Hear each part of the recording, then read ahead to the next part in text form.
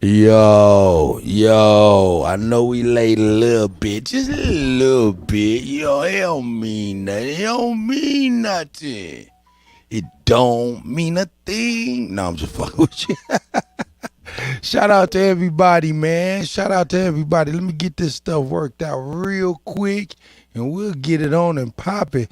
Even had Mississippi was like, yo, you tripping, Cuddy. And then Sister Bethy said, hey, get that show on the road, Negro. And I ain't even mad. I ain't even mad at y'all, man. I'll be waiting too, man. Be upset as a motherfucker. But you know what? Y'all see the thumbnail. Y'all see what we done. Shout out to Mississippi, boy, throwing it together like a pimp. Straight up. Let's go ahead and get this cracking real quick. I'm going to do it a little bit different. I'm going to go ahead and run some commercials. Then I'm going to get on some mixes. Hey, yeah, that'll work. Let's start with the one we start with. Our people, Libra Sun. Shout out to Libra Sun.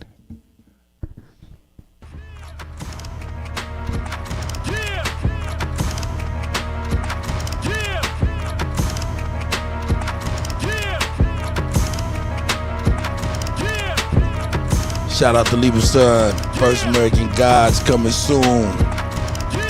Featuring the Jaguar. Full length feature film, animated feature film. The First American Gods from Libra Sun Studios.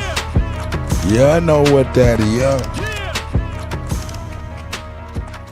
Shout out to Libra Sun. That's coming soon, family. That is coming soon, y'all. I'm talking about. We're going to go on down the line.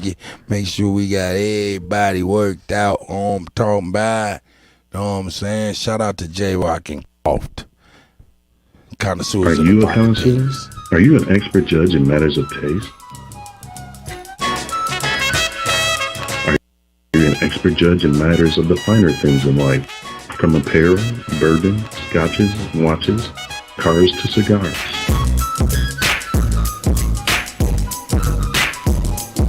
Are you a knower what's the best of the best? Do you embody a lifestyle of upper echelon in a society of leaders, winners, and bosses?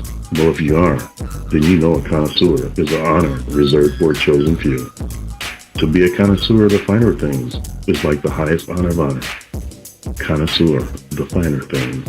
It's not a brand, it's a lifestyle. Shout out to J-Rock and Cough, connoisseurs of the finer things. Them hoodies gonna be coming in handy. Y'all gonna, man, I'm trying to tell you, come November, October, trick or treat time, y'all gonna be like, yo, I wish I had one of them hoodies, and that's a fact. Shout out to J-Rock and Cough, you know what I'm saying? That's a whole fact. You know what? Hey, let me send a special shout out to BethsBestAuto. You know what I'm saying? Y'all can go to www.BethsBestAuto. Ooh, I'm trying to tell you, I'm about to bite my whole lip off. BethsBestAuto.com. Yeah, go visit Miss Elizabeth so she can look out for y'all for real. You know what I'm talking about? You know what I'm saying? Let me get another advertisement out of the way. Shout out to Cofigure and the Big Game Hunting.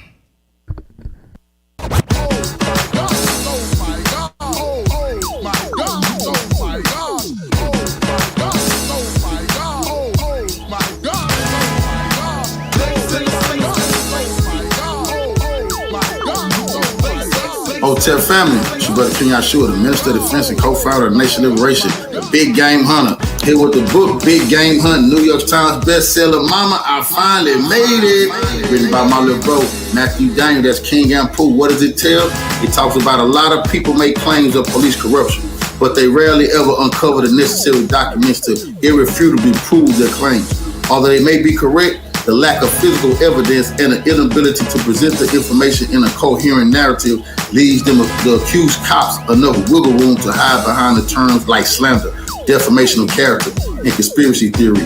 Well, dear reader, those days are over. This work, Big Game Hunting, is clear proof of corruption within the Texas City Police Department.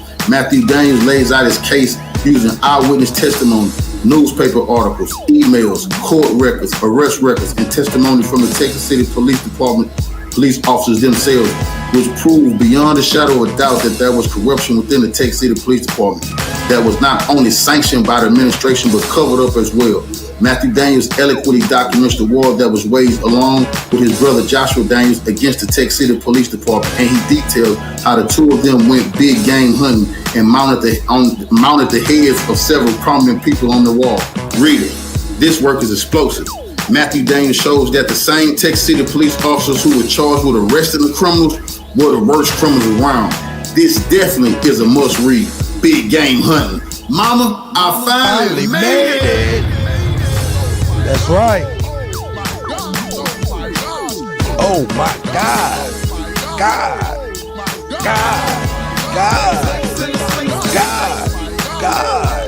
Hey.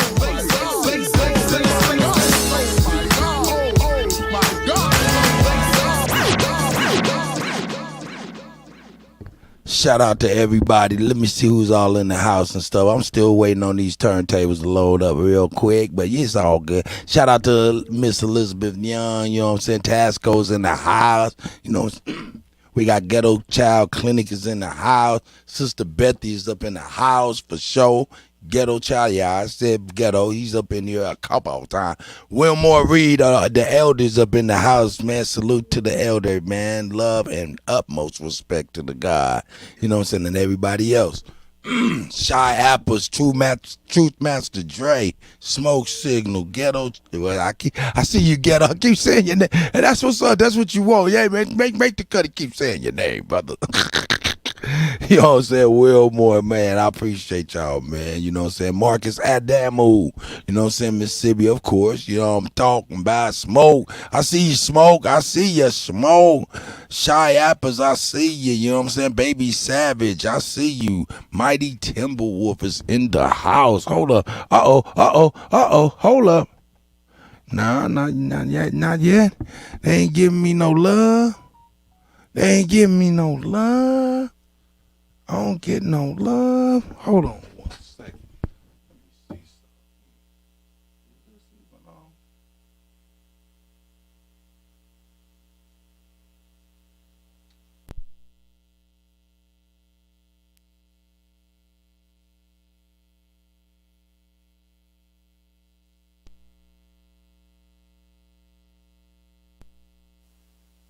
Yeah, just checking this damn equipment, man. Seeing that this stuff is right, man. This stuff ain't right yet, man. You're gonna be right here in a minute, man. It's gonna be right in a minute, man. You know what I'm saying? Let's see what else we got here. Oh yeah, y'all see what it is though. Oh, yo, B, I'ma take this chopper to the grizzly. I think so. Come on, man. Y'all know what it is.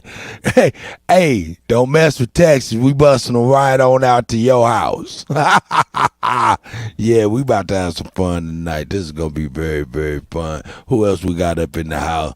We got Drake Cobb's Music King. Morpheus L is in the house. You know what I'm talking about? Miss Gretchen Helm is in the house. Grateful is in the house. Yeah, Lamone Sr., I see you, brother. You know what I'm saying? Peace to you. You know what I'm saying? Big Dog Philly OG. You know what I'm saying?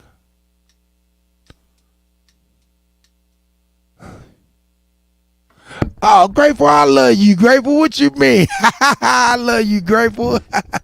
You awesome, man. Hell no, how can I not? You know what I'm saying? Shout out to Lou Eric, Grassroots, Big Dog Philly OG, Eastside 1415. You know what I'm saying? Shout out to everybody. You know what I'm saying? Libra's son. You know what I'm talking about? You know what I'm saying? Redskin, Arthur Livingston. You know what I'm saying? We in here. We is in here. That's where here. Yeah, this shit. Let me see what's up. Let's see what's happening. If it'll work. Let's see if it'll work. I know I messed it all up because I've been having this computer on all day. I've been using my laptop computer for some other stuff, man. I'm tripping, but you know, hey man, I got to, you know what I'm saying?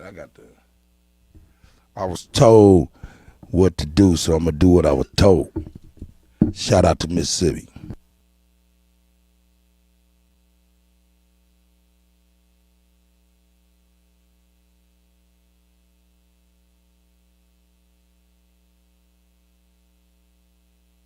I'll get it together, Mississippi. I'm trying to tell you.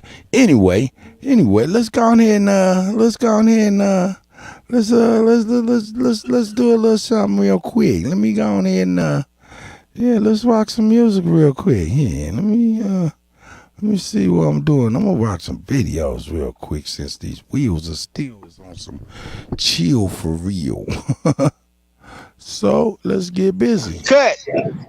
Yeah, I'm in here. Did you send me the video? I'm about to show a video, man. Man. Do your thing, man. Hey, man, I want to say peace to all the American Aborigines. That's right.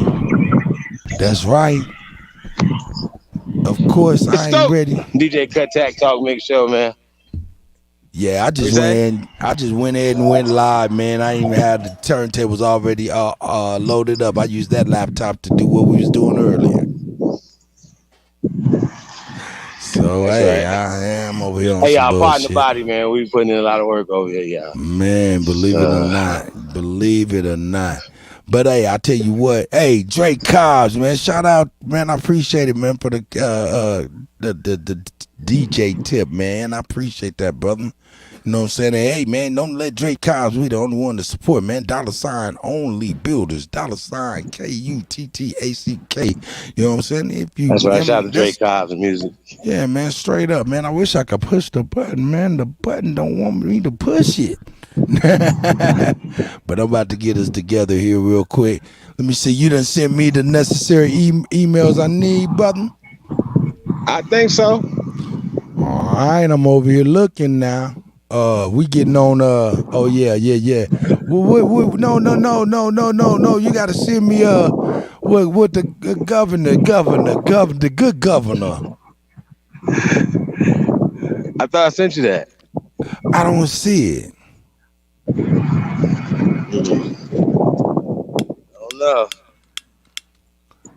I'm in my email right now. But don't worry about it. I'm about to play this here video, man, and get us down through there. Shout out to CSG Payne, man.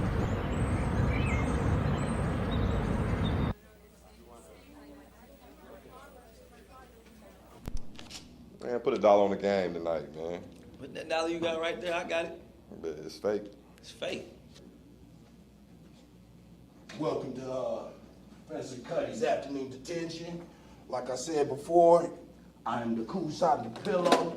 We're gonna be able to rock to some of this good old Show me some. What? Yeah, we're gonna get busy today. What they about to play? This is some good music, and it's gonna cool your savage soul. Yeah.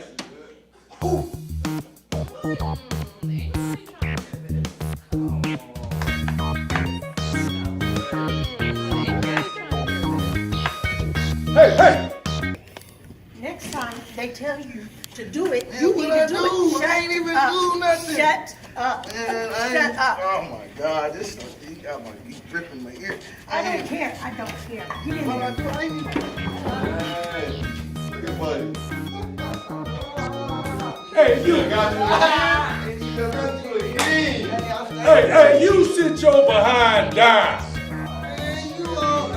and enjoy this good I ain't music. even gonna fry you, Hey, what you know about that, right?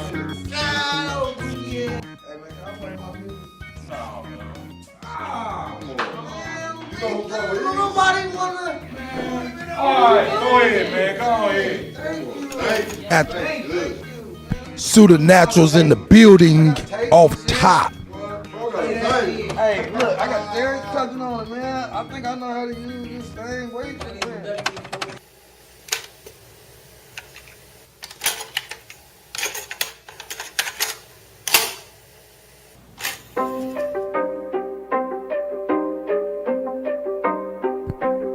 Calm your savage souls, niggas. Scales run me back.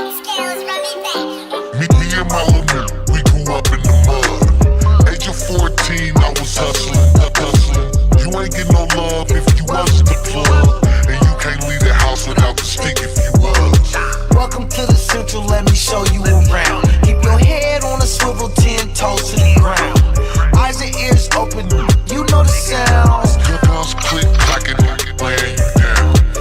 we in the central, I'm gon' keep it a buck.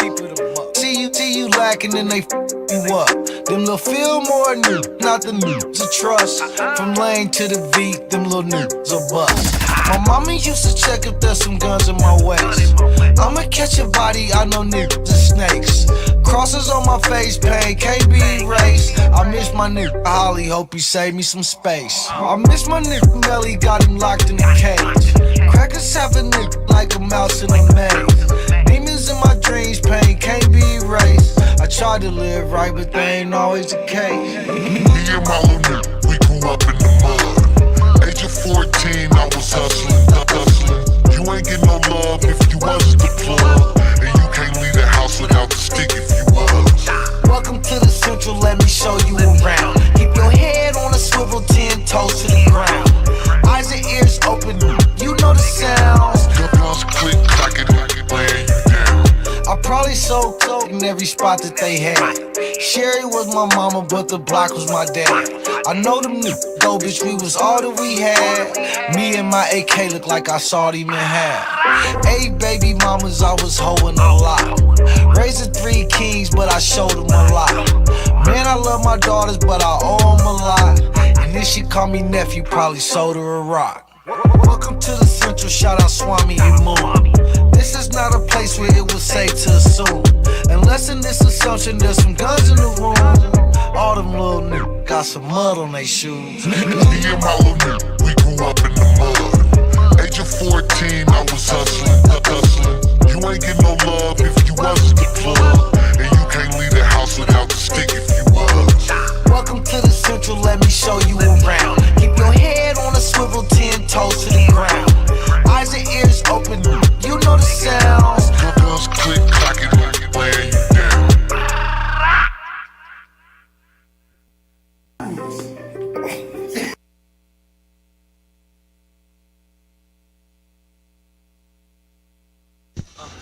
Yeah, we getting busy in here, man. These turntables ain't motherfucking loading up, but we don't even need them yet. No how, you know what I'm talking about? Cause I'm over here fooling with y'all, CEO Tasco style. You know what I'm saying? Hey, before that bastard, just make sure you add that B.I.G. Hey, damn, dog, big bastard. Look, before that bastard, just make sure you add that B.I.G. Don't know my name, then ask your bitch, she probably shop with me. No, it ain't shit to shoot my shot, I flick my wrist with ease. You copping one, I throw you one, you gon' need 2 at least. Producers catching on my wave, they send exclusive beats. I'm super hot like burning rocks, I walk straight through the heat. Step hard as hell in these side swells, I got Respucia feet. See, I been trapping all day long to get me through the week. They only got that shit that smell, I got that shit that reek. Arthur Livingston, I see you, God. Fuck around and leap. Dream chasing and running through. Enots. Sign with me, like I'm with Dirk. I put in work, but can't sign to the streets. Before that bastard, just make sure you add that B.I.G. Before that bastard, just make sure you add that B.I.G. Last of a dime breed for sure, yeah, I'm the biggest B. The biggest boss, I pay the cost, I bet the house on me. Before that bastard, just make sure you add that B.I.G. Before that bastard, just make sure you add that B.I.G. Last of a dime breed for sure, yeah, I'm the biggest B. The biggest boss, I pay the cost, I bet the house on me. Who is best to hold that's me? Can't say finesse without CT. I'm in the lane, fly on my own. I heard your song, he just a clone. We don't do internet beef. If it's a problem, hit my phone. My last bitch say I'm a dog, still be eating me off the bone. Been booking flights and taking trips, packing light, one carry on. Cause when I land, I get straight to it. Hit the mall, put on V-Long. Just keep my feet up in the A. Chill for a week, but smoking strong. Got on some bitches looking right. Got to the crib and did them wrong. Reminiscing about my freak shit was so fire, I made a song. I'm so toxic when I pop it, left her dripping like a rose. I just wanna hit her wife it, ice my neck and leave it froze. Pocket stocking filled with broccoli, pay the price to get them blown. Before that bastard, just make sure you add that B.I.G. Before that bastard, just make sure you add that B.I.G. Last of a dime breed for sure, yeah, I'm the biggest. Tayshawn, the Confederate Don. The house on me. Before that bastard, just make sure you add that B.I.G. Before that bastard, just make sure you add that B.I.G. Autonomous goddess. The biggest boss, I pay the cost, I bet the house on me. That's right. That's right. CT Finesse. Y'all know what it is. Hold up, man. I'm gonna keep going, man. Get all this mess. I'm gonna keep going. I'm gonna keep going. I'm gonna keep going.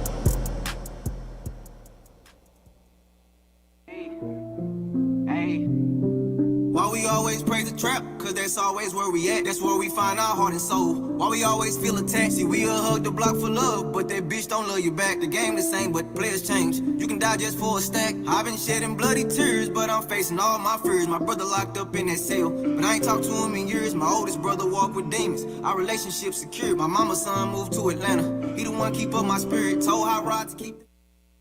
You're my phantom home that got ripped out. Exposed in her under our house. The things we hid, we can't let out. Communication breaks if we end Yo,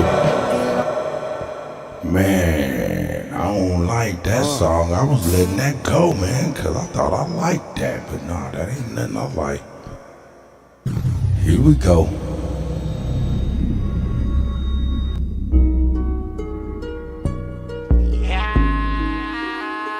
Shout out to my nephew Munchie. Mr. Munchie, you know who it is by now. I ain't never changed. No, no.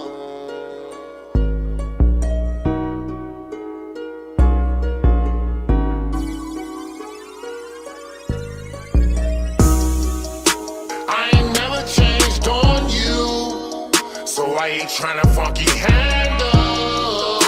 Swear I keep my handle on me. I'll leave you by your lonely. Swear I was down for a short stint. Sister Beth, you go ahead and chill on out. Came up from the gravel, from the ceiling. Constantly fighting with these demons. Swear ain't nobody perfect. Life's been tough. I've been wrestling with serpents. Trying to do right, but it's not that simple. Working on my mental health, trying to be my better self. Maybe I This the last song, sis. hit a lot, learned the hard way. A lot of niggas in the graveyard, trying to right my wrongs, trying to stay I promise, my elder. carry on. I be in my own zone, trying to stack provolone. A little Tropicana cookies, what I'm smoking on. Trying to break the cycle, grew up in a broken home. You a bitch nigga, that's that shit I don't condone. When you die, they love you. When you alive, you alone. Securest calls from the county, nobody answer the phone. Man, I swear, I'm always checking on you. I keep my handle on me, just trying to make it through. I ain't never changed on you, so I ain't tryna funky handle. Swear I keep my handle on me. Brandon Rogers in the house. Only swear I was down for a short stint. Hey, that noodle shirt is dope. Everything I said I meant. Came up from the gravel, from the ceiling. Constantly fighting with these demons. Woke up sipping 80 proof, my temper through the roof. Slide through, handle in my thought, try and play it cool. Used to go to church like a few times a week. Still talk to God, making sure we speak. Please don't. I love you too, Miss my elder. Kill. Phone go to voicemail, first ring, something wrong. Same sad song, I got a lot of niggas gone. Never coming home, just a headstone in the ground. Lil' Brody smoking stone, Cuzzle shooting ice. Bro on a bottle, miss his daughter's whole life. And I ain't saying that I'm doing everything right. A made man with a plan and a lot of vices. Yeah, I know, man. We ain't gonna like everything, but hey, man, it's something for everybody. Upright Mo. Shout out to you, my brother. It's enough, even though I buy him stuff. I've been not in touch with life. I ain't never changed, always did you right. I ain't never changed on you. Some real shit he talking about, though. Swear I keep my handle on me. I'll leave you by your lonely. Swear I was down for a Short stint. I swear everything I said I'm in. came up from the gravel, from the Cement. Constantly fighting with These demons. Hey man, yeah man. Hey, we ain't gonna always like every song we play, but you know what I'm saying. The thing about it is, we playing it. Yeah, no, we playing it. Thing about it is, this is what I like to this is what I like to say about this. As a DJ, I can go and I can do what all the other DJs do, you know, and play like, you know, like mainstream music, club music, radio music, yeah, and all the music that, you know, was popular at the time. But I choose not to do that. And the only way I even play any of our music, hey Dre, I see you on there, Dre Cobb's music, shout out. I choose to play underground young people's music. People, you know what I'm saying, that display young people's music, you know what I'm saying, especially in our community here. So it makes it like perfect. So everybody in here, you know what I'm saying, has an opportunity to submit music, and we'll put it in rotation with other music so people can hear it. You know, you can hear it alongside other stuff. Things of that nature. That stuff is important to an artist, to just be able to hear their music in action. You know what I'm saying? So shout out to you, Brightmo Dizzy. I get you. You know, because nigga, I listen to Roy Ayers, my nigga. I listen to George Duke. I don't listen to no rap when I'm listening to my stuff. I like to listen to, no, I take that back. I listen to Rich all the time. You know what I'm saying? Other than that, I'm listening to old school, so I get it, my brother. Hey, yo, Chief, man, let's get a gander at, let's get a gander at this. Ooh, wait. Mississippi put a foot in this one. Let's get a gander at this. Hey, Chief, which one you want played first, my brother? I got a few different things, man. Ooh.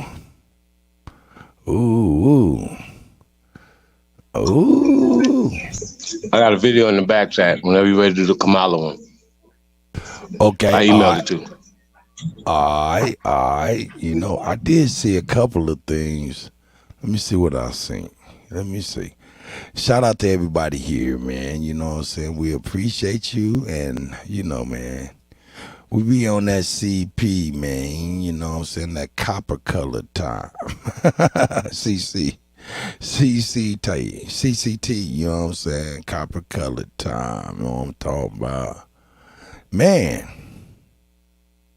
Nah, I ain't gonna show all of this stuff. I ain't gonna show this stuff here. Yeah, I ain't gonna show this stuff here, so I'm not gonna do that. I'm gonna go into the back chat. Now check this out, Chief. Am I supposed to show this before I show the link that you done sent me on the email?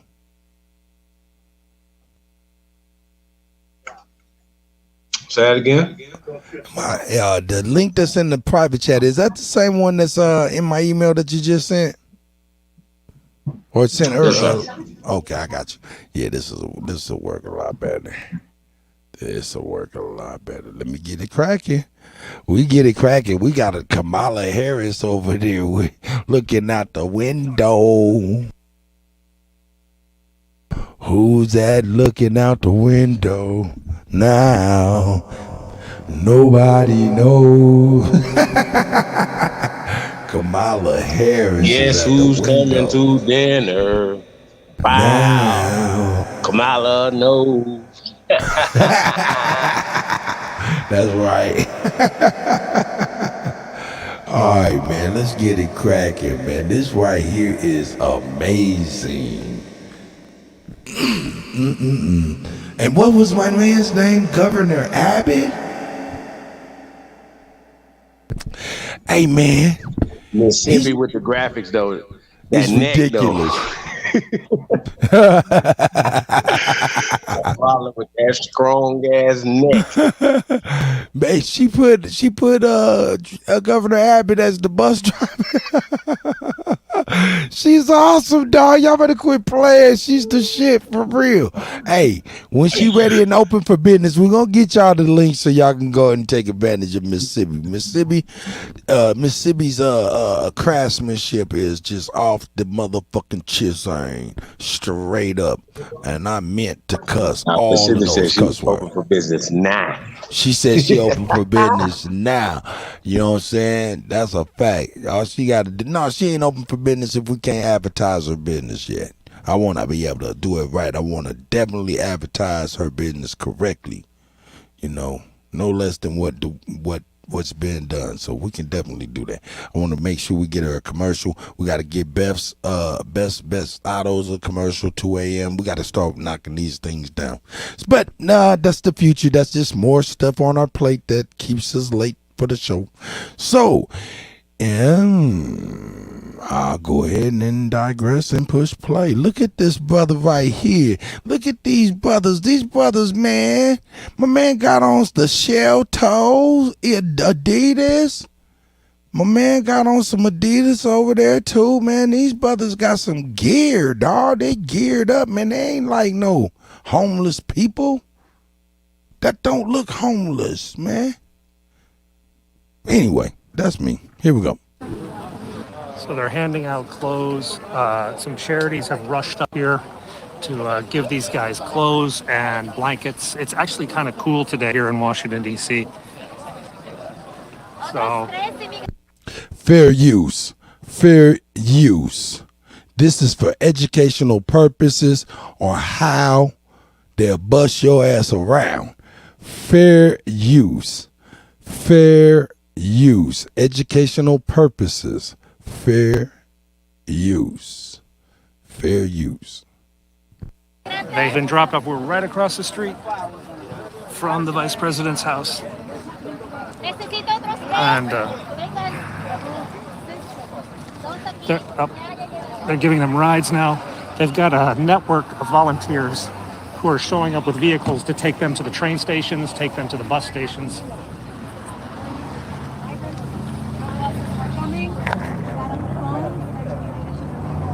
Hold up, Chief. Hold up, Chief. Hold up, Chief. Are they serious? They got networks of people who's transporting all of these migrants? Oh, wow. Dog, this is a lot of money it take to do this right here, dog. This is some rich people attack.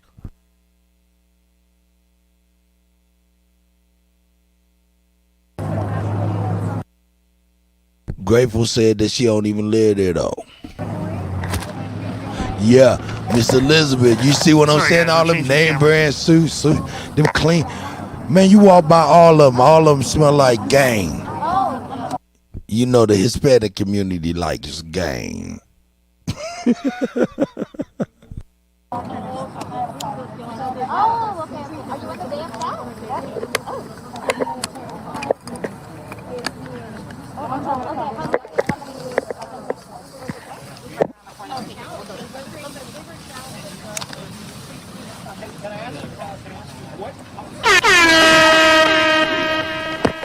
Uh-oh. Okay.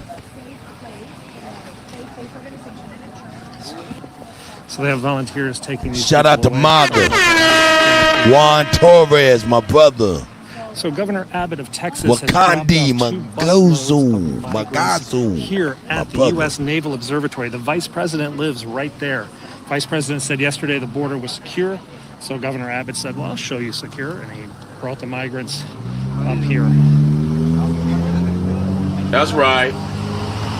And that's a damn shame. That's crazy. So this is the Norwegian embassy in the background. So you know the Swedes is like, hey man, what is all these people over here, Kamala? And are delivering rides to try to get these people to their next destination.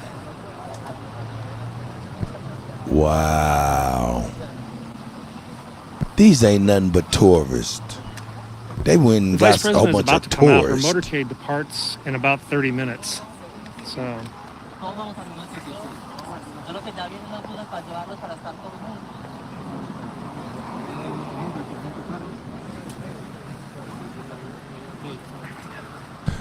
The governor is a monster. The governor is Terrible. a monster.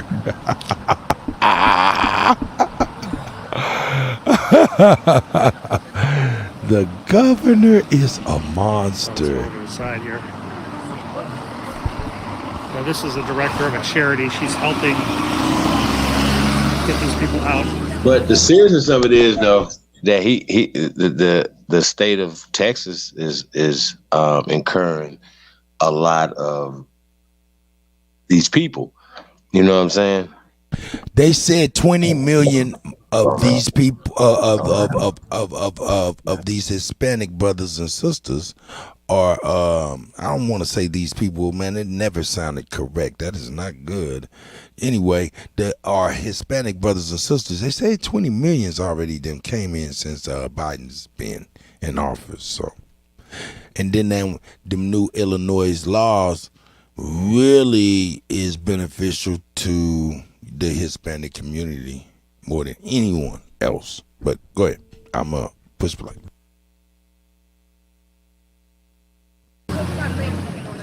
I ain't mad at them. Get it y'all way. I mean, shit, if y'all can get it, get it.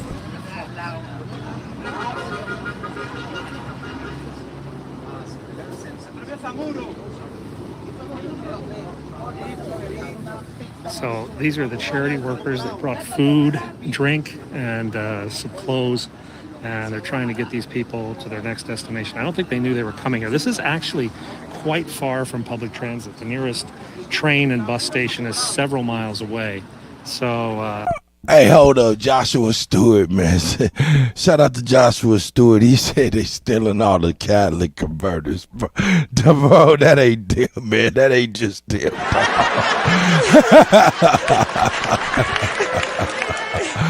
Hey, man, that ain't historianism. That might be something else. Oh, I'm sorry if I stopped for that. That was pretty funny. they've got to do some work to get them here.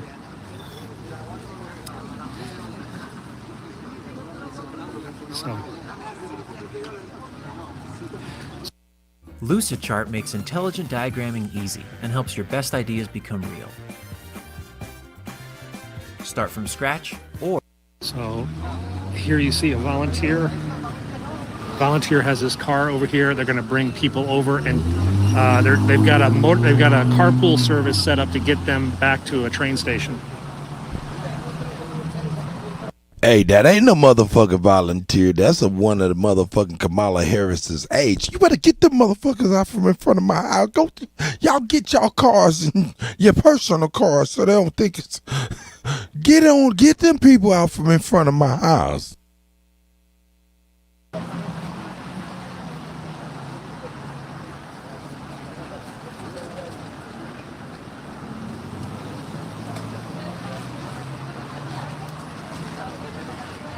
So here comes the next group of 4.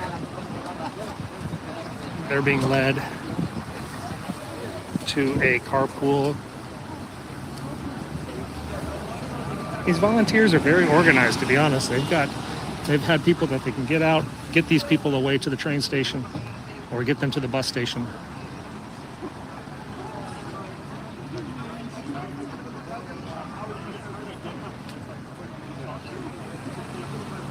And they're off.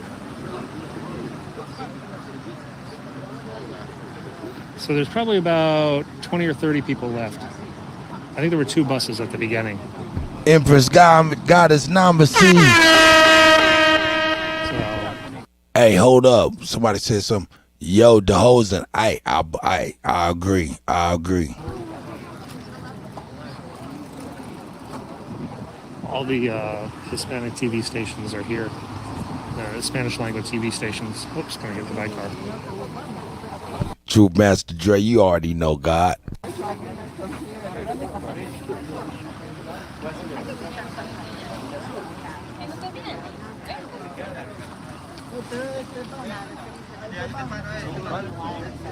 Okay, so picking up bits and pieces that the DC government is sending a bus to help get these people back down to the train stations because there's no service up here.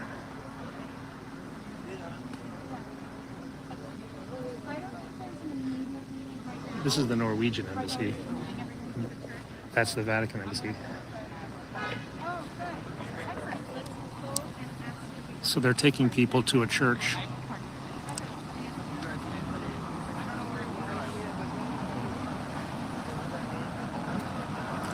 So apparently some are going directly to a church that's been set up to help accommodate them. And the volunteers arrived with bags.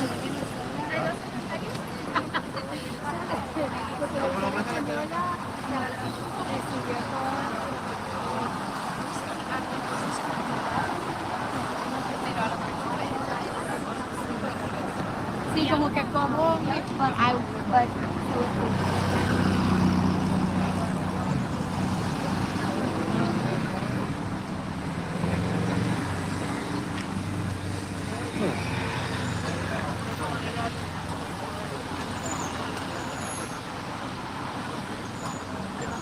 Kamala's motorcade is actually coming out. They're probably going to come out the other side. Yeah, There's a broken police car. Yo, somebody in the chat said that ain't even her house, but no, they man, that's her house in Washington. Yeah, that's her house in Washington, though. Yo, no doubt. They said her murdercade is even gonna come out. Yeah, that's a whole fact. Then ain't no motorcade coming out of nobody's house. It's coming out of somebody's house. This is terrible. No, this is awesome. Why you say it's terrible? So you can see in the background, that's the U.S. Naval Observatory. That's the Vice President's house. Chief, why you say it's terrible? It just is, man. Yet the situation, because at the end of the day, I feel you, because at the end of the day, these people are being used as political pawns. But it's terrible that, everybody's put into this situation. But hey man, this is funded. This whole thing is funded by somebody. Or are they saying the Democrats? Well, they saying the Democratic Party is the ones who's getting these people in. The Governor Abbott is the closest one to that country, so he's getting the most of them, and he's fed up and he's sending them out there. Is that what's happening? That's what's happening on the surface, but he's still spending millions of dollars. Oh yeah, transport these people, right? Taxpayers' dollars. So it just goes a whole crazy situation, man. Well, that's a double dip. Why didn't they send in some private jets? We're gonna get back to that, you guys, or some air conditioned Greyhound buses, and send those Haitian people. I don't even like using these terms, but this is what it was. People that were darker people, they had them under a bridge. These people right here do not look no goddamn, like they're not in rags. These got Abercrombie and Fitch on. I mean, they got credit cards in their pockets. Come on, fam. Like, it's just crazy. But also, Biden. Now, check this out. Now they have a hard time figuring out how to get us some funds for the things that's going on here in America, right? Like homelessness and food, deserts, like that, right? But then they want to give social services to these people right here and other people. Oh, hey, check it out, Chief. Yes, sir. DC is doing it. DC mayor is declaring an emergency because all of the southern states are doing it. All of them. Arizona is doing it. They busting them out there. California and some other places down south. All of those places are busting them right there. and to other states, but yeah. So this is a This is pretty big. Actually, I don't know that. I guess it's a young teenager, maybe. Hold up, who said that? Oh, the hoes, and I feel you. Bet they fixed that border. It's too late. 20 million done already came up in here. Hey, it's too late. Come on, man. Do we even know what 20 million people look like coming across something? Man, we don't even know what that look like. That mean they just opened it up and let them people straight on in here. They might have used a cargo plane.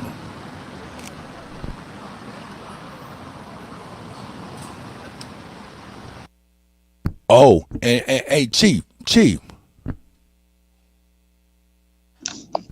Yeah.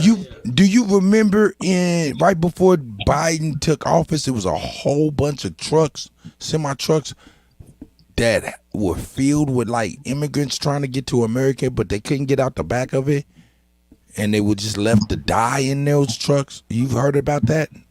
I heard about that. Yeah. Well, hey man, that semi truck it can hold about 150, 200 people in that thing. And they was getting some through. What I'm trying to say is all of those peoples that was in those semi trucks now are those same people or have a free way in. They, you know what I'm saying? They don't even have to use this. We don't hear about them in those semi trucks no more. They don't even have to use that type of stuff no more. Why are we facilitating, incubating conditions where people are risking their lives to come here, brother? Why is it so fucked up in Venezuela or Colombia or Argentina or Mexico, Belize? Why are these people coming here? And why is it so easy for them to get private jets and condos and Martha Vineyard and all this shit? Y'all gonna have to explain this to me, bro. Like, this don't make no goddamn sense. And I don't care about no goddamn Abbott, and I don't give a fuck about no Kamala and them. Listen, man, y'all playing games with these people's lives, all type of shit, fam. What what's supposed to happen? You understand what I'm saying? What's supposed to happen? Like, yo, this is crazy to me, man. I just think this is stupid. It's stupid people. They should all be impeached. All these people should be sit down. Real talk, bro. Like, this is crazy. Whatever country these people come from, they people should be sit the fuck down. Y'all should be embarrassed, bro. Like, this is stupid to me. Like, and then of course we don't like it because it puts a strain on. It's just stupid around the board, fam. I don't even want to go back and forth with y'all, man. This is dumb. And America's supposed to be the greatest country. Of course it is. That's why these people are running up in here. But why the fuck have the same conditions? This is dumb. That's all I'm gonna tell y'all. This is dumb, and it's not gonna get no better. Okay, this is dangerous. Having open borders like this, right? This is dangerous for everybody. This is not a good look. In nobody's book. Because y'all, could these people be Afghanistanis? Yes. Could they be Iraqis? Yes. Could they be Arabs? Yes. Could they be Asians? Yes.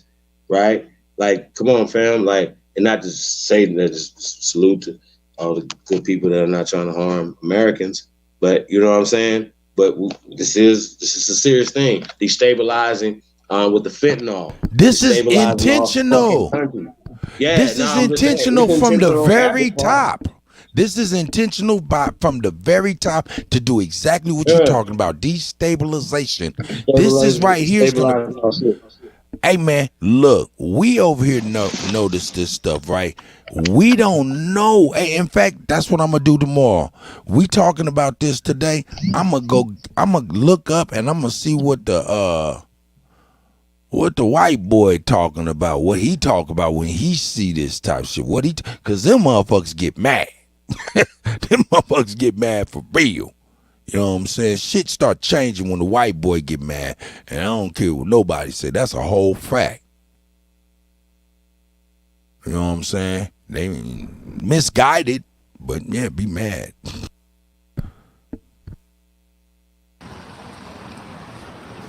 It's actually cool. It's getting hot this weekend. It's going to warm up this weekend, but right now it's still pretty cool.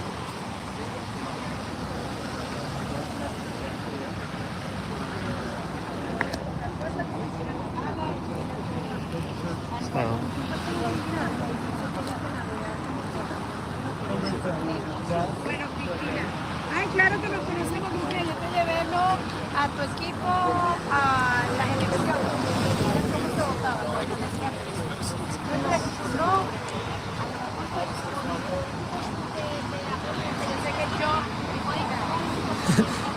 They're going to a church mostly. There's a charity has set up a church. The DC government is trying to arrange a bus.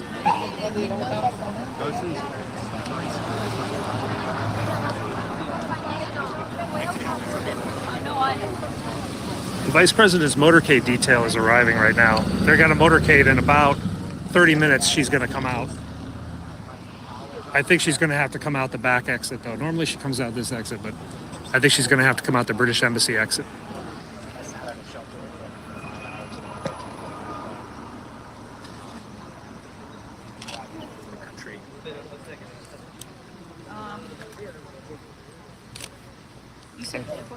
That was the motorcade? Yeah, the vice president comes out approximately 9:15 to 10 o'clock every morning, but she's likely going to come out the back exit today. I would think so. Yeah.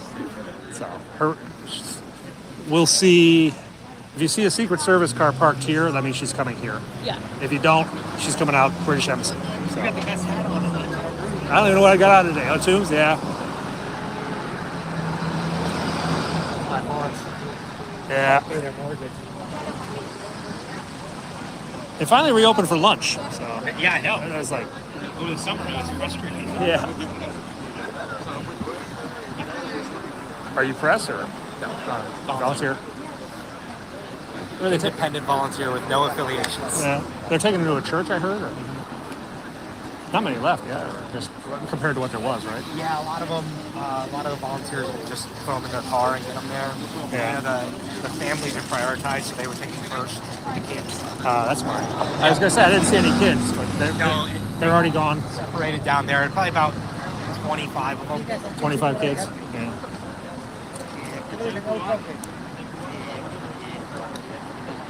You guys moved fast. I mean, did you know they were coming? No. No, they So, just popped it. The biggest, I've been doing this for like 6 weeks Yeah. because I took an interest in it, and there's just no organization on this side. Like, Yeah. it wouldn't be hard to organize. It's really not a hard problem. So when I heard the mayor announce the $10 million, I kind of was a troll, and about an hour later I called the Department of Human Services. I was like, hey, I'd like to talk to your migrant rep. They're like, they have no idea what you're talking about. It's like, I wish they would have waited 2 weeks to make the announcement and actually Had something set up. everybody together. Yeah. Because they're going to make the same mistake. Like, these NGOs have learned over the last 3 or 4 months what to do and what not to do. Mm-hmm. And they're just going to make the same mistakes for the next 4 months. It's frustrating. Yeah, it's inefficient. government money. Yep. Cool. You really just need like a young staffer that wants to make a name. Mhm. They could absolutely Crush it. Yeah, it's not a hard logistics problem. But the fact the press knew last night they were coming here, we didn't, that's a huge problem. Well, Fox knows. Oh, is that what? Okay. It was Fox that knew. We didn't get a mailing. Yeah, because we were all Union Station. Yeah. So I drove across, like, Raced across town. we're sitting there, and then they're like, oh, we're going to the vice president or the Naval. service worker. Yeah. So, all right. Well, good luck. Yeah, cool too. All right, so we heard the details this one about. So apparently all the children have already been bussed away. The families and the children have already left. The volunteers are now working to get these people out. They got the children. The children were first priority to get to the churches. If you're just joining me, I'm at the U.S. Naval Observatory. That's right over there. That is the Vice President's house. The Vice President lives just behind those trees.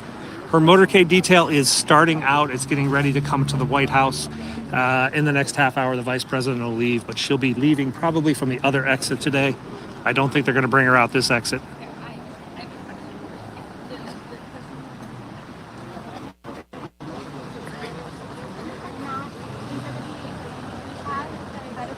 Yeah, the press doesn't get a heads up unless you work for Fox. So Fox has gotten the exclusive on every bus delivery. All the other press are kind of left to figure out. So they're giving out airplane pillows here. Pillows and sheets. Go for it. You got it. Are you a low-income American on food stamps or Medicaid? If so, you are...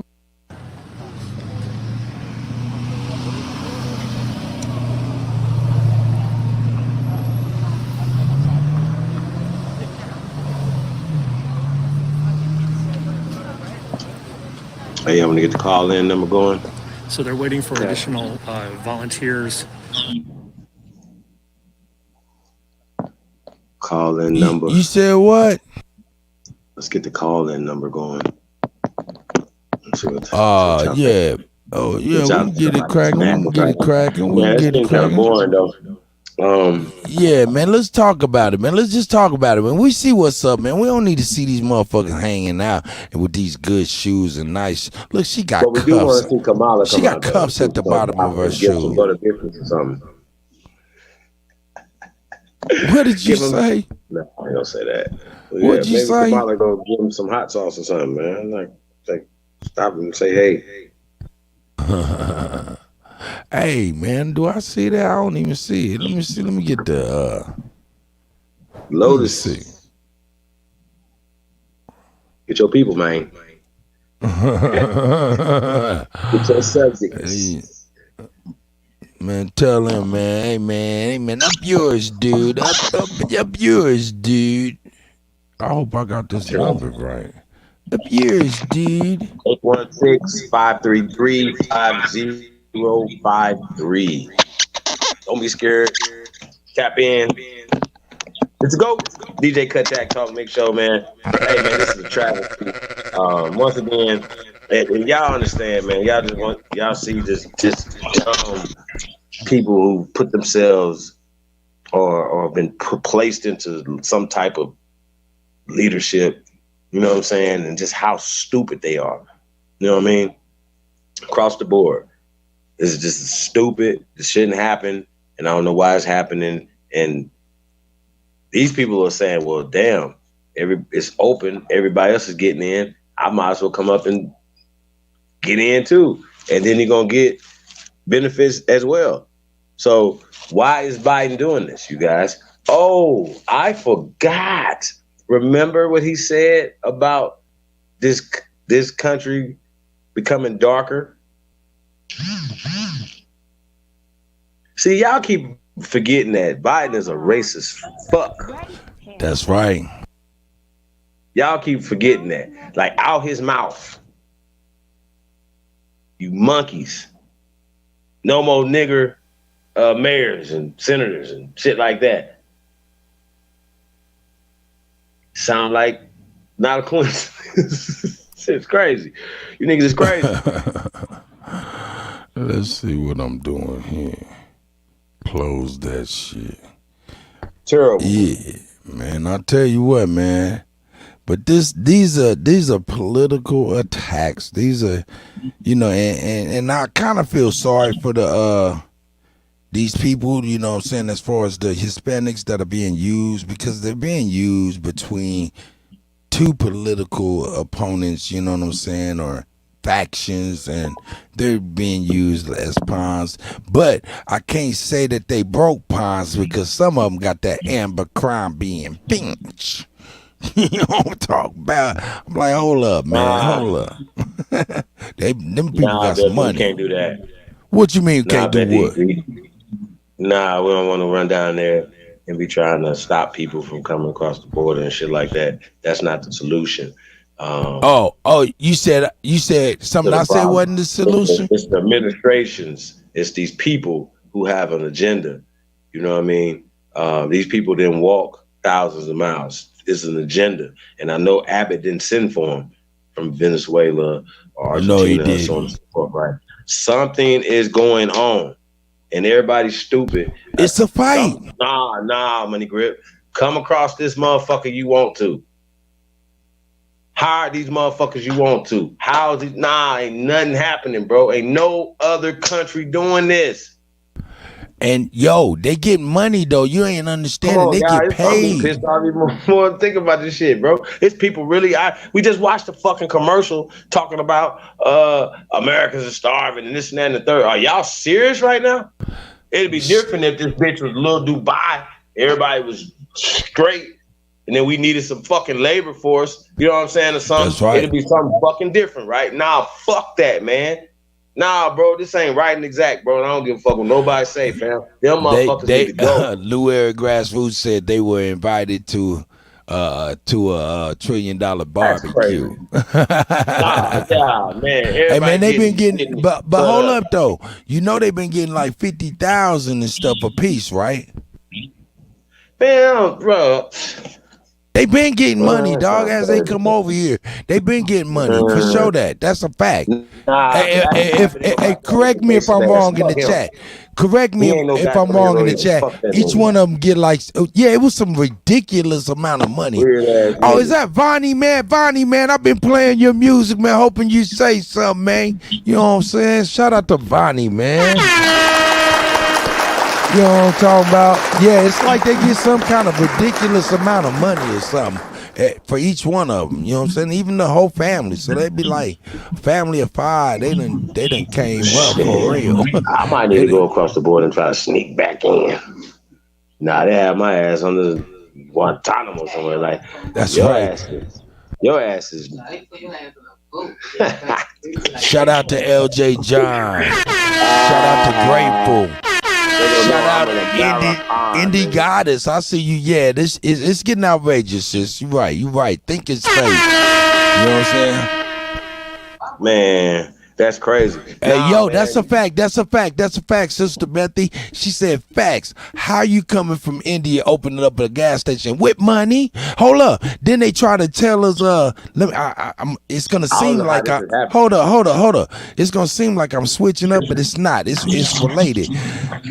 They try to say Kool Herc is the inventor of DJing only because he had a loud system. He was a product of immigration where they got funding at a store, had the economic power to buy loud systems and things of that nature. But that wasn't the truth anyway. I digress. I went somewhere else. I'm sorry about that.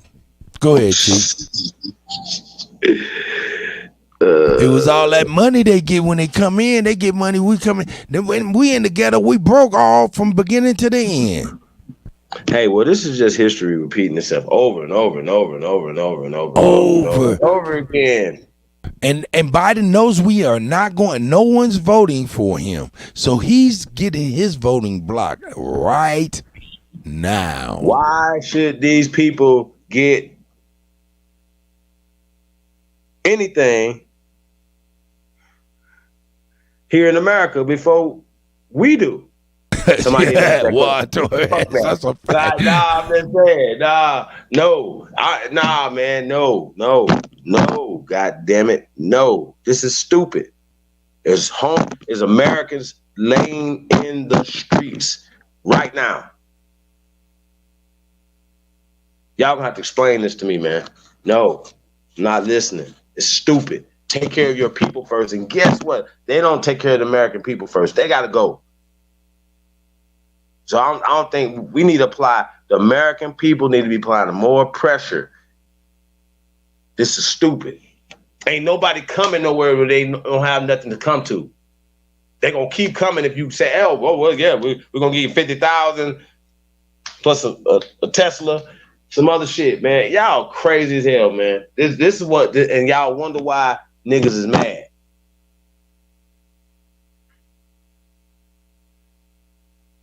This motherfucker should be turned all the way the fuck up. Y'all crazy as hell, man. This is crazy. Nah, Money Grip. Nope. Not listening to nothing y'all talk about. I promise. Nope.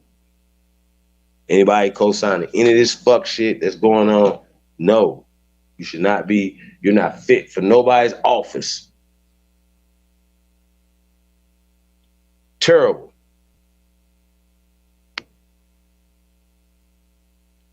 Hey man, get your people, man. Get your people, dog.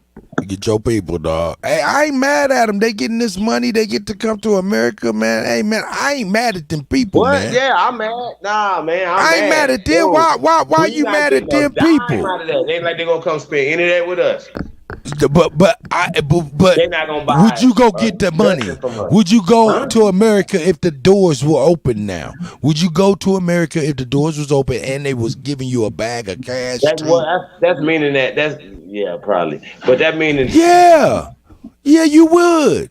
But that meaning that their country they come from is a piece of shit, and they running from it. Instead of And building it up. is. It Well, may there might be a be. different way how to build it up, though. Think about it, though. If you have a motherfucking country, right? Why wouldn't you want to send people here to get these funds from here and then remit them? It's easier now to remit them back to their country and build their shit up. We done did it everywhere else on the planet. We did it in Germany. We did it in Italy. We did it in France. We did it in Great Britain.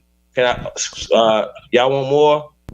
All right, Y'all want Miss. some? Hey, look, Mississippi said we paying for a cut, and I get it.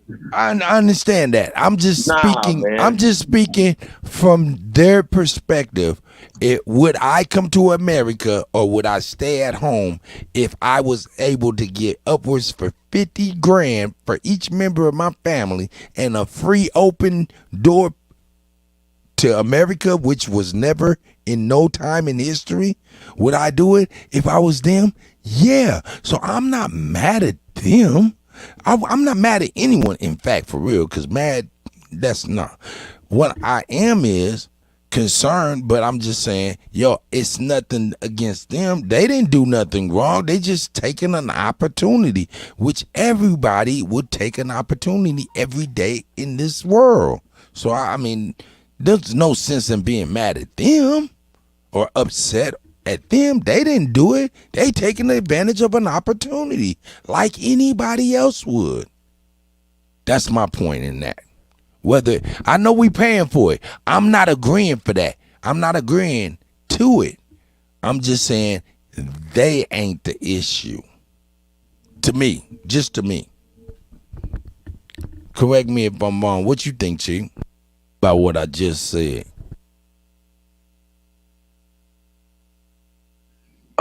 Say that last part again. I said, I was just pretty much saying, it's not those people's fault for taking an opportunity. You know what I'm saying? Because anybody in this world would take an opportunity. It's not their fault that, you know what I'm saying? It's not their fault. It's really not their fault.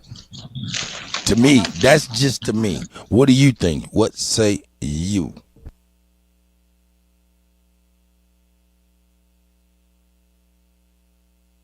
And he muted. What do you guys think? What do y'all think? What do y'all think? Am I tripping? Am I tripping? Let me look at the comments here. Nah, you ain't tripping. I think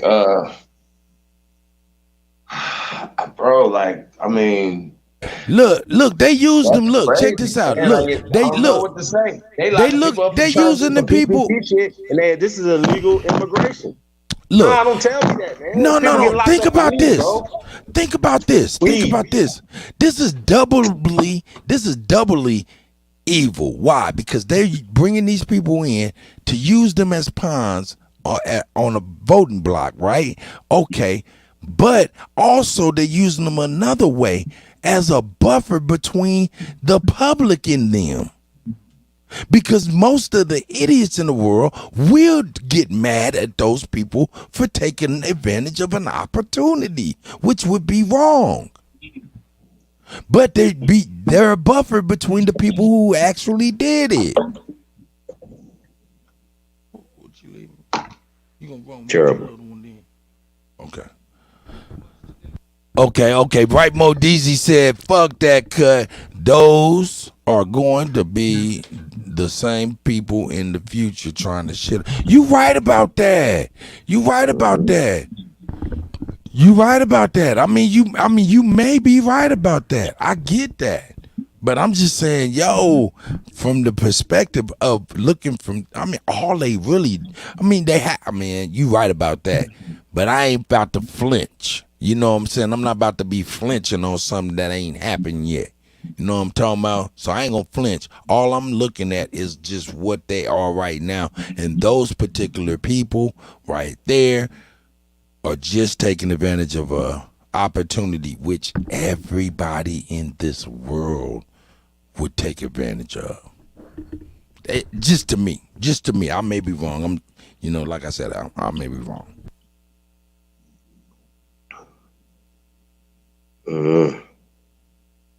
I mean, once again, they know how to get it back back there and then bring more people over. Man, bro, this ain't a good look, fam. I don't care what nobody says. He is breaking America.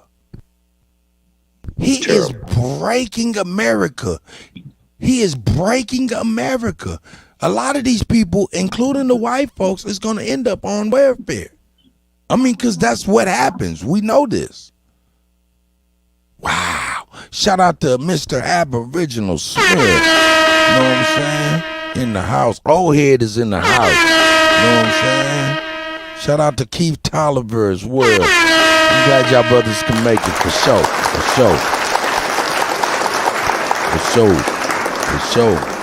Wolf. I see Wolf is in here too, man. You know what I'm saying? Lick shot. No, but yeah, man, I don't know, man. I mean, but we're a country, and we're a country that will displace some anger. We will displace some anger for real. So them people over there in the Abercrombie and French and rolled up sandals and all of that, they might need just go on ahead and duck, man. We got a call on the Kuttack County phone. Let's see who this is. Hello? Call from. Good day. This is to accept. Press 1. Kuttack County Jail. How may I help you? Good day. This is Grateful. How are you? How you doing? Grateful's on the line. I'm amazing. How are you all and the people in the chat? What's going on? Greatest things as far as the vibrations. Are you vibrating high, my brother? Oh yeah. Definitely learned a lot today. You know what I'm saying? So yeah, in great spirits as well. Thanks for asking, sis. No, I appreciation. I'm calling in because I would like to say this. We as the folks, right? We can look into the books. We can look into historians or what have yous, and you compare whatever you want to compare. However, about with what I do know, and let me make myself clear. I would like to say that we as our folks, we have to put the pieces of the puzzles together. And I say you need to take the aspects of the Baptist or your roots or the church, the man coming over, or the 5%er, or the Islam, or the Christianity, or the Judaism, or I would just say take everything and just apply it to yourself in the greatest format that you can make it for yourself and make it great without being subjected of your brother or sister, if that makes sense. Right.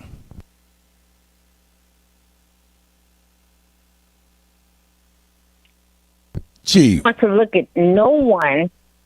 Oh, you was going to say something? Oh, no. I'm listening to you. I'm making sure Chief can hear you. Chief, you can hear our sister on the phone? I'm sure he can. Absolutely. Loud and clear. Peace, Grateful. Tempers. How are you?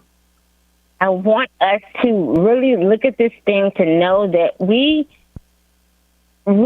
it's fucking complicated. It's very, very complicated. It's very complicated with you being brought into a book format and with the book format that you wasn't supposed to look in the first place, right?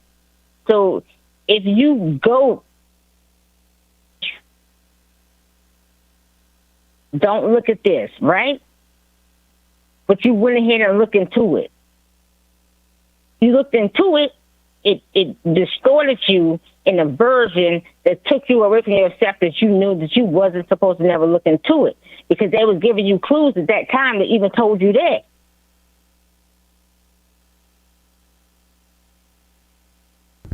So every distortion, it was taking you away from yourself. At every turn, it was taking you away from yourself. Everything that they did, it was always taking you away from you. At every corner, they was taking you away from you. I don't give a fuck if you got a book in front of you. I don't give a fuck what you're doing with this important my language. They was taking you away from that of your essence. And I would ask that every one of you take a scan your own self, scan your own body. You be the judge of yourself. Judge yourself, and you give yourself the hardest version of yourself, and you scan that of you. And I guarantee you, every time you will come out right. You go and fucking look at you.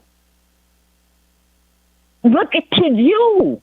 Take a very, very, very hard look at you in this existence, in this experience that you requested, that you wanted to step into.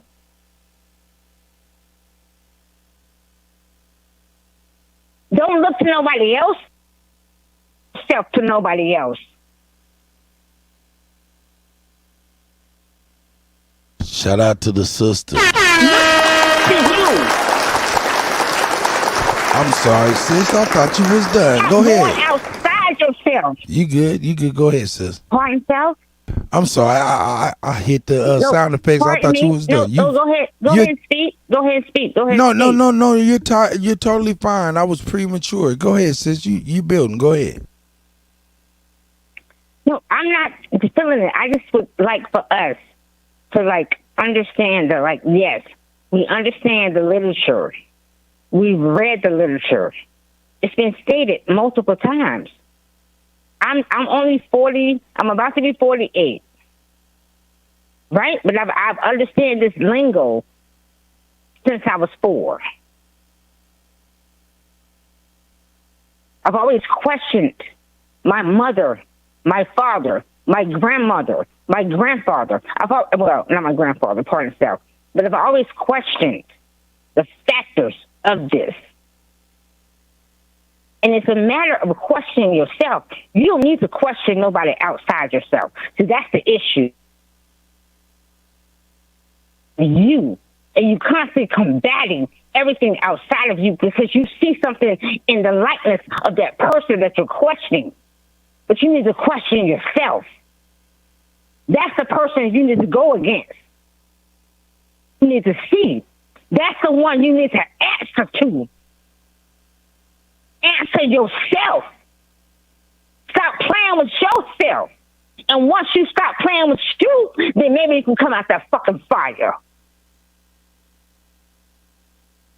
Question your fucking self.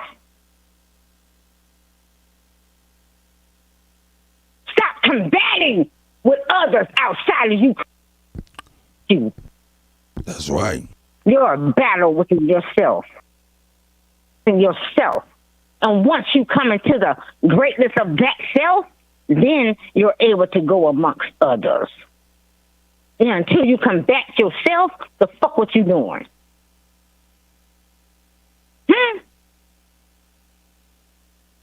Go there and go there always.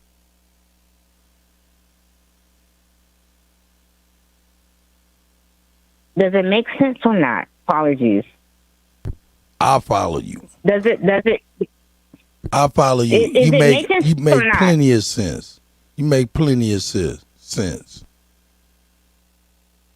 I see you backstage, sis. Am I wrong? Hold up. In your likeness, am I wrong? No, ma'am. Let's see what you got back here, sis. So how do you're moving out here, right? And you're looking at yourself because you've experienced, right? Uh-huh. I don't know how far people get deep into the aspect of that we are. Yes, we are the original inhabitants of this land. But if you are truly looking at it and you understand the real science that we're connected to everything in this thing, all right? Because if you're dealing with biology, you should be able to look at your chart. And you should look at the body, that every aspect of that chart that's on that biological board is connected to us, right? And it may be connected in ways that you don't understand or you don't want to see or whatever. So how do you apply it to yourself that you make yourself great? How do you do that? And stand out of the chaos, even though chaos is the opposite of what we are. And it's a balance in that shit. How do you do it? How do you do it? What do you do? These are the questions you're supposed to ask yourself, that therefore you stay out of the confusion of the combustion of busting your ass the fuck up, and then therefore you're forever gone. What do you do?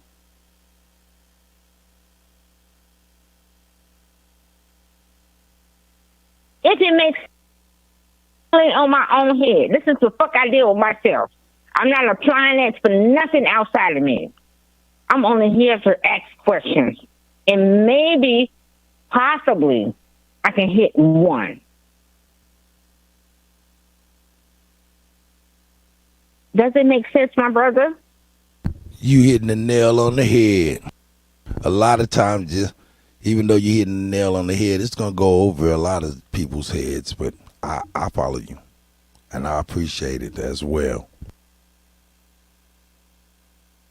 So how do you feel about it? Do you think you're here to... what is your mindset on things, if you don't mind me asking? You have to be, when you say on things, you have to be a little bit more specific, because I'll be here all day talking about the philosophies of the Cuddy. And don't nobody want to hear that. But be more specific on things about what? Just life in general? What are you speaking to? What you've experienced. You apply it to yourself. What you've gone through. Because you're older as well as I am. So how do you apply your state of mind in going through whatever has been given to you from the outside and what they've told you, right? And going through what you've experienced. And how do you apply that to your mind state or what you're dealing with not only your family, but with...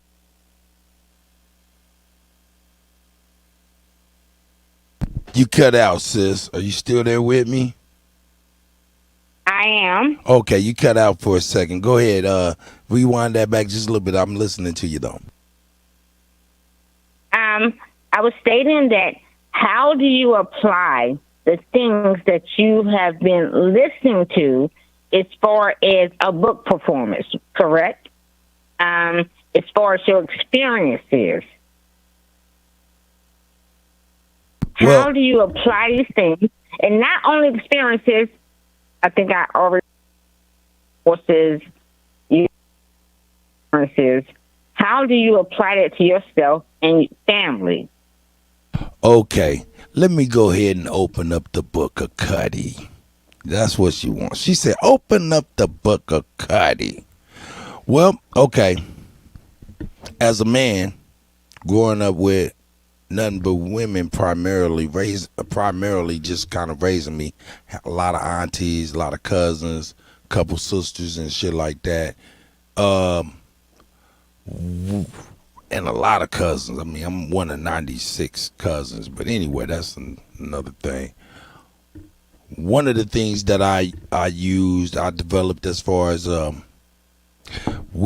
as men don't really know exactly what it is to be a man. It's almost like it's like it's vague in a way. You know what I'm saying? So over the years, I passed down what a man is and how they can become a man in the most simplest form. I teach that to a lot of my younger people behind me, as far as the people in front of me too, because they still need this game. You know what I'm saying? And it's short and sweet. I teach them my philosophy is this on how to be a man, or even a great person, just a good person. You know what I'm saying? Because all a man is a good person. All a woman is really a good person. You know what I'm saying? So, and I tell everybody, hey man, men do what's hard, boys do what's easy, and you have to decide what you want to do from there. If your decision comes up and you make it's an easy decision, it's probably the wrong decision. If you come up with a situation that's a hard decision, it's probably the right thing to do. Another thing is my role as far as these young people. I got a lot of my peers my age, you know, they older and stuff, and when they see these young people, instead of doing what they supposed to do, they act immature. They had their chest poked out, you know, intimidating the young G's and shit like that. Ain't nobody about to take none of that, you know what I'm talking about? So it be like, you know, they don't really know their role in these young men and women's lives and stuff. So I try to give them a little bit of a philosophy on how they can be better in their lives as far as the young men, because a lot of my brothers coming out to join, you know what I'm saying, they reconnecting with their children and stuff, you know, they really don't know how to get busy, you know what I'm saying, how did they do it, what did they do, and it falls back to men do what's hard, boys do what's easy. What it is you need to stop poking out your chest to the young man and thinking that's going to get it done, because it's not. That's the easiest thing to do. What you want to do is the hardest thing to do, is tuck your chest back in and just get on your knees and hope the young man gets on your shoulders so you can stand up, poke your chest out with him standing on top of you, breaking the glass ceiling that neither one of you could do by yourself. So I try to teach that to my peers who are reconnecting with the young people, or just reconnecting with young people, period. You know what I'm saying? And with that, you know, it works, you know what I'm saying? But you know what I'm saying? And also, you know, I give them a little bit of polish on the top with this game. I just tell them, hey man, we ain't kings no more. We too old to be kings. We not kings and queens no more. We not kings and queens, and that's be the problem, because everybody's looking through their eyeballs in first person, and nobody wants. Can I interrupt you? Hold up, interrupt you 1 second. Hold up 1 second. I'm about to put a cap on it right now. Everybody's looking in first person, so nobody doesn't want to see themselves as not a king or a super person. You know what I'm talking about? So what I tell them is, hey man, we are not kings and queens in the sense that we're the leaders of the new age. We're not. What we are, we're wizards now. We've graduated to wizardry, which is wisdom. You know what I'm saying? We ain't the kings and queens no more. We Gandalf. You know, we come through, sprinkle some game on the kings and queens, and get on our white horse and go back to our air day. Go ahead, sis. I can fuck with that. Go ahead. I can fuck with that part, because I am a fucking goddamn. I can fuck with that so hardly, because you damn sure I'm beyond the wizards and all that. I can, and like I said in multiple chats, like, listen, I'm beyond the back and forth. We're beyond the back and forth. There's no more back and forth or discussion. This book or that book. We're beyond that. We know that we are. We know what has happened. We know what has going on. We know all of this shit. Fuck all that shit, because we already know it. You know, some of us, if you're a baby, you may not know it, and we can give you that.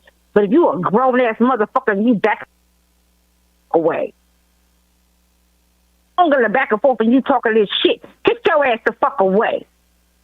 We don't want to hear that shit no more with that shit. Like, you're a waste of fucking time. Burn your ass already. You already set the fire, nigga. Get the fuck away. This shit is for the babies, for real. It's straight for the babies. So I gathered that. Hey, I'll tell you what though. Something need to happen. We definitely, what you're saying is right and exact, because we need to find reckoning within ourselves stuff, because it's going to be a reckoning outside of ourselves, and we don't want to have to deal with, ourselves unstable and the world unstable. You know what I'm saying? At least we can just, be stable within ourselves, you know what I'm saying? And then we can deal with an unstable world. It's not a matter of the world has always been unstable, right? Right. It has always given us a glamorous world. Remember that song? It's a glamorous world. You know glamorous that chaos. Yeah, I got you. Yeah. You know what I'm saying? Yes, ma'am. It's never been that. You know what I mean? It's never been that. But we always made us glamorous. You know what I mean? Like, It's a matter of you getting your mind into the right format of where you need to go within yourself. And that's what all people need to do. It's not a matter. I ain't never looked at another bitch and said that she was. I ain't never compared myself to another bitch. I ain't never did none of that. You can be whatever you want to be. I'm standing in my own fucking zone. And it's never a comparison to none of us. We stand where we stand. And motherfuckers need to start standing. Period. Hey, you know what? Hey, you just gave me the perfect segue. Shout out to the first American Beauty of the Week, Black Gabby Dolly on Instagram, out there getting it. You know what I'm talking about, Miss Dolly. Hey, hold on 1 second, sis. I'm sorry. We got an intermission for all the gawkers like myself. Oh, this girl loves cornbread. She grew up on oatmeal. I think she is a yogurt eater. Shout out to Miss Gabrielle Fox. That's at _Black Gabby Doll _ on IG.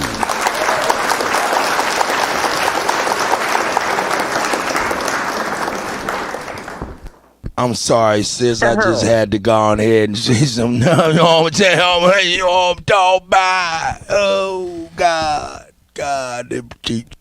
Anyway, go ahead, sis. You can go ahead. You got it. But I'm gonna say this too. To my sisters. It is not a faction. I want to make this clear. It's not a faction of you being out there and you're putting yourself out there and you want to show your body. Go ahead, fucking show your body. My motherfucking nigga, look at this bitch. He be looking at these fucking women on the freaking thing all the time, and he showed me. He be like, "Babe, come look at this shit." I'm like, "Go ahead, look at it. I have a problem with it. If you want to show your shit, then show it. Go ahead, do that for me, cause I ain't gonna do it. So give him that, cause we all looking. I'm a woman. I look at niggas. I tell my man every time we see a motherfucker, he got there with tight ass pants and he want his dick spread out. And the motherfucker go ahead and do it. Let me ask you something, sis. Sis, tell me something, because we do got a lot of sisters in here, you know what I'm talking about. We over here, see, this is the thing. We did this as far as the first American Beauty of the Week. We did this in honor of the Jet magazines. Remember how the Jet magazines had the Beauty of the Week? Yeah, Beauty of the Week all the time. Yeah, so we did that in essence, like, and this was the idea, of course, of a chief, you know what I'm saying? And I thought it was just awesome. So, but let me ask you this: should we get the first American nigga of the week? What's fucking go ahead? Hey, all the ladies, all the ladies in the chat. Listen. Okay, go. I'm listening. Listen, it's no problem with each other. I mean, I would like to think that my sisters understand their man, that they're gonna look. It's no issue in them looking. You understand what I'm saying? of them seeing it and like, oh, okay, well, she's throwing it out. He's going to look like that's natural. Don't have a problem with it because if your man is for you, he's for you. He's going to still look because if you're with him, you're able to have that conversation with him, and he's going to tell you like, hey, babe, like look at her. He's going to point it out to you, with you. It's not a big issue. Who the fuck cares about that shit? And he will never go outside of you. Here to be had. Yeah, no. Go ahead and do it. Big ups to you for doing it. Yeah. No doubt, no doubt. Appreciate that. She want to put herself out there, and motherfucking everybody looking. Hello. I'm trying to tell you, she over here got them grapes. I'm out here like, God damn. You know, I'm sorry about that. I'm over here. I'm sorry. Y'all don't look at me crazy. Please don't look at me crazy, man. Don't you say a motherfucking thing. Okay, I won't. I'm gonna be quiet right now. Oh, bro, I'm looking too. Like, goddamn, her ass fat as fuck. Hey, Wolf said. I don't like women, but I'm just saying. Oh, he said. Wolf says. Wolf said, he ain't gonna lie. Sound like what families ain't working. Shout out to the guy. Crazy. Yeah, shout out to the guy. Hey, what'd he say? Y'all way too old for this, cuz. I hate to say it, cuz.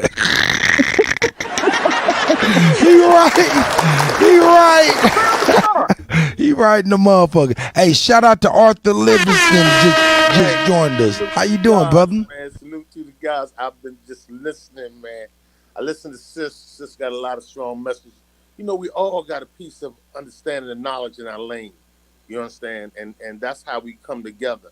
You know, for years, man, I'm 62, and for years, you know, you learn, you get a little piece of knowledge. 1 minute I was raised as Baptist. I got out of that. I started studying. I thought I was Israelite. I got out of that. I started searching, and the Spirit just always been telling me I ain't where I'm supposed to be, and this ain't what the truth they've been telling me. But since I connected, man, just knowledge, my nephew first, and then I listened to BAP and other brothers, all y'all brothers on there, man. I found my family, man. I found where I'm supposed to be.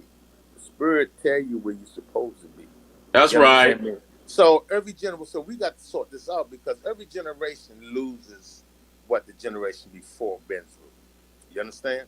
So everybody keeps saying what we ain't fight for, what we did. Every generation, our family fought for everything. We fought for this. We didn't. And every generation had different times. You know. Now everything is coming to fruition as far as knowledge and wisdom and everything. You understand? I got a queen. My queen just gave me some stuff, some fruit. So when you're talking about life and God and the Spirit and the Most High and the land and everything, we are all of that. But we got disconnected. And we got to get connected. And it got nothing to do with no immigrants coming over here because they know about this land. Everybody know about this land. Before the first one that came over, they'd seen it. They sent word all over the world about this land.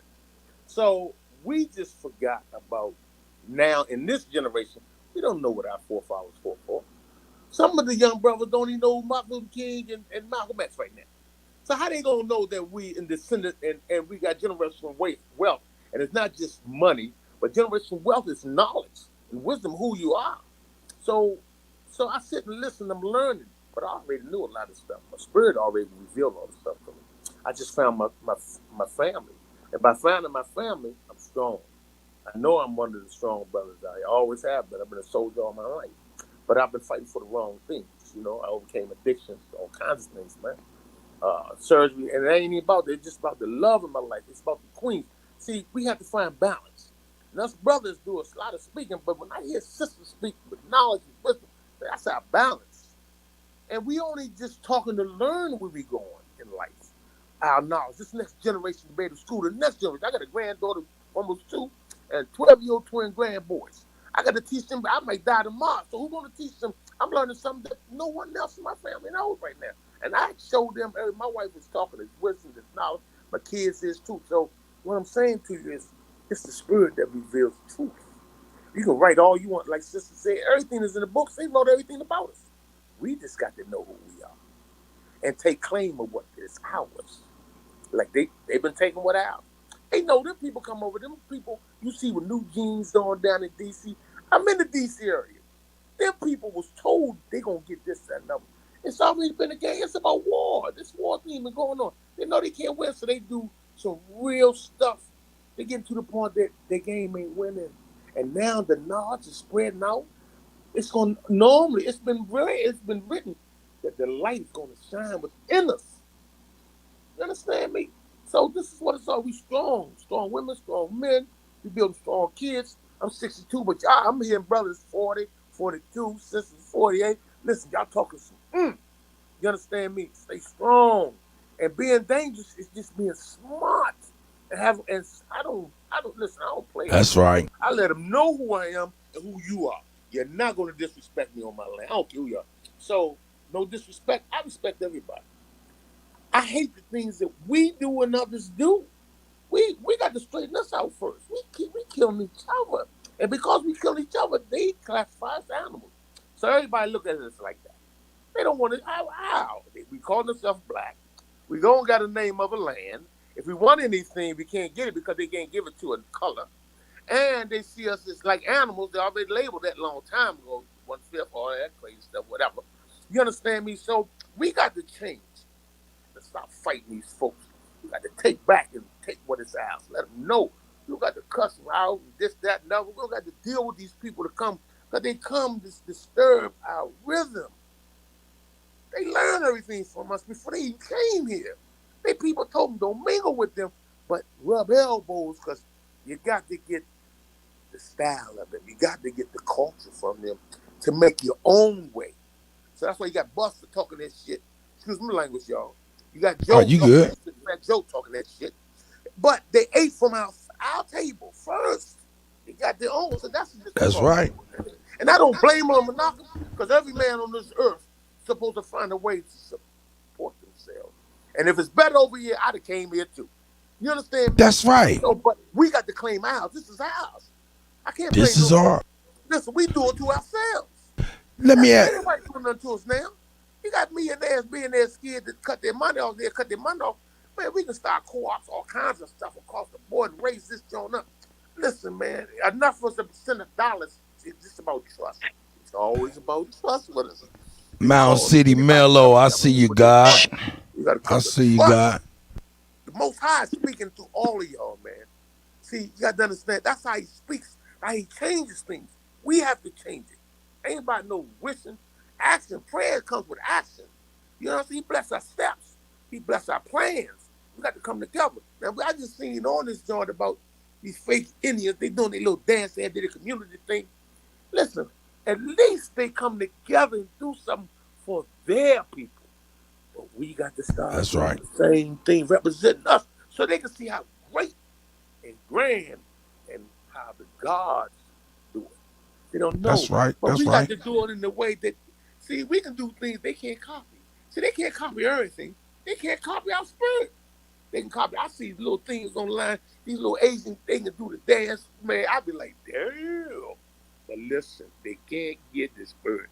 So, sister, you keep on being strong and representing. Keep your mind open. See, That's I don't right. try to change nobody. I just try to add to a person's thinking. See, we give nuggets, but it's up to our Creator to give increase. And the more we search, the more we listen, and keep our mouth quiet sometimes and listen to some stuff. I'm old. I'm probably one of the oldest dudes on here, but I listen because I become a student, brother. And see, I've learned that when the student is ready, the teacher appear. And it ain't about a human being, it's just about the knowledge. So I'm in a site with my family that's spitting some knowledge of who I am. And y'all rising me up. This old dude rising me up like I'm a kid. So the construct is not because I'm 62, I'm old. I'm not old, I'm just a young person. Now getting educated. So I'm not gonna keep this thing sabotage this thing. I just Are you good? Understand, let everybody know I'm a brother in this thing. I'm for this thing. I die for this thing, like I die for my family here. That's right. Around it. And that's just plain and simple. Right now, I'm overcoming my disability. I'm getting stronger, where I can be able to run, jog, because I got to protect my end on this. And listen, people got to understand. Y'all got to prepare. Sit down, do sit-ups, you push-up, eat right, learn your blood type so you can know what to eat, and all this type of stuff, alkaline food, no acidity. Listen, man, it's about balance, man. We got to get our balance back, and they can keep sending these people because it throws our balance off. You understand? It throws our balance. I'm sorry the light went off, but it throws our balance off. And so when it throws that balance off, we're trying to deal with some bullshit people throwing at us. This is what they do, distractions. This is all about. They send anything. We need to forget the distractions. Let them work their way, because why they here, we can't change that. We got to change the laws. We got to get people into the government. We got All to right, get OG. government. So we I can don't make mean zone I don't mean to cut your wisdom, man. I don't mean to cut your wisdom, man. I'm But sorry. I know you're totally fine, man. We appreciate y'all being here for sure. That. But let me ask you, and who is this? Grateful, Miss Grateful. Is she still on the line? Are you still on the line? Yes. Oh, okay. Yeah, I thought it was Miss Grateful. Now tell me something, Miss Grateful. I want to ask you a question, and then you I am. Okay, I'm gonna ask you a question, and then I'm gonna pass. After you answer the question, we'll pass to Arthur Livingston and stuff. You know, same question. What do you guys think about what we're talking about as far as immigrants being bussed in and also being busted in front of Kamala Harris's house and all of that from Texas? You know what I'm saying? And now Arizona and other states are following suit as well. What do you think about that? This is to y'all too. Go ahead, sis. Ladies first. Well, listen, everything's a plan. Who would like to go first? Ladies first. Ladies well, first, I of would course. Say this. Yeah, ladies first. I'm older.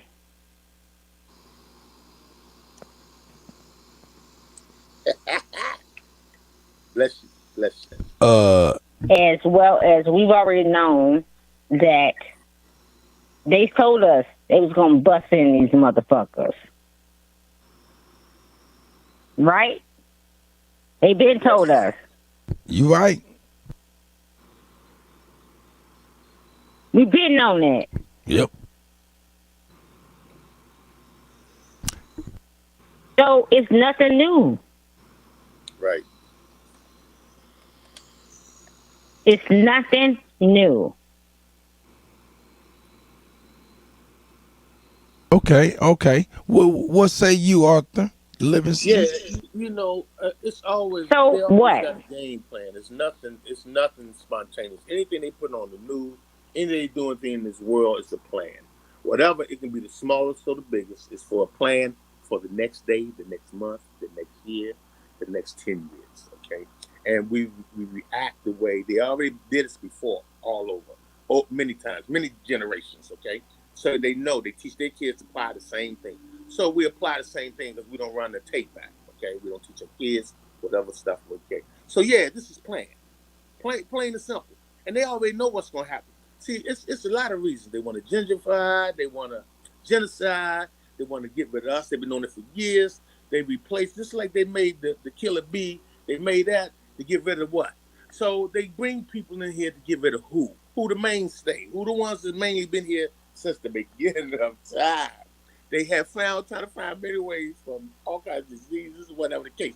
It can't do it. So they panicking because their time is up. That's right. We got to understand really what's going on.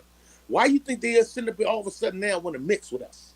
Every commercial, they bleeding us out. They want to bleed us out, one. You don't see no black people in movies and nothing really. And majority of them got background of being African. Listen, I'm just saying what I'm saying, or another part of immigration. So that's fine. Everybody on this earth, I believe in the creator. A creator that made all of this world. Now, no matter we fight for ourselves, yeah. We fight for our heritage, yeah. We fight what is ours, yeah. Because he gave everybody's theirs. This is ours. But at the same time, I still got to live the way the Most High created me with the heart that I have. I can't run from my heart, but I ain't no punk. You understand? See, first and first, my people. I got to deal with that. I had to deal with me. Forget my people first. I had to straight man. I was an addict, man. For 35 years. I changed. I've been clean now for 17, 16 years. So I had to work with me and change me and change my life. a lot, man. Shout out. And we all in this site, in this room. I call it the upper room because only real people can stay in this site to hear. See, we listening to not just the truth. We also got to listen to our shit too, because we had some shit with us, and we got to look at that, which changed the shit. See, them people see we was doing something that caused them to sneak up in there and take our shit. OG, every time I'm thinking you about to land your plane, you be like, yeah. And then you, I'm like, man, hey, OG, no, you fine, man. No, I want you to be here, man. That's tight, man. But I see what, yeah, boy, hey, I'm about to take Tariq Nasheed's phrase, land the plane, playa. I'm fooling with you. Nah, you good. Hey, OG, you good. Hey, but you ain't going nowhere, so you gonna get the rest of it out within the whole night. So, hey, stay right here with me. I'm with my family. Yeah, you stay right here. Please don't go nowhere. Don't go nowhere. Hey, grateful. We're gonna free up this line. So I guess we don't got two-way on this line. So we're gonna free up this line so other people can call on in. Thanks for calling, sis.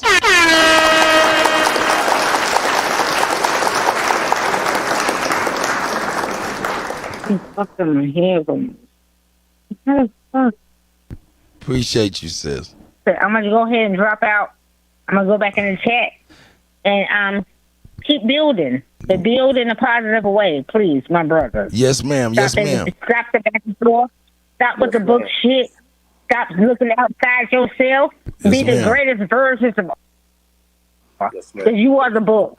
Yes, ma'am. My brothers, I'm gonna say this again. You are the book. So look at you, the book. And I'm going to say that and I'm out. Yes, ma'am. That's right. Yes, ma'am. Shout out to Grateful. Shout out to Grateful. And Miss Grateful. And Miss Grateful.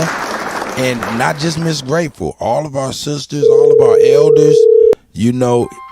Oh, we got the Kuttack County line popping. Hold on. Here we go. Call from Sister Bethy. Kuttack County Jail, could you hold, please? I got you, sis. I'm right here. But what I was gonna say is, all of the elders, even the young people, everybody in this community, whether you elder, whether you young, whether you're the same age, if you see anything, hear anything, and you feel like it's wrong and you need to correct us, please do not hesitate to hit that link. Do not hesitate to call this line and put your brothers in line. You know, that's what family do. So, you know, if I cut up, and I do cut up, I try not to cut up. Y'all got a better version of me because I'm older, but, you know, I always feel like you can call in, say something, you know, so I'm always looking at the chat, you know what I'm saying, and anything that we can do better, please don't hesitate. Sister Bethy is on the line. Sister Bethy. But hold on one second. We got some people in the on the panel real quick, Sister Bethy. If you give me 1 second, I want to bring up Mike Prentice. How you doing, Mike, man? Shout out to Mike Prentice. Hey, I've never seen you before. I might be wrong though. Man, I'm new too. So how you doing, my brother? I'm doing fine. How everybody out there doing? Doing great, man. Turn up your mic just a little bit if you don't mind. All right, I got you. It's fancy. I know you can do it. Yeah, but how everybody out there doing, man? I'm trying to get over this little bit of nervousness, you know. But you with family, brother. Yeah, you with family. To the God, man. I'm not with family. I'm with my relatives. You know, y'all taught me a lot better than that. That's what's up. But I'm just calling in. You know, people are not calling in, checking in. Damn, I know this camera about to go off. Hold on, y'all, real quick.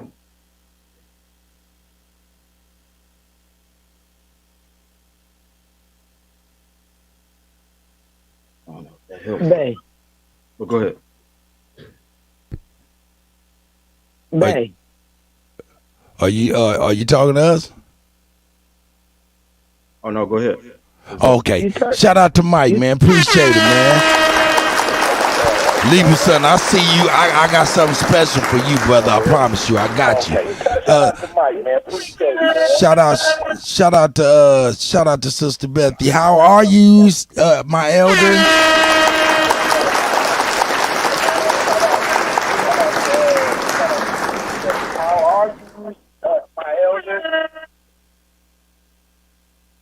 I'm good. Could y'all hear me? Yeah, I can hear you. Can you hear me?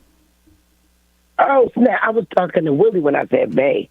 Oh, well, yeah, I figured you did because I was talking to the young man when you said that. So no, we I figured somebody else was in the room. Shout out to OG Willie, man. Come on, man. Shout out to the elder, man. Come on with it. So I'm not gonna be on long because I ain't even supposed to be talking. But have you ever thought that, or that's ever come across anybody that perhaps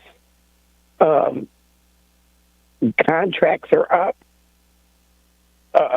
and that's why they're not safeguarding the borders? Because I mean, governors and mayors are being denied services from the National Guard by the federal government. They told them no, they ain't going to the border. Really? So I'm wondering if the goddamn contracts is up and they waiting on the real ones to step up and say, I'm thinking that they're on a goddamn 30-day. You know how contracts run out and you doing shit on a month-to-month basis because the real ones ain't there? Yep. Shit is crazy. I've never heard of the the federal government denying governors and mayors service from the National Guards to protect the borders. They denied them. They told them no. So I'm thinking they just doing shit because their contracts is up. They don't got to. When has the Army ever denied state services? Whoa. That's at the federal level. I'm just asking. It's shit sounds real funky. I mean, you just don't boldly leave the border open and tell a governor, nah, we ain't coming to the border. Hey, Sister Bethy, you just added a whole nother dimension to the conversation. That's awesome right there, because I ain't think of that. And I don't think a lot of people thought of that as well. I don't know, but yeah, just tell me. I'm going to go back in the chat. That's all I wanted to ask. I wanted to see if anybody ever thought that perhaps contracts is up and we just don't know it. Wow. Sister jumped on the panel and said, you need to really look in yourself first. It's probably us. Hello. You know, I mean, shit. You're not blocking the Aboriginals from coming across the border. Before this whole colonization thing even started, they were able to come back and forth from the borders. Now they could do it. I don't know, but during a particular contract period, we had guards out.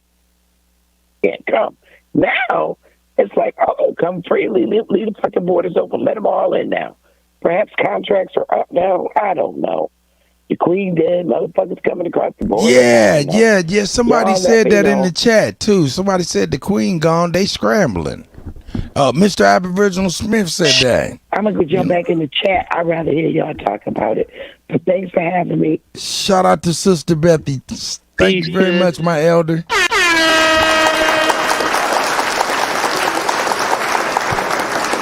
Hey man, let me take this small little break real quick, man. You know what I'm saying? Let's do this.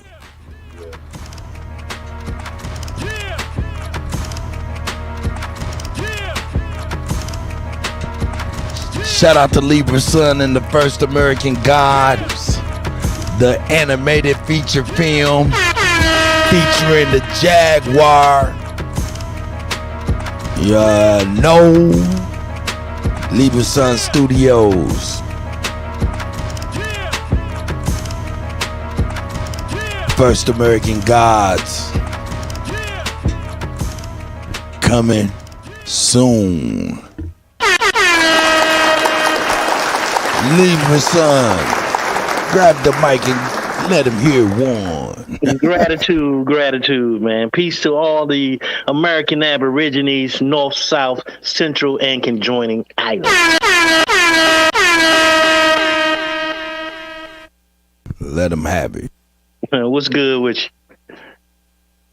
Man, it's the same old, man. You know, we doing the do. Man, peace to the gods on the panel, man. No doubt. What you thinking about that? You see Kamala over there, boy, looking out the mini blinds and stuff. Who, Kamala? Kamala. That's a good one.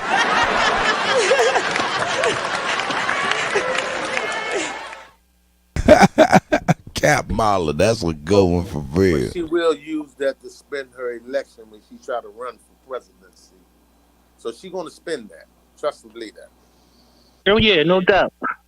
Well, no doubt. I tell you what, I think they looked as if they were propping like they was propping up Michelle Obama to run. Man, look here. That's what they looked like they were doing. Hey, if that happens, man, hey, you know what I'm saying? People need to do what they need to do. But, you know, as long as they got them in Fantasy Island, you know what I'm saying? They're going to try to pull these plays, you know what I mean? That people just need to get to reality, that's all. They need to get to the reality of the situation. You know what I'm talking about? So, yeah, man. Yeah, I mean, you know, they always doing play action fakes, man. And I mean, you know, like the sister said, it ain't nothing new. You know what I'm saying? They don't chase you, they replace you. You understand what I'm talking about?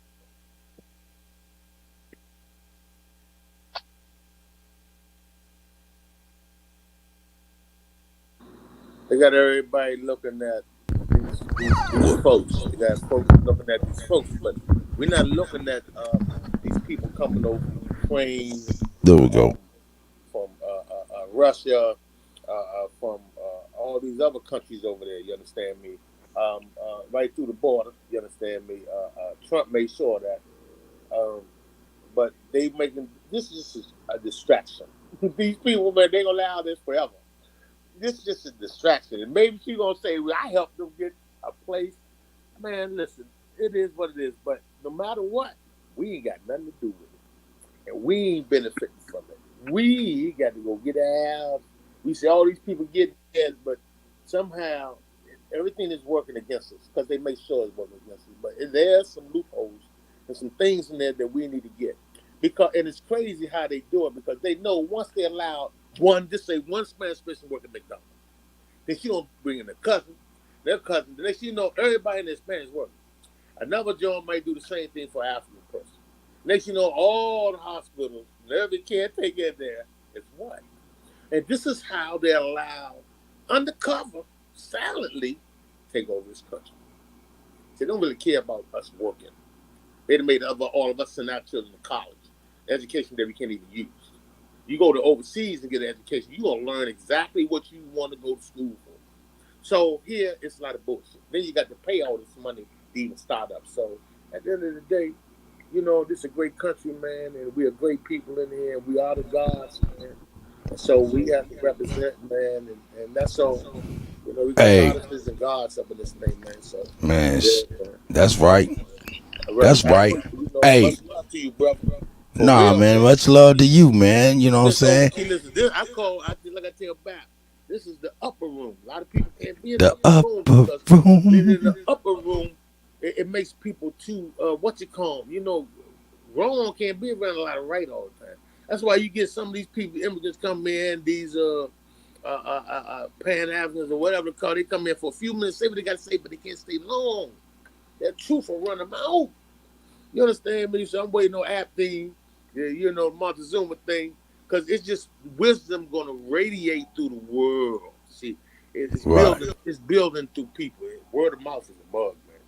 You understand me? So people just gonna tune in, and so you got brothers like you, man, hitting it in angles too. You be all hitting it in angles. I'm a student right now. Man. I'm gonna be a student for a minute, man. And and I appreciate y'all letting me interject. Man, we appreciate you. Yeah, We appreciate you. Hey, tell me this. Y'all see that right there? Y'all see I got Kamala, boy. You see she out there with the chopper. What that say? Yo, B, I'm gonna take this chopper to the what? Hey, you know what I'm saying? Hey, shout out to Mississippi. I'm about to play Kamala Harris's theme song. Hey man, who was that picture? Who was that brother? Hold up, OG, hold on. Ask that question right after this. Okay. Gotcha.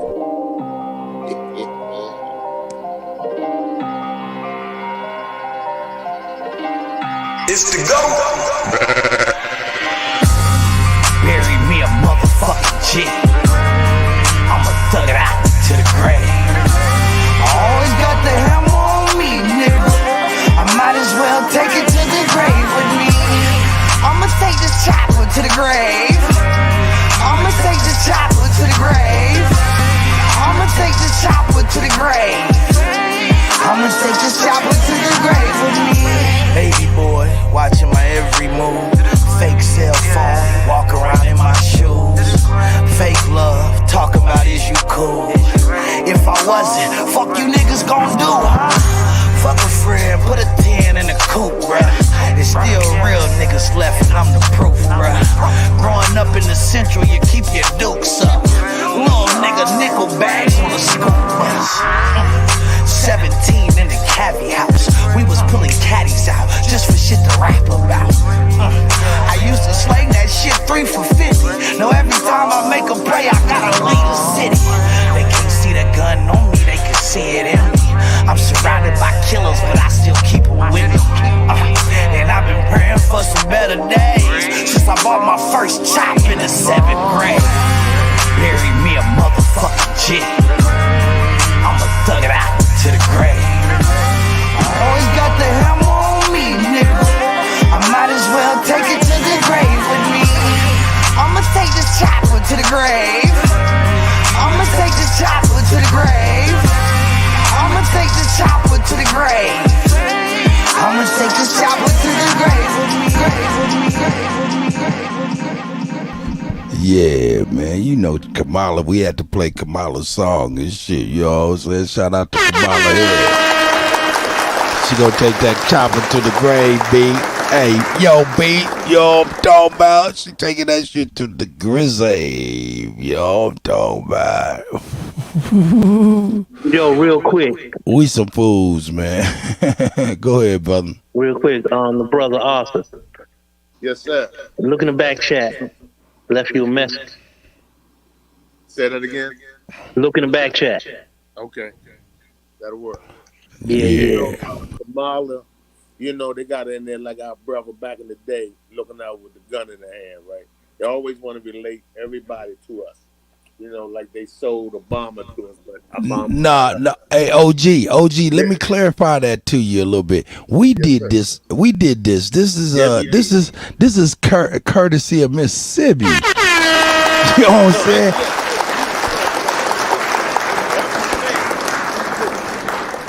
This is the image that they want to portray, and I'm glad you put it there because that just she's not a part of us, man.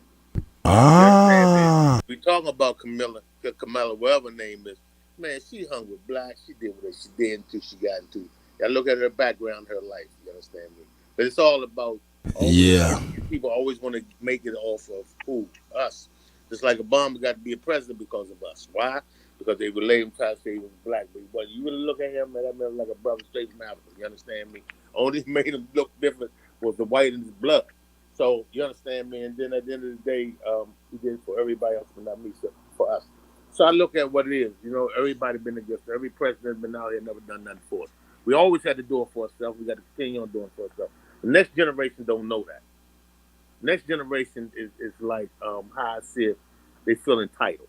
So that's not gonna make them search. A lot of young people are looking and searching. I'm not saying all of them not, but how they everything they do and they put it out in the media and music and everything else, it's like freezing our young people minds of who we are and putting them somewhere else. Keep them occupied about culture, how they dress and what they're wearing and hair and the colors and things of that nature. Instead of the truth, which is gonna uplift them. But they have their days like we had our days. Because at one point, I didn't know shit.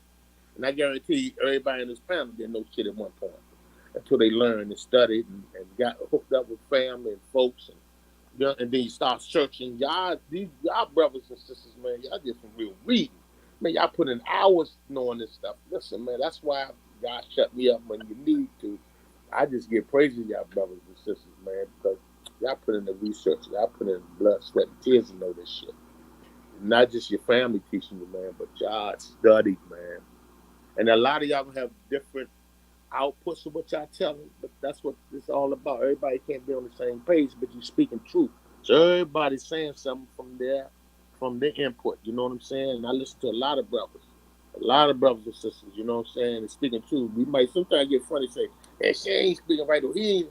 No, but that's just their perception of what they learn. You still got to take and twist your head and put it in there and add to what you think. And that's what I'm doing now.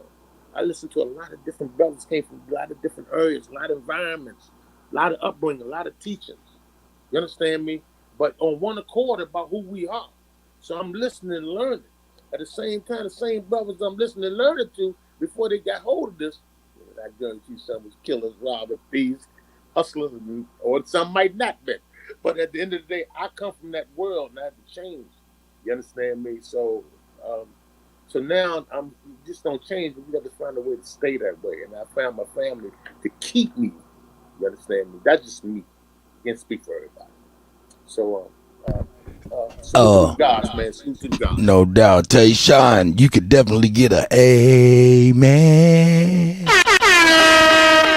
right. Hey, I heard. Hey, hey. Anyway, I'm gonna pass on that. Uh-oh. Let's see who else is up in here. We got Grateful Thanks up in here. Unmute your mic and speak to the gods and goddesses. Big ups. Everybody saying something. You back?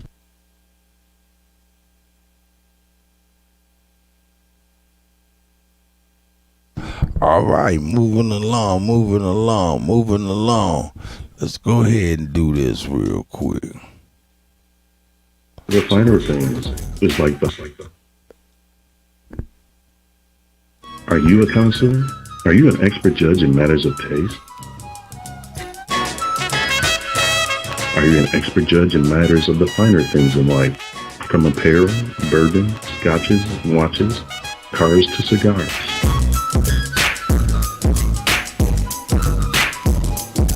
Are you a knower what's the best of the best? Do you embody a lifestyle of upper echelon in a society of leaders, winners, and bosses?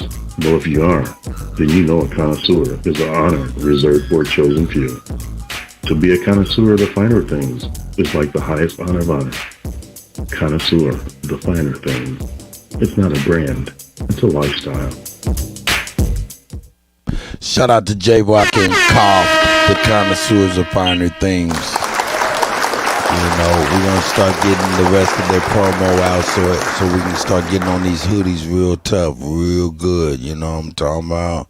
Yeah, J-Rock, I got to get one of them things, man. Man, I got the buckets. Man, come on with it. Vibrations high at all times. Yes, Vibrations high at all times. I need you all to be on your mindfulness at all times. Yes, ma'am. We all feeling good. This is a great night, you know what I'm saying?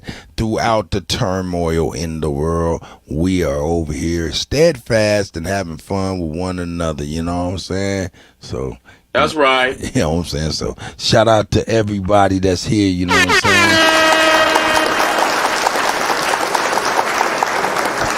Really appreciate everybody, man, for real, you know what I'm saying? We're doing our team, you know what I'm saying? Doing our team.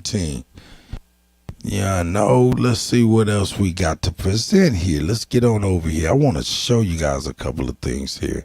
I'm going to share this screen here, and we can talk a little bit about this because it's all related. If you ask me, I don't believe in coincidences. So let me bring this up. I'll make it full screen here and let everybody understand what's going on here. Tell me if y'all can read that. All right, it says U.S. government makes contingency plans for rail shutdown. A lot of people don't even know what we're talking about. So what I'm going to do is, let me see here. Yeah, let me get that back right. I'm over here clicking too damn many buttons. Anyway, here we go. Yeah, get that right. Anyway, yeah, contingency plans for rail shutdown. A lot of people didn't even know that this was even a thing. Tell me something. Did y'all anybody on the panel or even in the chat, did y'all know that this was even a thing? Well, I didn't know about the rails per se, but they've been stopped being able to. Yeah, they've been stopped the ports from unloading because the ports are full of stuff that they refuse to let trucks come in and load up. You know what I'm saying? So, you know. Yeah, okay. Now that explains that a lot because I remember them ships not even being able to even come into the ports. Like they were out at sea, made to stay out at sea. Yeah, and then ones that are there, they wouldn't unload them. Yeah, and to the point where they got jam-packed is what you're saying, right? Exactly. Got you. Well, this right here, let me go ahead and read it for y'all. You know what I'm saying? Don't be laughing at me, man. I used to hate to read in front of the class, so don't laugh at me, man. Don't laugh at me. Hey, y'all laughing at me, dog. I ain't even starting. No, I'm playing with you. Here we go. Washington, L.A., September 13th. Reuters. President Joe Biden's administration on Tuesday made contingency plans aiming to ensure delivery of critical goods in the event of a shutdown of the U.S. rail system, while pressing railroad and unions to reach a deal to avoid a work stoppage affecting freight and passenger service. The potential shutdown, which could come as early as Friday, could freeze almost 30% of U.S. cargo and U.S. cargo shipments, stoke inflation, impede supplies of food and fuel, cost the U.S. economy about $2 billion per day, and cause transportation woes. Railroads including Union Pacific, Berkshire Hathaway, BNSF, CSX, Norfolk Southern, have until a minute after midnight on Friday to reach a tentative deals with three holdout unions representing 60,000 workers. Late Tuesday, a Labor Department spokesperson said Secretary Marty Walsh will host the rail companies and the unions in Washington at the department Wednesday morning as the Biden administration continues sustained engagement and hands-on efforts to encourage the parties to come to a mutually beneficial agreement. If agreements are not reached, there could be union strikes or employer lockouts, but the railroads and unions also could agree to stay at the bargaining table, or the Democratic-led U.S. Congress could intervene by extending talks or establishing settlement terms. Let's see. Let me contemplate whether or not I want to Read more. Y'all get the gist. We don't got to go through that. Y'all ain't got to put the cutty through that. I'm trying to have fun. Man, my guy ain't got the right pair of glasses on for this mess.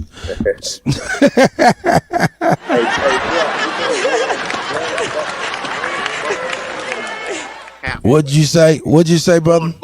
Warren Buffett, the billionaire guy, owns Hathaway, that company that owns the railways and all that type stuff. So everything is they does it for a reason. It's about investment.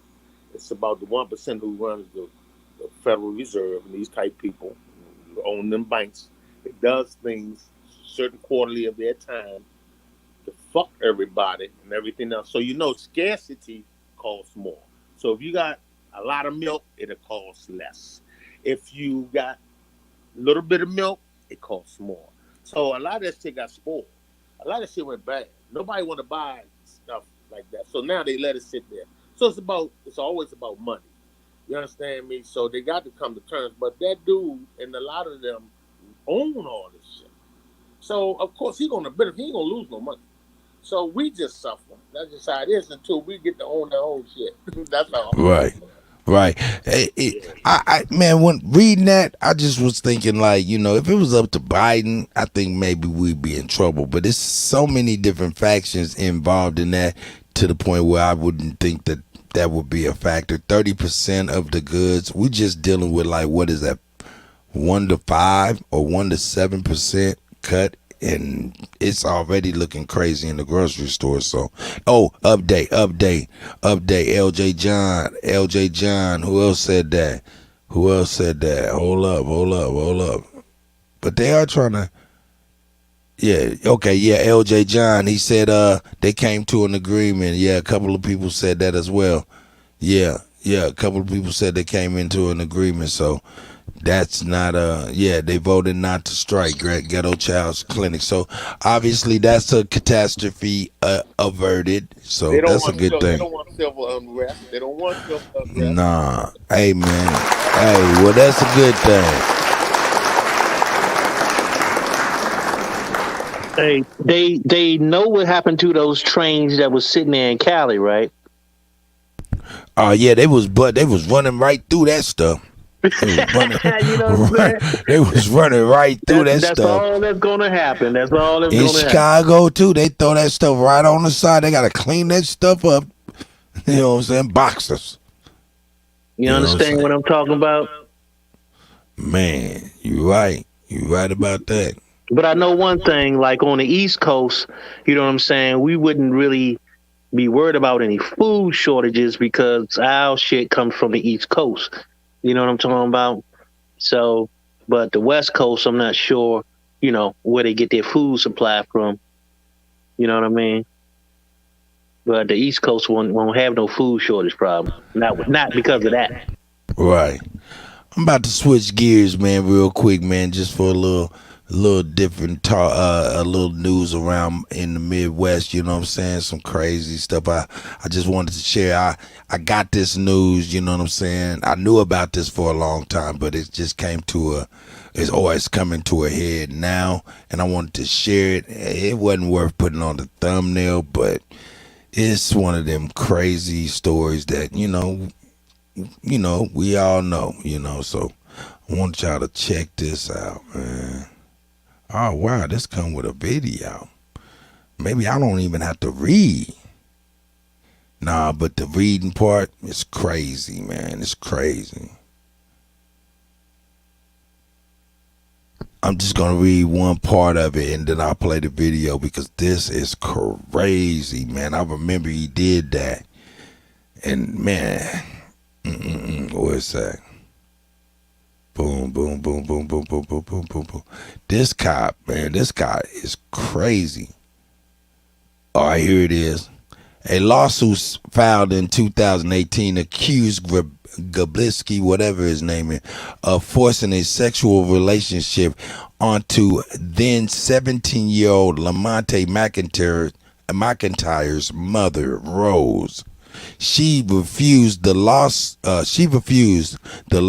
alleges that Grubisky framed Lamont for double murder afterwards.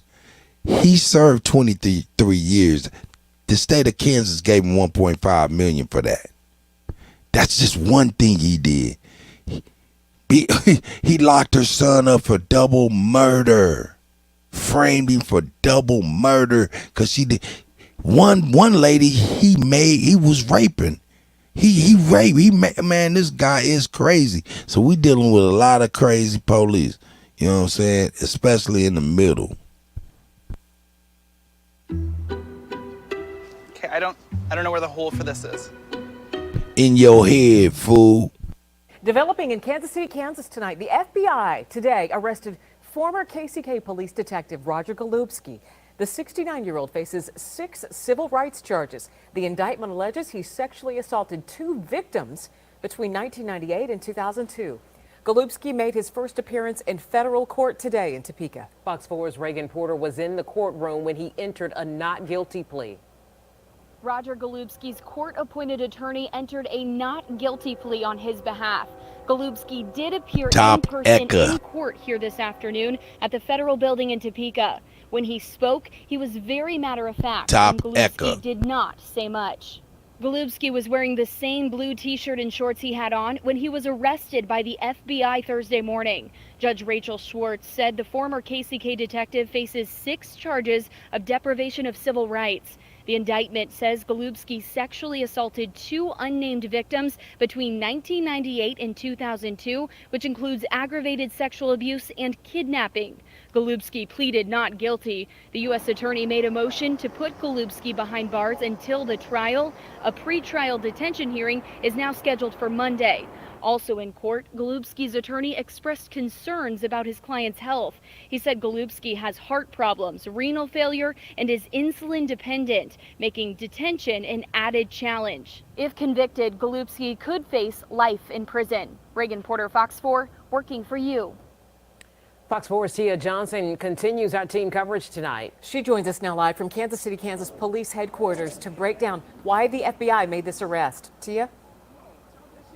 Yeah, Lauren, there have been complaints for decades about Golubski, but no one has been able to pin them on him. Today, court documents say the former detective used his power and authority to make women have sex with him.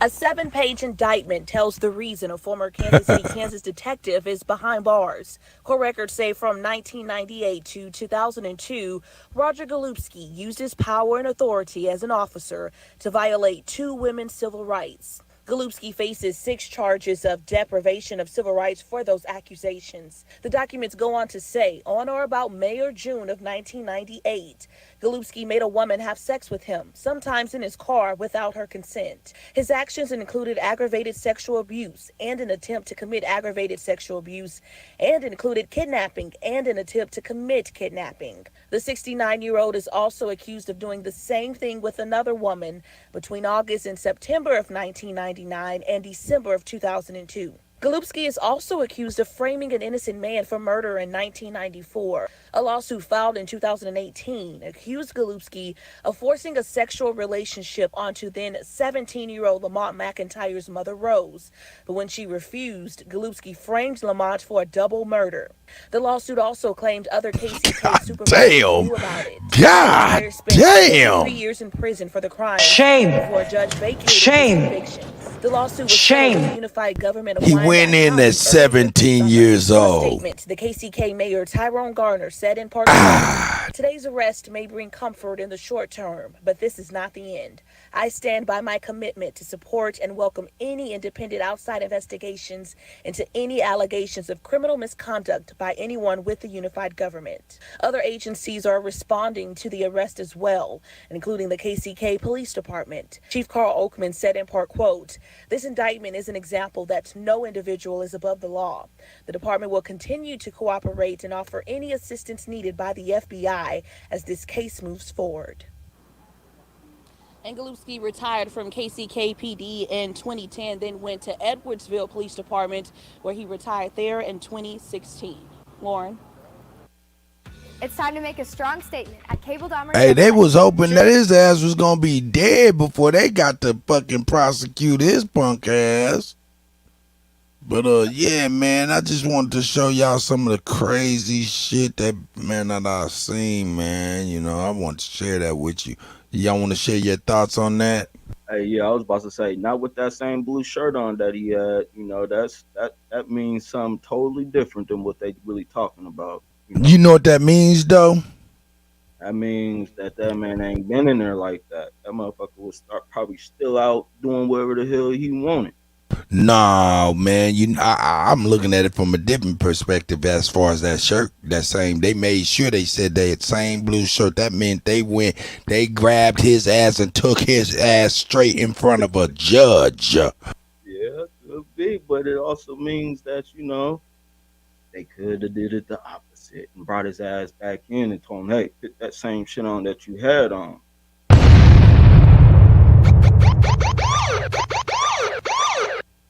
That's right. Take his ass to jail. Take his ass to jail. He could have been in one of them little fun palaces that they have with every doggone thing in the video games and the whole 9 yards, cell phone, internet, everything. Man, I be hearing this a lot, man, where police are like doing things to the ladies, man, on the highways and stuff like that. This is incredible. That was the craziest stuff. I mean, I heard all of that stuff before, and all of that stuff is crazy. But that took the cake. How he was able to be refused and had the power to take the lady's son for 23 years. That's incredible. He's just one of the ones that got caught. Yeah, exactly. That's you what just that talking is. about wicked thinking people just happen to be police and chiefs and work their way up. You understand what I'm saying? So once they get that power, absolute power corrupts. So That's right. Who it is, and they're gonna do what they do. Especially they got hate. They taught to hate that kind. Next you talking about they over top of you. They supposed to protect you. You get up in there, they see any weakness. That's what they're gonna do. So, hey man, what can I say? Look, this is my thing. This is why I wanted to really bring this out. Every woman within the sound of my voice, especially our sisters here, every woman within the sound of our voice, of my voice, please, if anything happens with anybody, police or anybody, please tell us. Right. Please tell us. This lady has been, there's three of them. Obviously, there's three women who went through traumatic stuff with this policeman or anybody else for years. And I wouldn't want to say that they ain't got people that they told, but I just want to make sure our people know to please, especially our sisters, our elders, you know what I'm saying? Hey, man, please tell us. It ain't even about believing nothing, because we's not believers for real. We either thinking, researching to know, or we know. That's it. You know, bruh, backbone. A lot of our sisters don't have backbone. That is us. That's us. Yeah. You might have a bone over there, but that bone ain't even right. It got no meat on it. Can't do nothing for you. So then they can get taken advantage. Then the backbone is scared of the power. And so when you're talking about a lot of our boys been raised by just like single mothers and mothers, they teach about fear, a fear factor. So, but our young boys now they're going under the hell with the fear I'm doing what they're doing. But so now our sisters don't have a lot in certain areas, don't have that backbone, man. And that's why they can take advantage of situations like that. And I'm glad you say what you said, because if someone does have something done, a woman or whatever, and call it, some of us or somebody where we at, any one of us here will find a way to assist. And that's what a family supposed to do. You know what I'm saying? And we supposed to say that so our sisters can understand that, because we are their protectors, man. You know? She just didn't have it. Them three didn't have it. Because let that happen to one of my sisters, bro. Any of my nieces. They got to kill me on the spot. He got to kill me, and then, hey, then not just kill me. I'm an uncle of 37. Listen, I got young soldiers I've been raising all my life, man.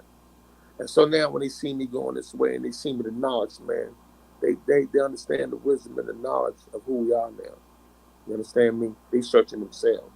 They changing themselves. You know, I have 2 nephews who were straight street hustlers to the bone. Stop all that. Now they plumbers, electricians. Listen, it's about what we are. It's waking us up. So they gonna do what they do, man. Let them do what they do. You keep doing what you doing, bro. Because that's what's waking us up, man. Appreciate it. Hey, but I'm gonna be real with you, you know what I'm saying?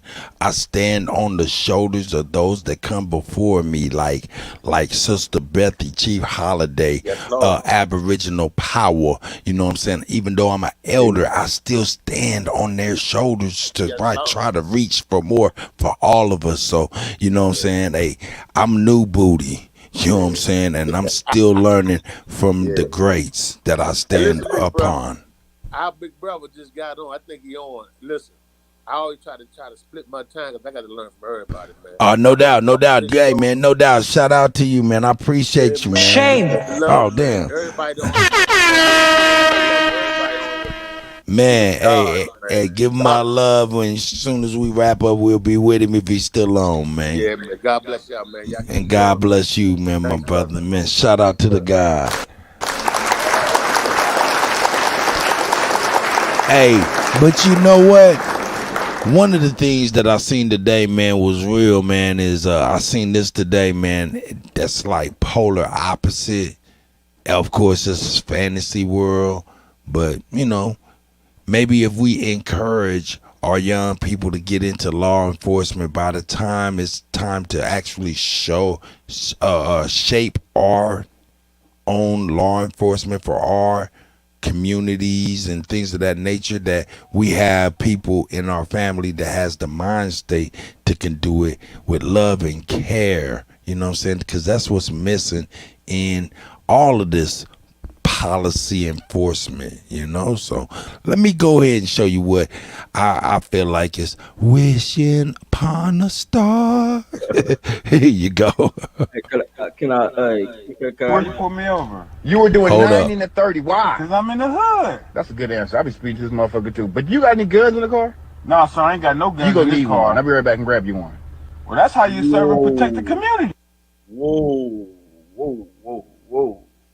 Yeah. Why you pull me over? You were doing 90 to 30. Why? Because I'm in the hood. That's a good answer. I'll be speeding to this motherfucker too. But you got any guns in the car? No, sir. I ain't got no guns in this car. You gonna need one. I'll be right back and grab you one.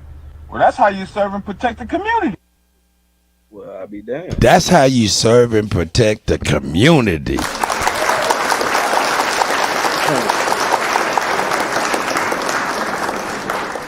But of course, that's wishing upon a star. Yeah, but I just want to know whose channel he been watching, so you know who, entice him with that. That ain't no regular nigga answer, you know. That ain't no regular nigga answer. You know, no, niggas, you trying to plant the gun on me? I can hear Hawk School saying that. Niggas, you trying to plant the gun on me? You know. Yeah, that's real. Yeah, but man, shit. I done met some good cops and I met a whole lot of bad ones, but man, I know everybody. Right. Man. I shout out to the good cops. I don't know none of their names, but I know there's some good cops out there, man. But tell me something. Is this your first time being here, brother? Yeah, on the show live on anybody's platform. Oh, but you've been on this channel before, huh? Oh yeah. Oh, okay. Billy go. Damn, look at this goddamn camera. Hey man, you iron it out. You iron him out. You know what I'm talking about? You know what I'm saying? Let's see what we got here. Let's go on ahead and bust open something else. Hold up. Did I give love and salutations to the first American beauty of the week? Did I say booty of the week or did I say beauty? I don't know, man. Sometimes I talk so fast, I don't even know which one I said. But you know what I'm saying? Shout out to the first American beauty of the week. Whoa, did I say the beauty of the week or the beauty of the cheeks? Oh shit, man, I'm tripping. Anyway, Shout out, man. Shout out. You know what I'm saying? What is Sister Bethy talking about? Sister Bethy, you in the chat writing books? What is that paragraph? I just got to reading the Times. Let me see you. Corporate white men been doing this shizat to white women for years. Yeah, man. Yeah. I agree with that, Sister Bethy, but they ain't got that junk in the trunk like us, so they gonna do it way harder than to us than they would to them. That's just how it's always been. Simple. But, yeah, it is. Like that, they gonna do it to the Latino women. They gonna do it to all the Cubans, all the ones with the junk in the trunk, even the Africans. They gonna do it to all of them. But they ain't gonna stop until you show that nigga card. Call them out and slap them up, push them up against the wall, and tell them, "Look, I ain't that one." That's the only time you women is gonna be able to get your freedom. You snatch that. But Ali should have said in this song, "Cracker" by Kamala, and I'm gonna go put the wall and let them know, nah, they ain't going down like that. Personalized. If all the women out there that done that, man, most love and claps to y'all, But, that's right. I know a lot of y'all still out there fighting, and I apologize if, I can't be everywhere at the same time. I know I can say beho, it's just, Aboriginal stepping up to doing what he's supposed to do, riding his empresses. Hey, I gotta be $1,000 though, man. You know what I'm saying? Hey, I see something going on to some women, man. You know what I'm saying? Hey, man, I try my best to, impart a little wisdom, try to defuse situations, man. But, man, there be certain situations with certain women and certain gentlemen as well that makes me be like, oh, you want me? Oh, you Mississippi? Which one? Who need to turn their mic up, sis? But yeah, man, it be making me be like, man, I need to fall back, man, because when you intervene between two people, sometimes, man, you end up being the one to get hurt. You know what I'm talking about? There's plenty of people that had good intentions, dead in the motherfucker, man. Yes, sir. And that's why I wanted to kind of say something to the gentleman I was just speaking, when he was out there saying, we don't have to go out there and die for it. A lot of people will get you killed. They'll get you killed, and they'll go on living like you didn't die. That's the cold part about that. You want to step up for your people, but like right now, what we dealing with is a lot of people who don't really know who they is. So if you're gonna fight or help they battle, I mean, we got too much battle of our own. There's a lot of people who are still going by the other names, and not tapping into who they really is. That's the cold part, but we gotta work on that. So that's all I can say for right now until tomorrow. Tomorrow ain't promised, but we're working. I'm here to help add on to what everybody else is, marking down on their paper. But go ahead. I hope that mic's loud enough. Sometimes I do talk low, y'all. So. Yeah, sis is talking about turn your mic up, youngin. Hey, I got my mic all the way up.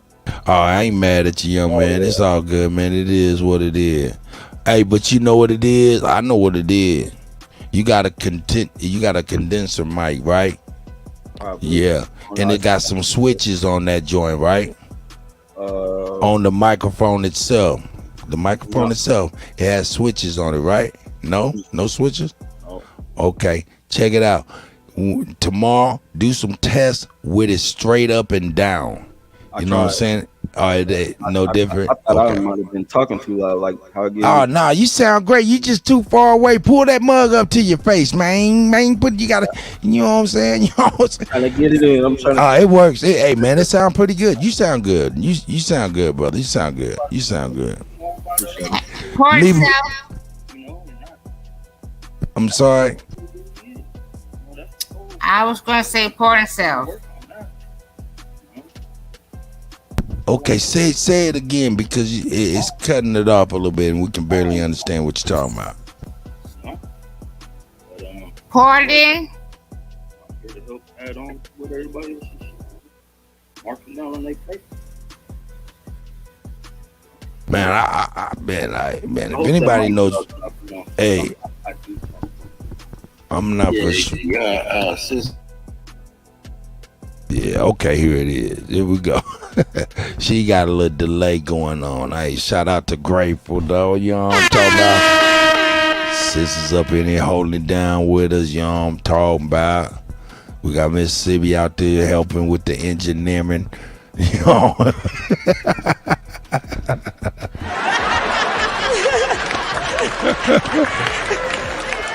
She said, hey, man, add a little bass, man. Take a little trouble about his voice and sure, you know. I'm fucking with you, sis. Hey, I tried to do all that, you know. Nah, you said, no, I'm just talking shit, man. No, I'm just talking out the side of my neck, man. Making people laugh, man. You know how it go, man. Let's see here. Hey, yo, I wanted to bring this out, man, because, you know, we have a unique community, you know what I'm saying? And these topics, man, I was gonna save and stuff, but we got some good people in here, man. Let's go ahead, man. And we talking, you know, hey man, yeah, let me bring this to the table. Y'all tell me what y'all think about this. For real. So let me load it up and see if it's gonna have me do an ad. Yes, of course. Of course, there's an ad.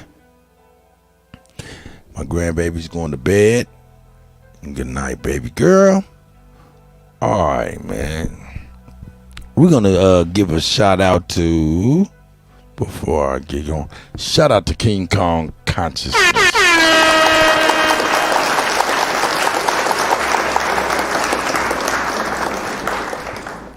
I seen this dialogue. Well, I ain't get to see it. I just seen the title, and I know a lot of people have been talking about it.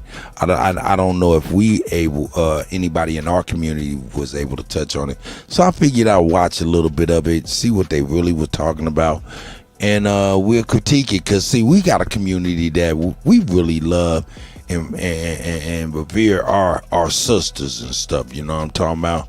So this right here is kind of. It's a weird dialogue between Dr. Umar Johnson and Cynthia G. It's a weird dynamic, you know what I'm saying?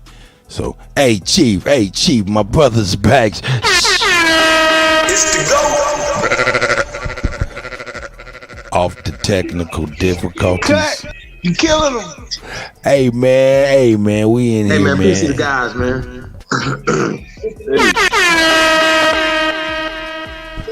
Shout out to Libra's son, the master builder, Mike Princess, Empress, Grateful is in the building. That's right. How y'all doing? Hey, have y'all watched this yet? Have you seen it? 9. Okay, yeah, I was gonna bring it up like tomorrow, man, but I figured, man, we in here, man, we got some people in here, man, and everybody's good, and we just kind of got off a little bit of a something. Did you happen to see what happened in Kansas City, Kansas, that I brought up about the crooked cop that was just kind of, you know, framed a young man? You know, hey, he tried to get at his mama. The mama rejected his sexual advances, so he framed her son for a double murder. He did 23 years. Man, hey man, he was raping like nobody's business, man. You know what I'm talking about, man? Doing all kind of mess. So, you know what I'm saying? I bring that just happened in Kansas City, Kansas, man. So yeah, man, corruption's all over the place. The biggest thing that I wanted to share with everybody was, you know, our ladies. Hey, man, you do like our brother said.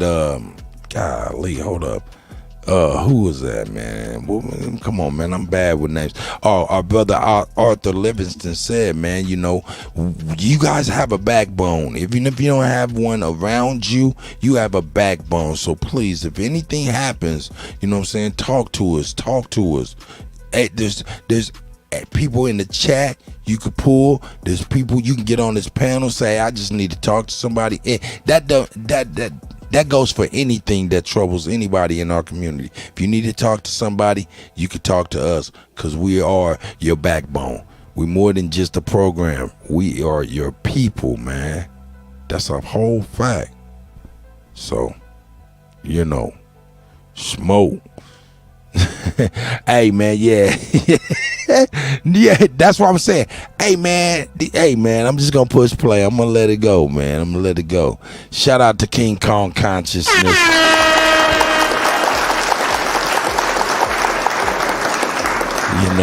Just in case he's a hater, fair use.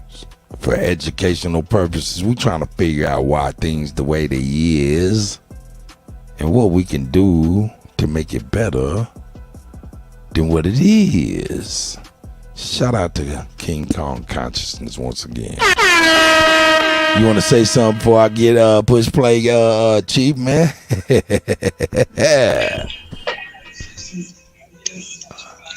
Yeah, the Chiefs down 17-10.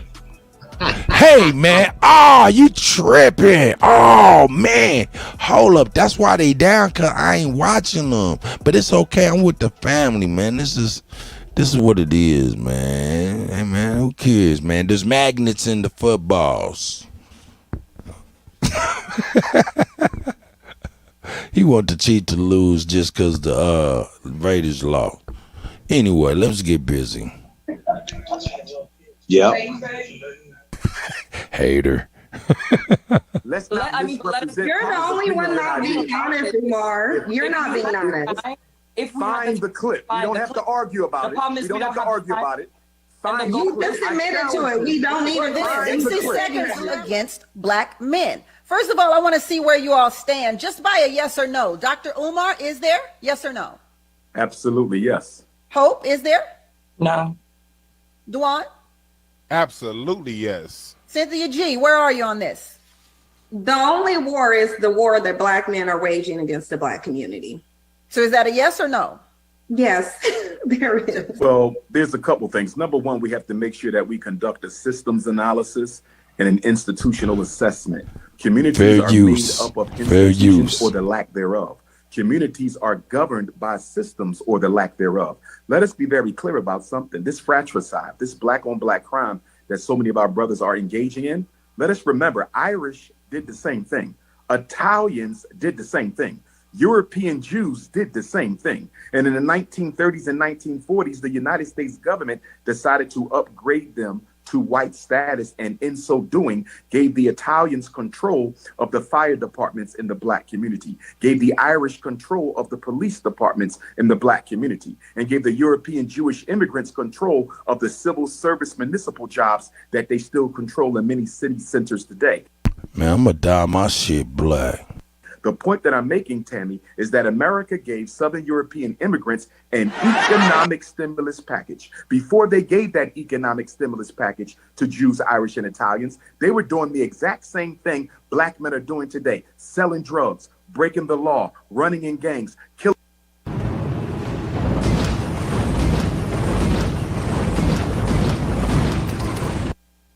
one another, but the government intervened and aided them. The reason black male pathology is still going on 30, 40, 50 years later is there has been no resolution, there have been no solutions, and there have been no governmental intervention. With that being said, I'm not waiting on the government to solve the problems of black men. We as black men have to unite, come together, organize, and solve our own problems. Just because we can admit that the government introduced pathology into the black community, we can still take full responsibility for ending it ourselves. Hope, I see you nodding. Yes, because I feel like when you can name all of these things so eloquently and so beautifully, and yet y'all still fail at being able to do these things after years and years and years and years and years of trying, where do we find a new solution? War that we're fighting for black men is the one that black men are fighting within themselves. Is it about adjacency to whiteness? Is it about being able to assimilate to that white hand? Or is it really about the freedom of black men in the black family and the black community? They want to assimilate to whatever whiteness, whatever white male privilege they get. And that's a large part of the problem. Dr. Umar, you welcomed us to the show by saying Black Power. Black Power, okay. Is there some truth to the assimilation that Black men want or perceive to want when it comes to this war being waged against you? Well, there's definitely some truth to it, but I think that truth is also evident in Black women.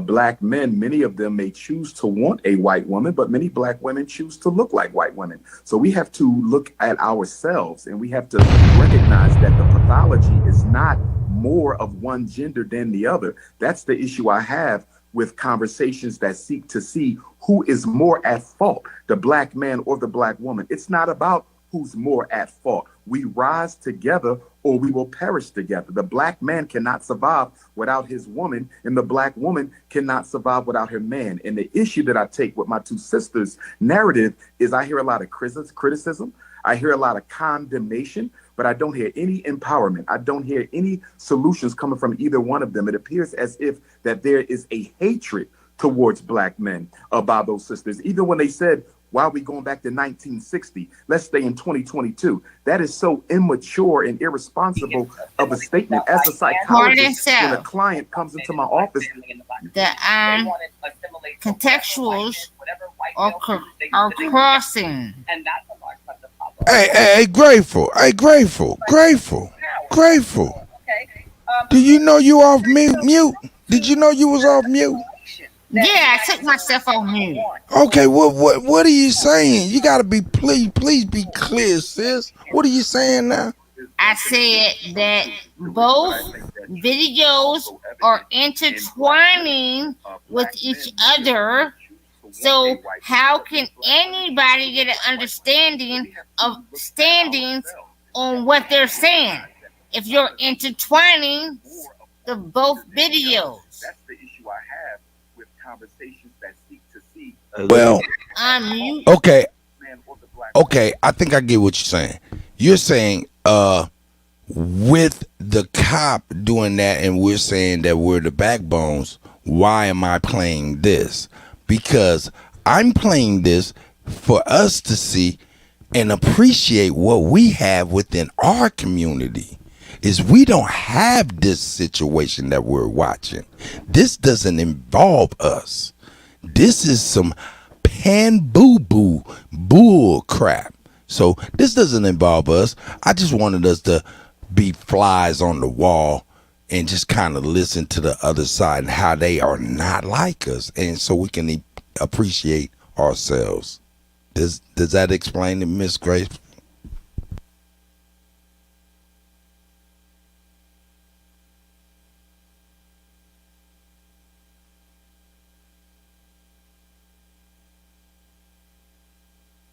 She said I got two videos playing. Nah. No, don't play me.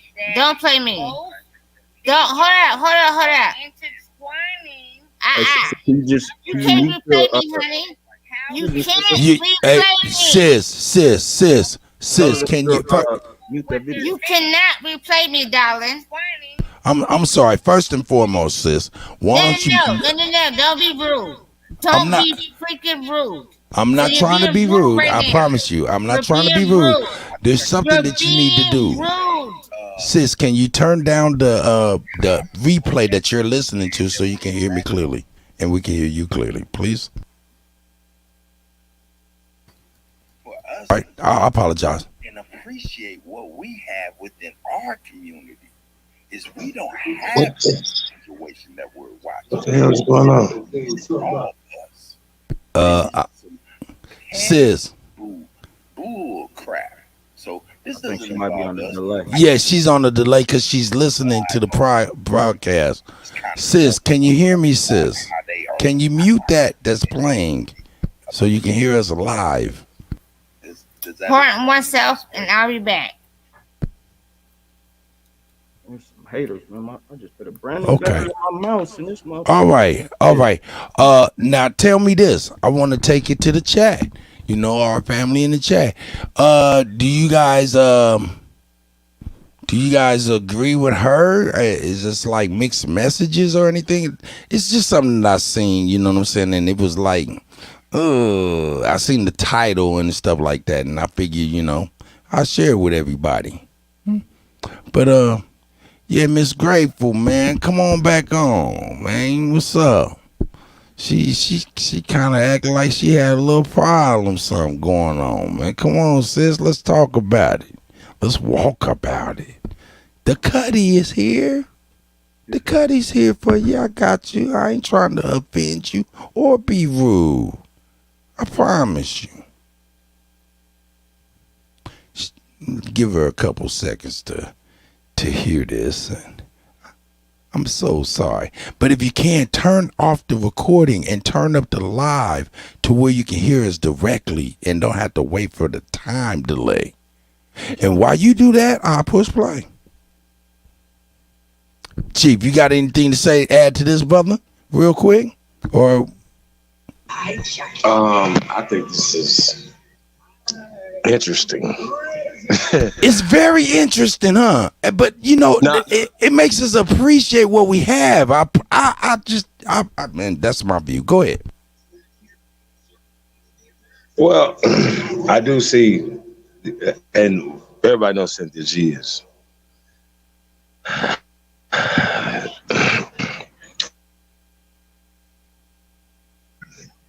men of color. That is for sure. And it's never no constructive criticism, even. You know what I'm saying? Let's say if it's all criticism, but what about some constructive criticism? You know what I mean? I think that's the issue. And I used to be like, dang, like, Sister Bethy for real, though. Like, Sister Bethy for real. What you say? Nah, man, go ahead, carry on. That man, she said something funny in chat is real. Go ahead, man. Hey, man, hey. Well, no, this people, just like, man, I don't know if they understand, how that make the men in their family look, and they might do, you know what I mean, but might not have anybody, a father or brothers or cousins or anybody, uncles or anybody that they looked up to. And I think that's unfortunate for them. You know what I'm saying? I know for a fact that we need to start holding ourselves accountable. Women should speak only on women issues. Period. Because when we speak on y'all don't like that. Just want to keep that real. And men should shut the hell up when it comes to women issues and anything that women got going on, whether it's their hair, makeup, whatever. You know what I'm saying? Y'all shouldn't have nothing to say about that. And that's just how I feel about it. But I feel like it should be definitely, women should hold each other accountable a little bit more than y'all do. And y'all co-sign each other's bullshit. So I just want to say that. Let's go. Hey, Kuttack Talk Me Show, man. Let's get it. Yo, hey, Chief, check this out. Go ahead, my brother. You speak. All right, so let's talk about delusions, right? Because if you heard the sister, her frame of mind is thinking that if we do certain jobs, then we're trying to assimilate. Hey, Libra. Hey, that right there you said, you just on a 2-lane divided. Wait until she gets to speaking. You're going to get on a 6-lane divided highway, brother. No, I actually seen the whole thing. Oh, you seen this? Oh, okay. Well, yeah. You talking about the 6-lane before I'm on the 2-lane, son. No. I'm just saying that's just based off of what she started out with. Right. She did go in hard. I think that was a snippet or something. I got you. The thing is that they think that systems are built by these Europeans. They don't know what is theirs. You know what I'm saying? They don't understand what is ours. So I don't know what her idea of so-called Black freedom is. You know what I'm saying? But anything involving systems, okay, seem to be contributed to Europeans. And it's like, okay, so we shouldn't be, policing ourselves. We shouldn't be, politicians or whatever the case may be. You know what I'm saying? They attribute everything to them. Like, this is all their shit, and we're just here doing what exactly? Slavery work. I mean, I'm just saying, what the fuck are you here for? That's right. You know what I'm saying? If you think things are like that, why are you here? You don't have to be here. If you think there's a utopia somewhere, you free to go. What's stopping you? You know what I'm saying? This shit is ridiculous, bro. They think everything belongs to these crackers. Shit that we fucking built. Excited cows to get on the truck to the slaughter, thinking there's green on the other side of the truck. This crazy shit, man. Anyway, hey man, check it out. Shout out to Empress Goddess Namaste. She done made it in the building. She say, did she miss the music? Don't trip. Nah, I ain't play too much. I played some music videos and stuff, but I probably ended out with a nice little mix, so I'll hook y'all up. And yo, y'all can hit the Cash App, and I'll play whatever you want immediately, like whoop, like the jukebox, nigga, like whoop whoop whoop whoop whoop.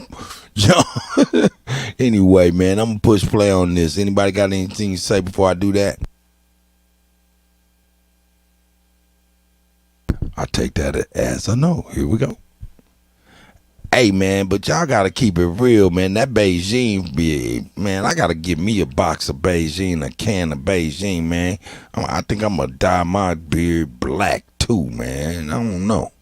The first thing I perform is a history on their depression, a history on their suicide, a history on their anxiety. When you go see the medical doctor, he performs a history. When you go buy a home, they perform a history. When you go purchase an automobile, they perform a history on that automobile. But when we talk about the problems that affect black males, we're supposed to look at it in a vacuum. We're not supposed to put it in a historical context. And with that being said, the language and the narrative that's coming out of the mouth of these two black women is one that I think the white power structure would endorse, because it totally absolves them of any responsibility for the hell black men catch in this country. Cynthia G, you did say, why are we going all the way back to 1960? There is some truth to history when it comes to evaluating anything or anyone. So what do you say to that? I say we should go to the historical context. I don't think it's an accident that I ended up writing music for a living, because I think... Don't worry, ladies. If she says something that's good, I'm going to give her some bombs. We're going to count the bombs. Because what I have not heard from Dr. Umar Johnson, or I think his name is Dwayne. Dwan is... Oh, shit. Dr. Umar Johnson, or I think his name is Dwayne. Dwan is... Bomb early. Whoa. Bomb early. A low blow. Bomb early. Hold loud, sister. Already, goddamn, Cynthia G, boy, hey, Umar Johnson, look at his face. His face looked like he just got ran up and down the motherfucking cheese grater. What I have not heard, as they're mentioning all of the things that was done to them, I haven't heard what you did in response to it. So I would like to know, what did you do in response in history, other than go to the Supreme Court and petition to have access to the men's women that you're complaining and accusing of disenfranchising you? See, because in the 1960s, what black men were really doing, and it's been documented, many civil rights leaders have admitted to it, what black men were doing is chasing the white man's woman, trying to so-called stick it to him by way of going to their women. What you should have been doing is trying to get liberation for yourself. What you should have been trying to do is get that foot off your neck. But see, the foot is not on your neck. And the only time you recognize it being on your neck is when you want to get away with doing something that you think white. Hold up, was that some double talk right there? Hold there, man. Come on, Cynthia G. You can't loop the loop on the Cuddy. Come on now. You can't loop the loop now. Been doing is trying to get liberation for yourself. What you should have been trying to do is get that foot off your neck. But see, the foot is not on your neck. And the only time you recognize it being on your neck is when he just talk in a circle like a motherfucker. Like, wow, I apologize. Hey, cut.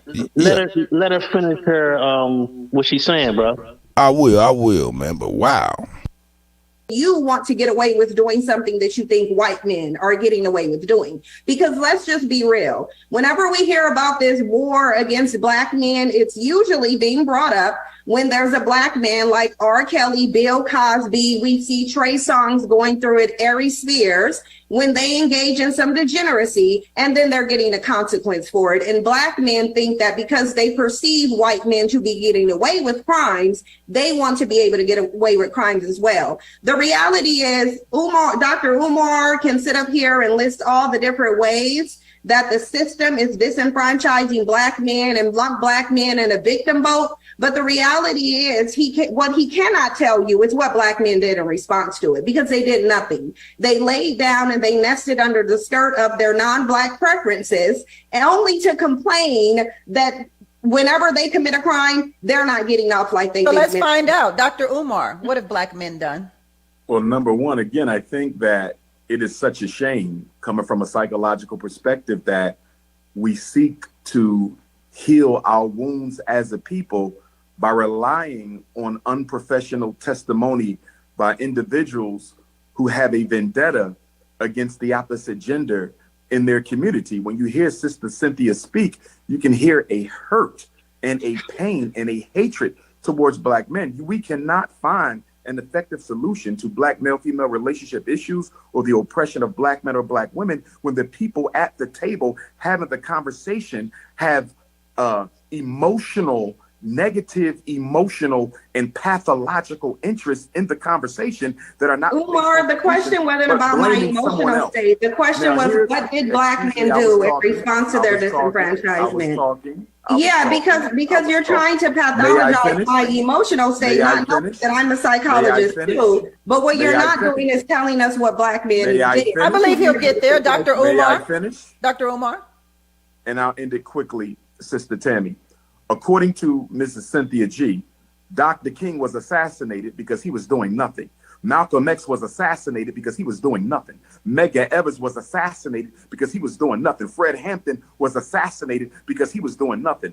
That narrative that black men have done nothing to fight back against systemic oppression, not only against ourselves, but against our women, our children, our elders, and our community is absolutely ridiculous. The cemetery is filled with black men, names we know and names we don't know, who gave their life for the freedom, liberation, and emancipation of African people. How can you disrespect the history of so many black men, past and present, who continue to fight? I'm sitting in a school right now that we built with all black money, 4 buildings that we're going to educate black men in. It's not easy to solve our problems because there's always black people in your very same community who's fighting against what you're trying to do to help it. But in addition to that, the white power structure is always waving its wand of oppression to try to sabotage anything we do. I think that the analysis of our women is too overly simplistic, and in being such, it is dishonest. They've done so much. You've only listed names and not accomplishments, though. I can list some accomplishments. They always when it comes down to it, what have black men done since the 60s? We've turned around and we've gotten, we're still inventing things. We still open up businesses. Here in LA, you got black businesses all around town. So when black men do build things, and we build things on individual basis, you're not going to see an NBC special about what the great black man built. When Irv Gotti, Suge Knight, and J. Prince tried to put together a distribution, they all got charges the next week. So it's not like we don't build things. When we do build things, something always ends up seeming to happening. And in spite of that, you've seen the most black business male ownership that's gone up in the last 60 years since the coronavirus. We still doing it. I personally got 3 businesses, so I don't know what you're talking about. I employ young black men. I've helped thousands of black children here in South Central LA. So all this black men ain't doing nothing, where are you kicking it at? So how are you? So how are black men creating all Let me these get hold that businesses thought. and still costing the I want government to get $50 billion? hold that Here's thought. the I want one to get thing that is I want to being get Hope in ignored. here real quick, Dr. Umar. I want to get Hope in here because Dr. Umar listed a plethora of black men that we know, and I'm assuming he listed the ones that we know so that we can identify and all agree that these black men have done something in terms of the fight for equality in America. How do you feel about those men that he listed, Hope? Have they done anything for the black community or no? Most definitely, I would be ignorant to say that they haven't, right? But I think that what we're failing to realize is that when we have this conversation about what black men have done, the consequences are usually because of white supremacy and the. These are producers' reactions to the. Did she by proxy call Cynthia G ignorant? The gaze Let's of bring white her back folks, so black she can men, speak. right? But I think that what we're failing to realize is that when we have this conversation about what black men have done, the consequences are usually because of white supremacy and the gaze of white folks on us are that the black men are then taking away and the black women have to then sustain those things. Dr. Umar, you're right. I don't agree with a lot of the stuff that you said, but you're absolutely right. It's not about the idea of who's doing it better or trying to the pissing match of the oppression Olympics amongst black people, but it's really about working together. The problem is what I find in working together is that the black man wants to lead, whether he's acquired the gumption and the knowledge to be able to do so appropriately and effectively or not. The thing about it is when you're working together, we are a team. You get to lead this portion because you're better at it. I get to lead that portion because I'm better at it. And then we come to a common ground for both of us to succeed. But a lot of the times when we're talking about these succession plans and we're making all of these advocacy movements in order to progress the black family, the black man says, listen to me or fail.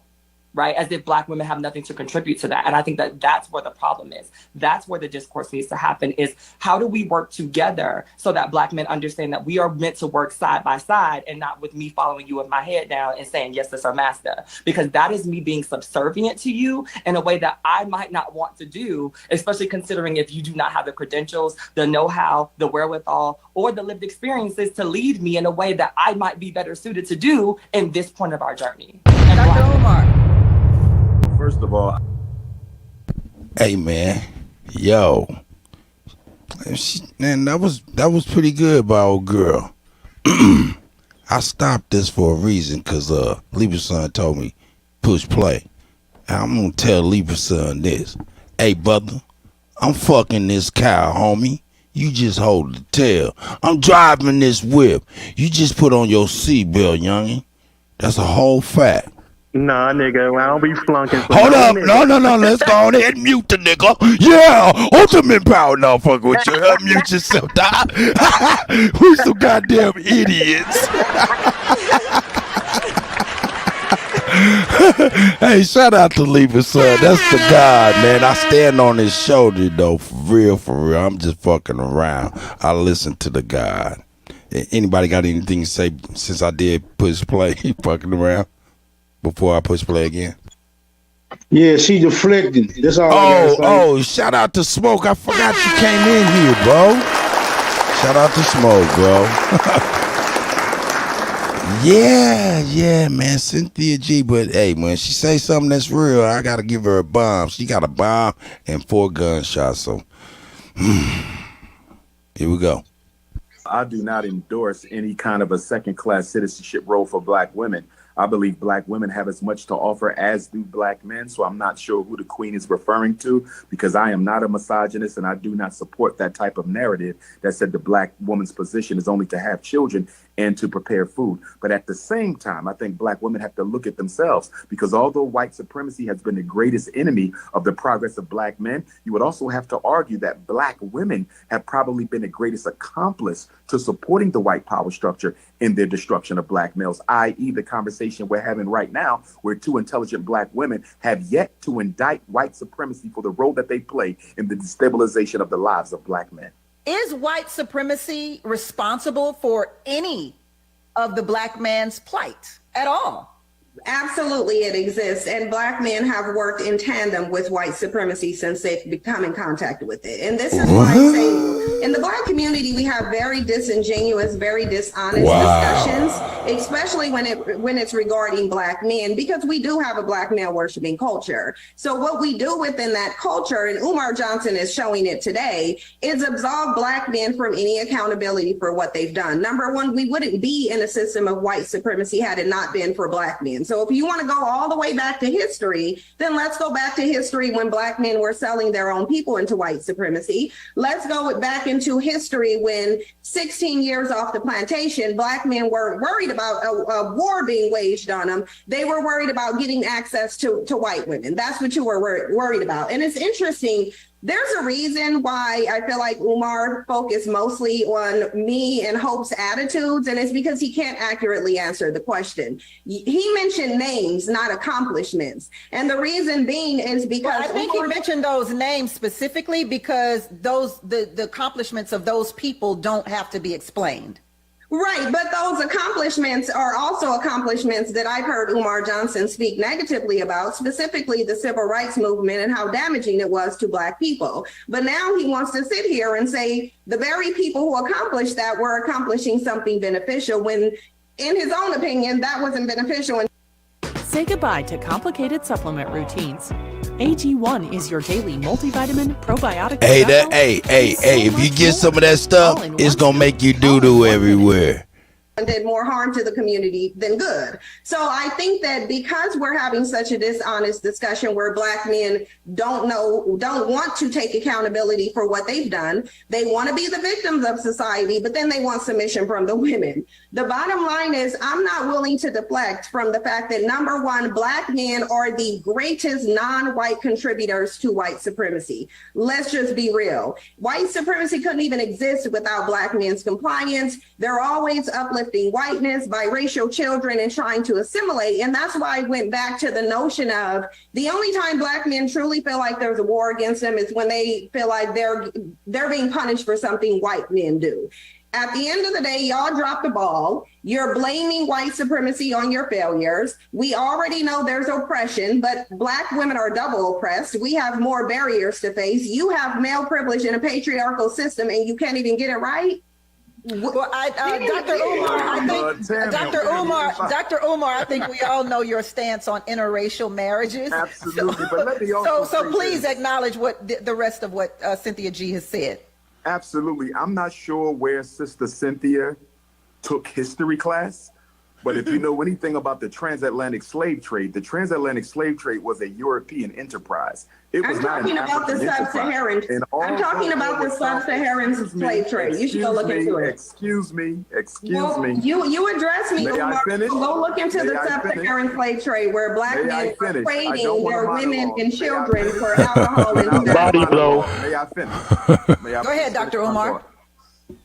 The transatlantic slave trade was a European enterprise. It was not an African enterprise. Although there were some chiefs who participated in it, by no means did they control the direction and extension of the transatlantic slave trade. So that's number one. Number two, Black men resisted enslavement, not only on the shores of Africa, but right here in America. We celebrate Nat Turner, Denmark Vesey, Gabriel Prosser. There's literally hundreds of documented attempts by African men to liberate not only themselves, but their women and their children. So to act like we just sat there and we're complicit in our own oppression is absolutely ridiculous. The other point I want to clarify for your information, Cynthia G, you've never, ever heard me condemn the civil rights movement. The good Reverend Dr. Martin Luther King Jr. is a hero of mine. And despite me being a Pan-African nationalist, I take issue with other Black nationalists who do want to dismiss Dr. King's accomplishment. The civil rights movement was necessary because it removed a psychological scar that suggested of racial inferiority. So you've never heard me deride the civil rights movement. I support it, although I took certain issues with it. The bottom line is when Black women, Black girls, Black boys listen to this conversation we're having today, they're going to be confused because they hear two brothers speaking of a greater context to the problems that affect black men, and you hear two black women who want to keep scapegoating black men while ignoring the historical and contemporary systemic challenges that are constantly placed in our way. I'm going to say this and be quiet, Sister Tammy. I got to give you this. There was a recent piece of research, Tammy, that came out. And the research said a black man with a master's degree, they did a study. They had white males who had come out of prison apply for jobs. They had black men with master's degrees, Sister Tammy, apply for the jobs. And guess what? The white males with prison history and no education were called back more than 75% of the time than black men with no prison history and a master's degree. I'm aware of that. I am aware of that survey. I am. Hope, I saw you give Dr. Umar the side eye. It's only because I can't, you have 1,001 clips on the internet, but I know for a fact that one of the things that I was offended about in doing research or just seeing you on the internet is that you have definitely talked about your disdain for some of the practices of Dr. Martin Luther King. So to sit here and gaslight us as if most of us have not seen. That's not true. Find the clip. Find the clip. Well, Dr. Umar, you yourself said you had you yourself just seconds ago said you did find some things in the civil rights movement problematic. But I supported the movement, and I still support it. Dr. King was not a Pan-Africanist, but one of my greatest heroes. Dr. King knew it was Garveyism to get back. He was moving in that direction. He said, Malcolm is gone, Garvey is gone, I got to hold it down. I got to hold it down. And he held it down, brothers and sisters. That's why whenever I go to Atlanta, I got to pay homage to the king. 39 years old. At 32, he was the unquestioned leader of Black America at 32 years old. You can't say nothing to me about no Dr. King. I've been every time I'm in Atlanta. I have never been as a black man, as a black person in If America, we're going to have the conversation, let us be honest. Let's not misrepresent. You're the only one not being honest, Umar. You're not being honest. Find the clip. We don't have to argue about it. We don't have to argue about it. You just admitted to it. We don't need it. 60 seconds left on the 60 seconds left on this segment. We won't be able to find the clip on this show. Find the clip. But Hope, finish. Hope. Essentially, whether we find the clip or not, we know that those things have been said, and you know that you've said controversial things. Once again, we see you moving the goalpost when you find that. Controversial according to who?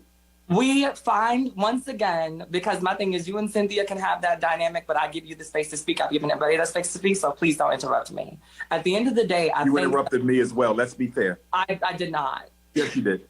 And so once again, here we go in a space where Black women are making a point. It's more important to the It's Black. not about you being a woman. It was about you being incorrect. When it has Black nothing to do women with you are being a woman. I respect It's you. more You were important incorrect. for Black men to You were speak incorrect. for I didn't have the issue with a woman. You were incorrect.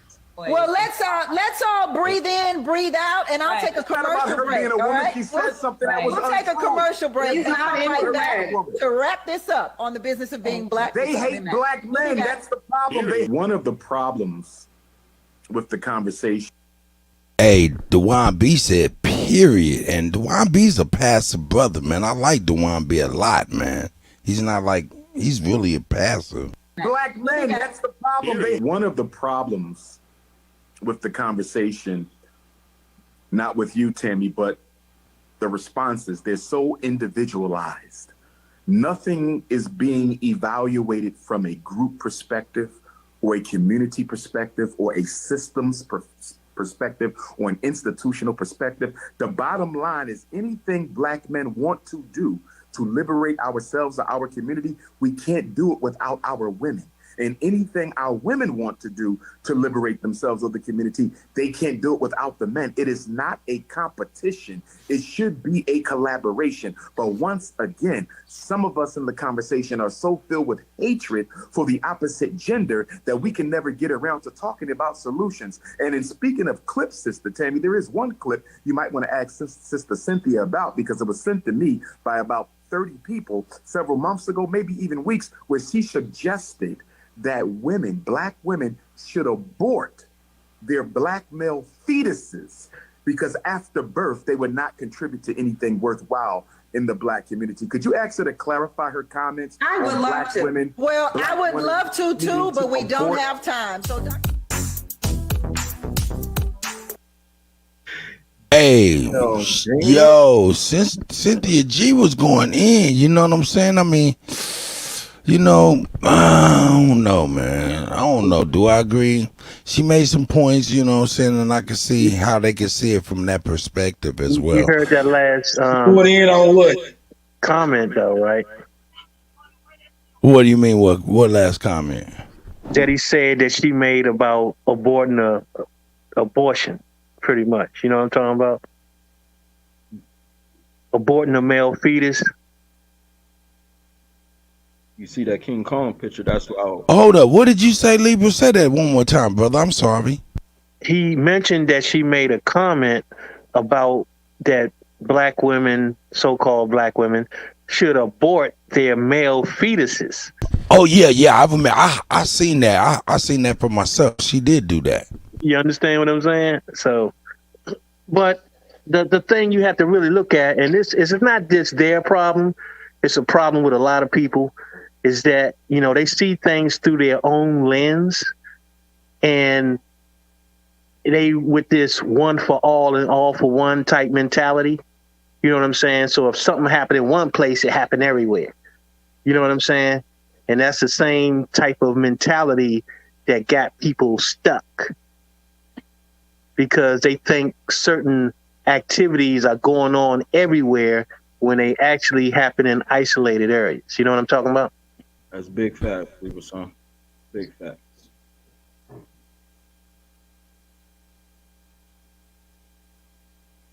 Hold up, let me address something. Hold on 1 second.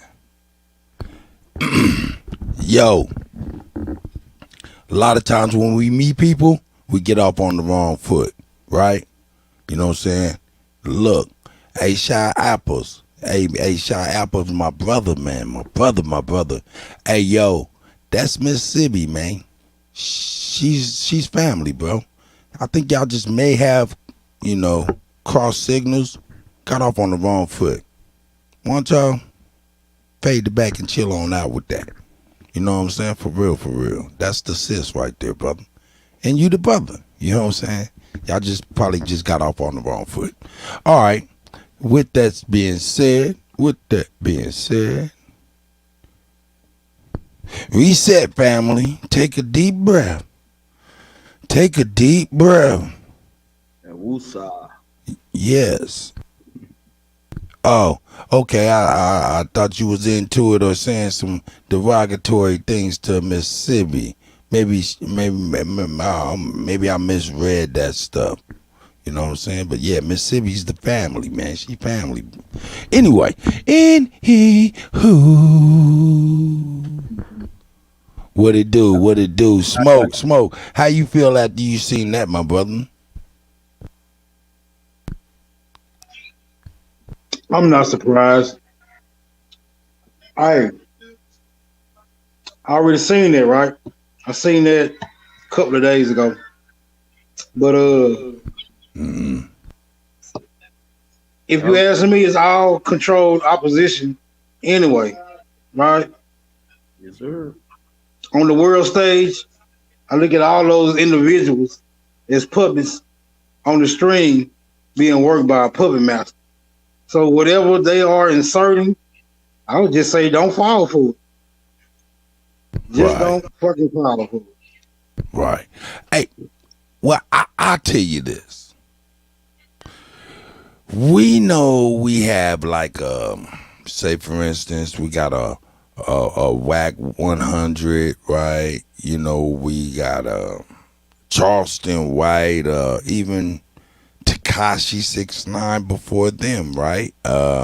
People who just kind of were like antagonists, and it seemed as if they were getting paid to do so.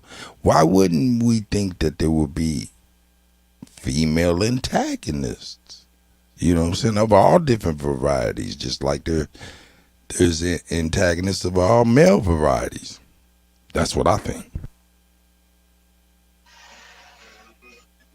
What you suggesting right there Could I'm suggesting I'm suggesting that they paid antagonists. They are paid to do a job. Distractions. Would you go so far as to say public distractions? Shy Apples went in on the sis, and then he said, "Hey man, fuck it, man. Is she single?" Shy Apples is a beast. Shy Apples a beast. Shame. Nah, she married, bro. She got a whole family, man. You know, this the guy right there, man. Come on and talk to me, man. Shout out to the guy, man. Let me get. Shy Apples is the god. What's that sound like? But shame. You want me to hit the shame? Shame. How you doing, Shy Apples, man? I thought, hey, man, I was reading that, man. I'm like, man, come on, man. Loosen up on the shit. I'm doing great. We descend from greatness, and maybe this gonna make the Aboriginal dating and relationships, great again. I'll be the catalyst. What y'all want to talk about? I'm here. But Dr. Umar and Cynthia, they don't set the standard for us, so we could just get the information from it and go harder. But they don't represent us. That's the public. That's right. That's right. That's a fact, Shy. That's a fact. You know what I'm saying? That's a fact. And my bad, feather lady, and to you and your family, miscommunication, and that's how a lot of things get misconstrued by miscommunication. Yeah, man. Hey, man, we all do that sometimes. Get off on the wrong foot and things of that nature. Hey, check this out. Nobody. I just try to say the youth out here, like 30 dudes out here, most arguing. And nobody stepping up. We got to be the example where we at. So, my bad. Go ahead. You good. Yes, sir. Shout out to Mississippi. Them jumped on the panel. She's usually behind the scenes for real. You know what I'm saying? Libra, what it do? Billy Goat, what it do? Everybody else on the panel. That's right. How you doing, Mississippi? You want to say something, sis? Salute. Yeah. Hey, everybody. I just jumped on the panel because, Ty Apples had an issue in the chat, and I wanted to make sure we spread this away right now because he just was like, yeah, man, he apologized and everything, man. He said, yeah, man, he's good, man. Y'all just probably got off on the wrong foot. Go on ahead, sis. I'll let you talk, though. I apologize. I didn't hear his apology, so I would like to hear the apology. Oh, I ain't mad at you. Go ahead, sis. I'll let y'all talk. Go ahead. Tayshawn, the Confederate Don. Oh, shit, there's smoke.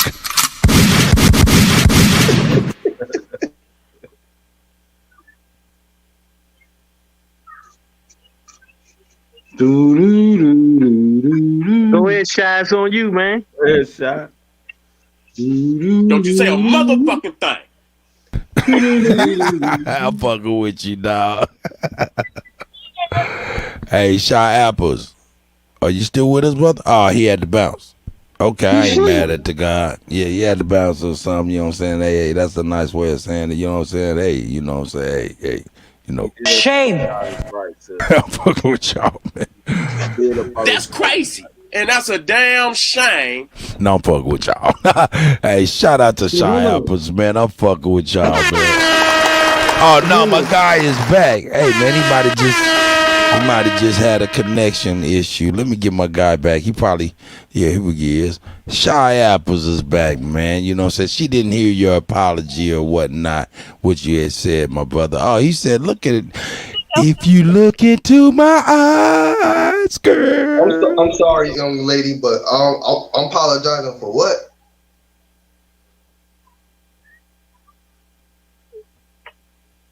I can barely hear you. He said he's sorry he didn't get a chance to hear what you were saying. He said he's apologizing to you for what? For all the stuff that he was saying in the chat. He know exactly what he was saying and who he's talking to. But, I'm very transparent, Queen. Let me know so we can lead by example. I'm accountable for my actions. What happened? Because you have a habit of deleting your messages. Don't you say a motherfucking thing. You I don't didn't leave a mean to trail. push that. I'm sorry. Stop It's it, okay. Kud. Stop it. Hey, y'all niggas better not edit my face either. Hey, I already got it, nigga. It's over, nigga. You gonna be on the next Mound series. No, I'm fucking with you. Nah, you family. We don't do that. But Queen, I burn after reading, and it's for who eyes is for. That's what I do that, you know. But I was talking about the situation as far as the dialogue, and maybe the helmet hair part. I don't know if you wear weave or anything like that. No No, sir. disrespect. No, sir. The hair you see in my pictures is 100% mine, baby. I don't wear no. Never wore. Well, hey, Shy Apples. You want me? You want me to help you out, Sibby? Because Shy Apples. Even though you remove your comment from the chat over there, we can still pull them bitches up, nigga. Y'all can, y'all can. Yeah, you know what I'm saying? So, I mean, we really clear it up if y'all need me to do some revisionist history. Let's get to it, y'all. Let's get to it. Yeah, fuck it, man. We got if we fall below 80, then I'm going to be like, let's switch gears. Let's get it. Let's get it. What was you talking about that caught your eyes first, sis?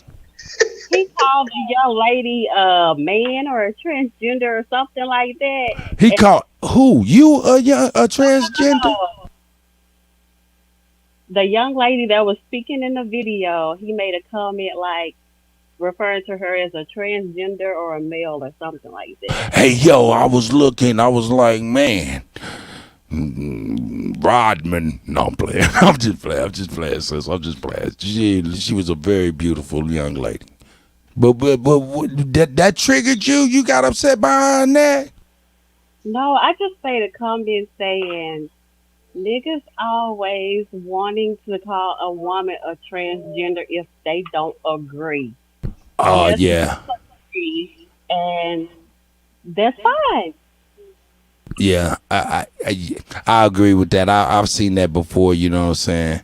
Okay, I get what she's saying on that perspective, but for the fellas that's in the red pill community or manosphere, which got, infiltrated by females, nothing against that, but it was something that supposed to have been a man cave or online man cave for men. So that's like a key word when we do our videos and stuff like that. So transsexual and transgender vibes, meaning, for instance, are women who don't know themselves. That's why we try to save our Aboriginal people in our community. They will go to makeup to cover up the insecurities or weave and all that stuff. So when we say transgender vibes, that's exactly what it means. Like, you won't be able to tell the difference if you're trying to be masculine and wearing makeup and wigs and shit. That's what those guys do too.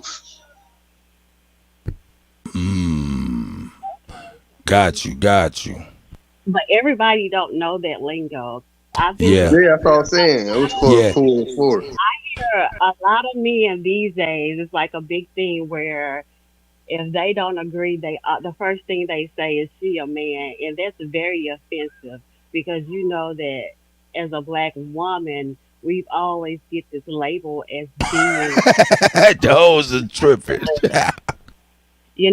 So it's very offensive when you guys always trying to label us as a man.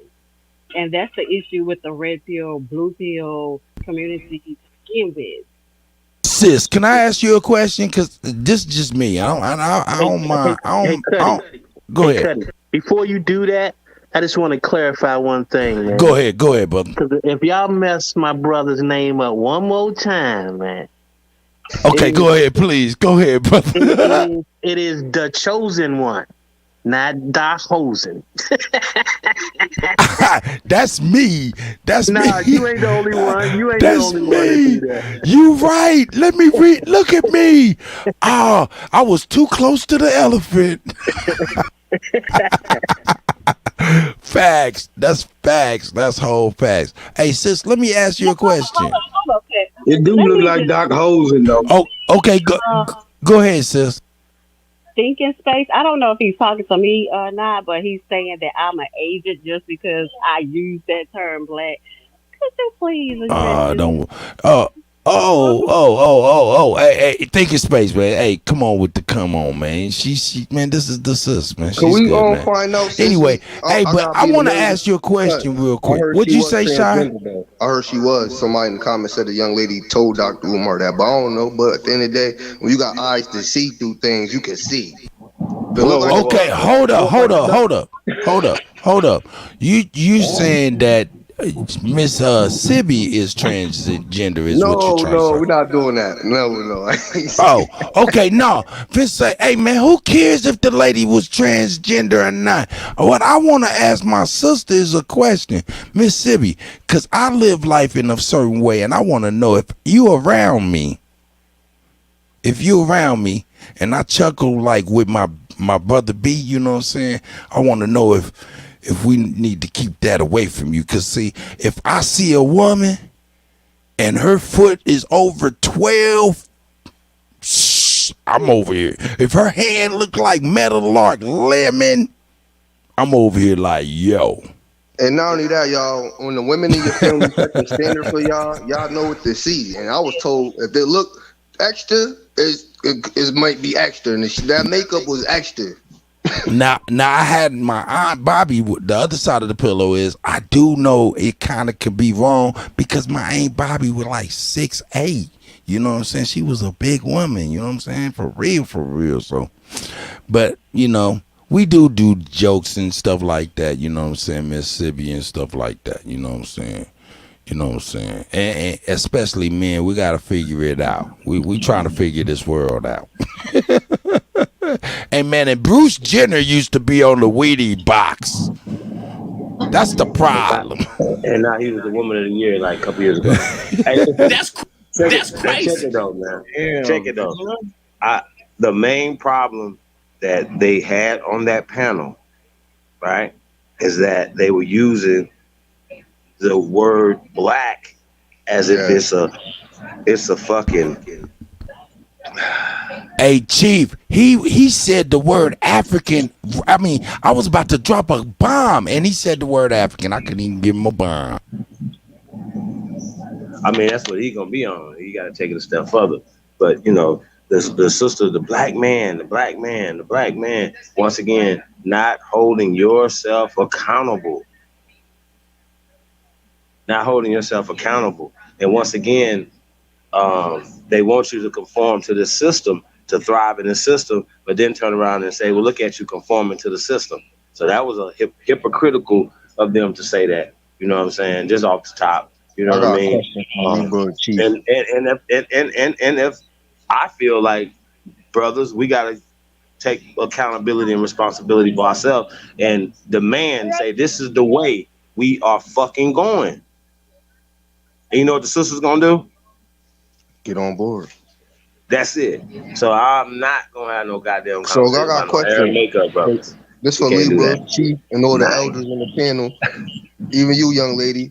If now that we doing these lessons and stuff, and the people waking up, once they find a true identity, do you think these problems and social constructs will be a issue if everybody knew their true identity? Because like you said, it's black. Ones who keep saying black don't know who they is. And they lacking something. Well, let me. Okay, you want to say something, Steve? Go ahead.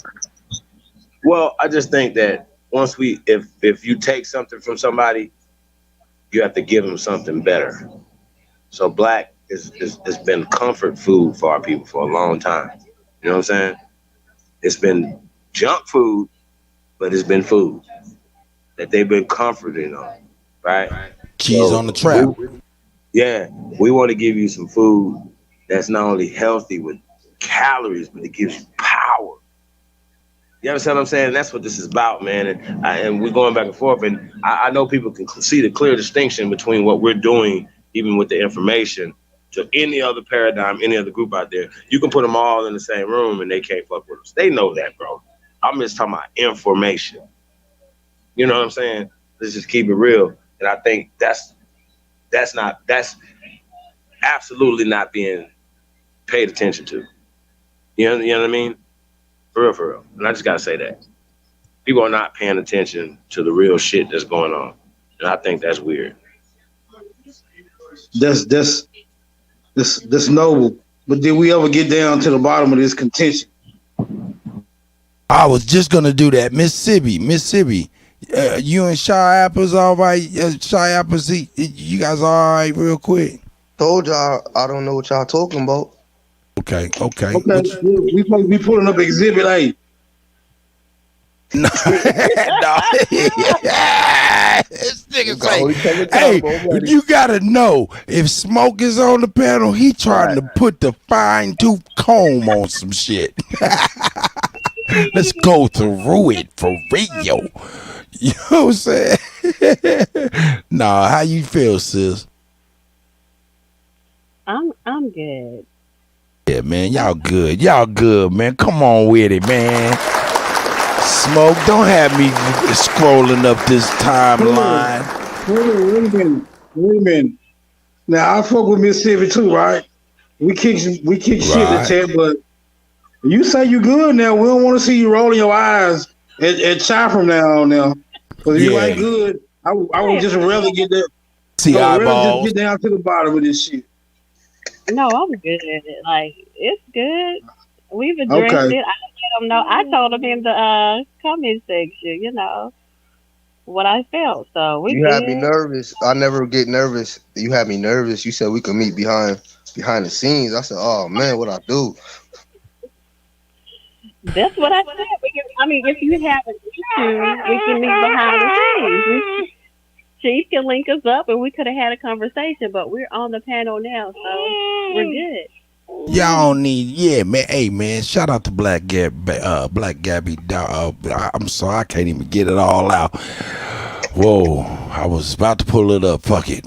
Anyway, hey, check it out, man. Y'all good, man. We gonna get up off that there, cause oh, hold up. We done went up by 8 and man, y'all done gained us some views, some viewers and shit with y'all mess. Y'all mess. Nah, y'all, I'm just playing, man. Y'all good, man. Sometimes we get off on the wrong foot, man. For real. But Libra, I ain't hear nothing. Yeah, we're gonna lighten this up. I wanna share something. Hey, in fact, no. Libra. Yeah, you was gonna speak after Chief. Go ahead, brother. Yeah. So basically, it's like this, right? That's just part of the problem, right? Because in order to fix things, you know what I mean, you got to start with a solid foundation in order to build on. You know what I mean? So once we can get people on a solid foundation, then we can begin building. You know what I'm saying? So that's the difference. Because the mind state that our people have now, that nothing belongs to them. Yes. You know what I'm saying? And you can't respect anything that belongs to, you know what I'm saying? Like if you never had nothing, you never own nothing, you're not going to have the same respect for shit. You know what I mean? Right. Like a nigga's not going to piss on the side of his own house. You know what I'm talking about?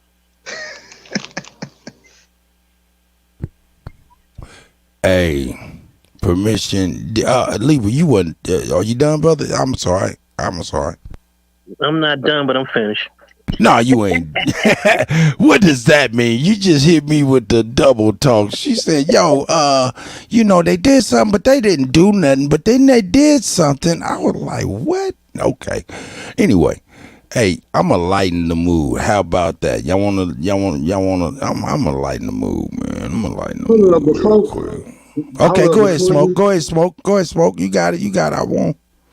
I was just going to say, before you mellow us all the way out, somebody need to mute up. I'm echoing. Oh, that was me. Yeah. Oh, my bad. You know I like to be professional with this shit. Yeah, man, that's me, man. I got a button, man, and I'm sorry. That's me. Go ahead, brother.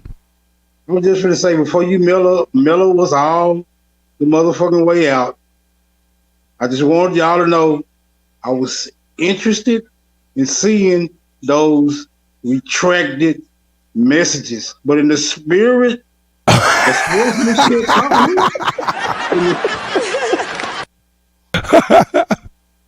in the spirit of sportsmanship, hey, she said she was cool, so like, Let it go. Go on with your mellow. Go on with your mellow.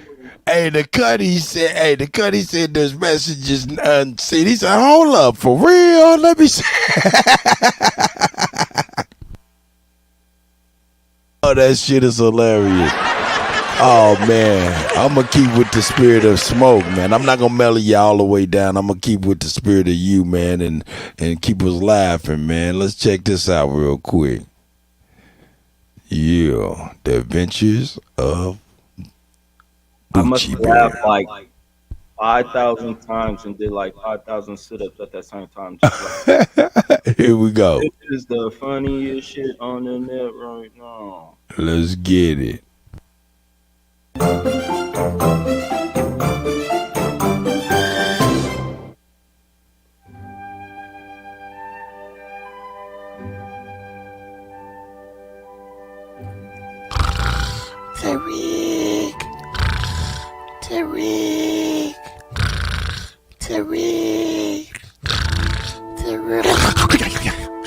Oh, wow, I really must have overslept.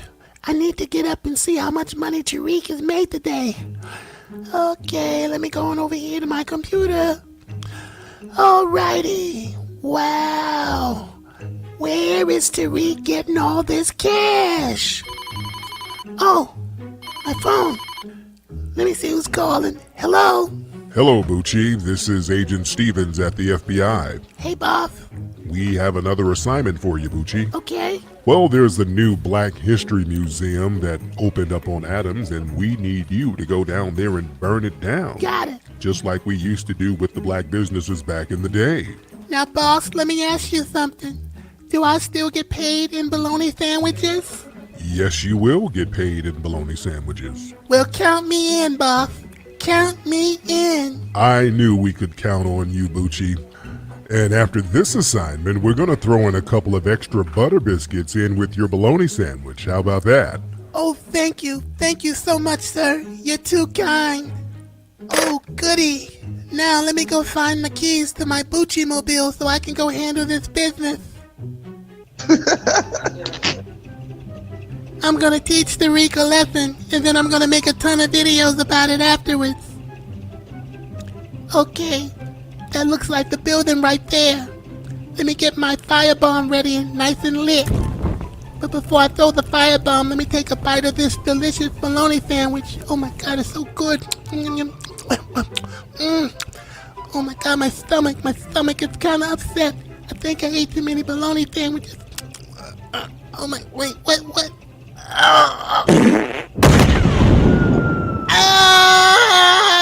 no, Tyree!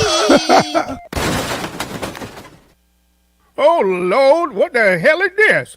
It's a burnt up bear. Get yourself on out of here. Where my bear spray? I need some milk. It's Tariq's fault.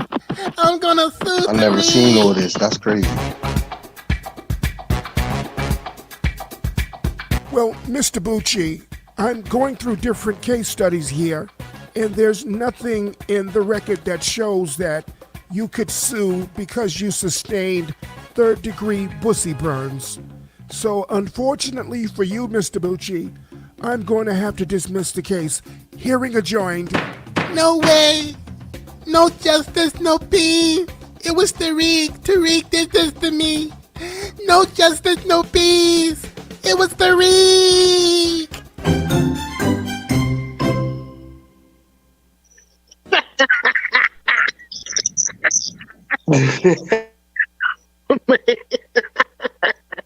Yo, that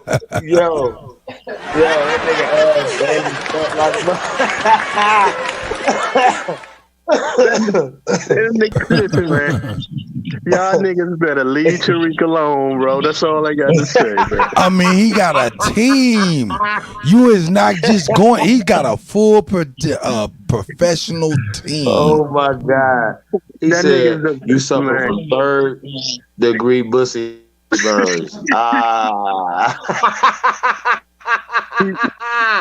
I give him the award, man. He the best that ever done it, man. Yes, he definitely gets the roaster of the year award. He definitely got the belt right now. That's for sure. Yeah, he definitely got the belt right now, y'all. Gotta get to it. The adventures, and then y'all told me this was a real person. I ain't never even heard of him before. Well, he responded. What's his name? I put it. I got it. Hey. Strikes back. All right, let's go. Now we're not gonna listen to all this madness, but we want to see. But I want to see who this is. You said Pan African. Strikes back. Oh yeah, I see. Listen, he's been on the panel before. Facts. Right. Got the attention he was waiting on. Wow, he is blowing up too. He struck back when? Today, you said? You said he struck back today? Oh yeah, right here 2 hours ago. Oh man, well I ain't subscribed to this. Bucci's Revenge. Bucci's Revenge. Oh, Bucci's Revenge. Hold up, man. We going in. Exclusive. I'm gonna have to roll out, y'all. I'm gonna catch y'all. Oh man. Man, shout out to Libra son, man. Appreciate you, big bro.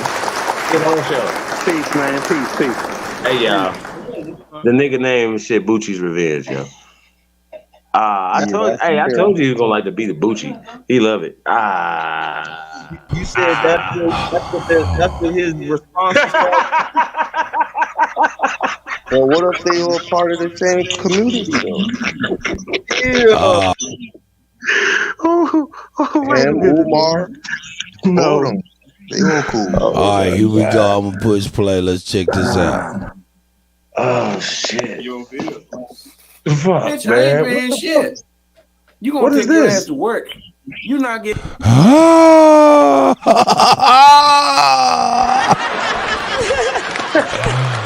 Oh God, bless Ike Turner. Shit for free, nothing. You know what I'm saying? You can't even suck my dick without doing some work to do it before you suck my dick. You feel what I'm saying? This is school night, right? Sucking my dick is a privilege. It is not a right for you.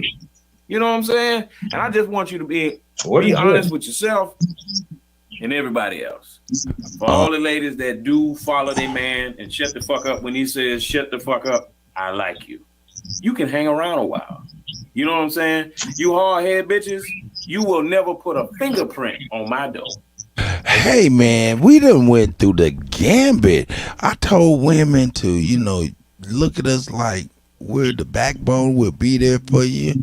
Then I end up showing chaos because I wanted to show, what we had opposed to what's out there that we know is out there. Then we got this guy talking crazy. Is he talking about Bucci's Revenge or something? I don't know. It's an intro for the Bucci's Revenge or something. Let's check it out, man. I don't know. I'm mute. You know what I do, man? Because I'm with the shit. Yeah. I thought that was polite. That's crazy. Shit. I put my face on the bit, bro. Brick. I'm with the shit. I want your big. I'm gonna get money, everything. I'm getting rich. If me and this dude go at it, you're gonna have a lot of people who are gonna come in and try to act like somehow whatever Tariq do is a victory for them. You guys are the hoes in this situation, right? And so right now, Tariq, if you know anything, before you get to the pimp, the hoes is gonna try to deter you, right? They gonna, you get into it with a dude, he got a couple hoes on his line, they gonna start trying to talk trash, they gonna start trying to disparage you, they gonna try to do anything in their power to run interference for their pimp, right? So when you talk about Tariq, you guys gonna have to understand there's gonna be some hoes in the mix who gonna be trying to take their high heel off and jump in front of you to defend their pimp, right? So what you gotta Tasco, do I need to skip some more? master your Jedi skills so that you can just go right past these hoes. Cause they just and you just gotta walk right through it and get to the meat of the situation. You know what I'm saying? Pause. You gotta get straight to the nitty gritty. Okay. So what I want you guys to do is I want you guys to not be deterred, right? Because I come from a long line of real pimps. Okay. I come from a long line of real pimps, so I know all about this game. So I can recognize a hoe when I see one. And it's a lot of hoes out here. There's a lot of people who just want somebody to pimp them. You know, like that dude said, listen, man. If you speaking in third person? We got a lot of people in this community who talk a good game. They want a leader. They want somebody who's honest and real and down to earth. That's like a woman who says she want a good man. But we all know she lying deep down inside. She just want a pimp because she already knows she's a hoe. Okay? And a hoe is going to be a hoe for real. And that's what these people in these comments is right now. The people who come into this channel, Tariq, you're hating on Tariq. But one thing about all hoes, they never going to get nothing except they purses snatched and a Swiss kick in the ass. He want to be flex bottom. This is exactly what these people are getting. These people are literally celebrating the acquisition of a museum that they're never gonna You are celebrating, Bucci. where they do that. He don't even know Tariq. Celebrate some shit that they're never gonna see. A hoe. Go talk to a hoe. Just find a random hoe in the city. Be like, hey, so what's your portfolio looking like? A hoe is going to begin to immediately tell you everything that her pimp got. We got houses, we got cars, we got this, we got that. No, he has that. What do you have? What do you have? And you know what she have? A motel room to sleep in every night. If she manages to make $100, she got to make at least $500 for him to spend $80 on a room. Right? He buy her a hamburger every night so she can have some type of sustenance. And she has and the only other thing she has is to go out and recruit more hoes for her pimp. Listen, if you know anything about pimping, there's a phrase that Blueface always used. Blueface bleed him. Chief Warrior, your mic's not connected because everyone else can hear me. You said Blueface? Is that what he said? Yeah, bro. That's when you know he capping. Ain't he one of them new rappers or something? He using a pimp line from Blueface. That tells you what type of mindset he got. Yes, sir. Ain't he one of them new rappers within the last 4 years, something like that? Just fine. Right? But I'm telling you, if you look at the situation, this is exactly a pimp whole situation. And gassed him up, he described this the best when he said Tariq is a guerrilla pimp. He's going to dog out his followers as much as they can. He's going to dog out his followers as much as he can. He going to bleed them. That's the whole thing about this situation. Hold on, let me double check this. Testing. Ain't a gorilla pimp one of them ones who hit niggas in? Testing. Oh, my mic. I see what y'all said. I see what y'all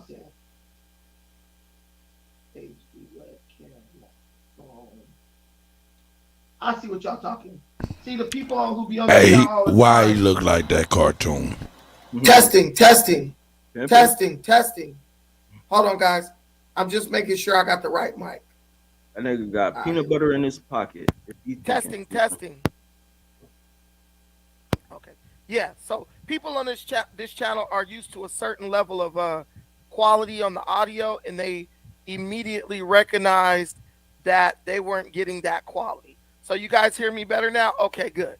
So if you know anything about a hoe, guys, the pimp is gonna bleed them, and this is exactly where FBA is right now. They're in the bleeding phase of this.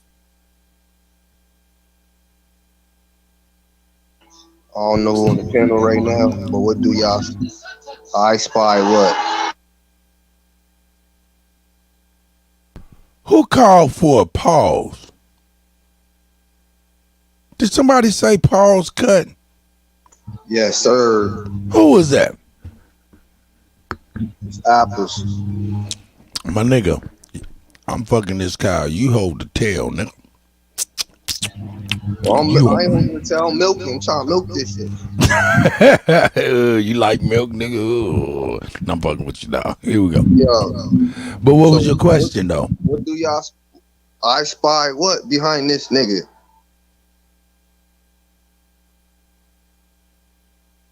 You talking about that building? It says Hidden History Museum.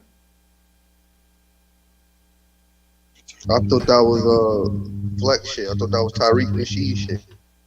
Yeah, I think that's one of his pictures of the museum that he, like a prototype picture. Oh, okay, but that's the point I'm trying to get at. It seems like he's doing promotion. Yeah. You get what I'm saying, y'all? You are Tariq's hoe.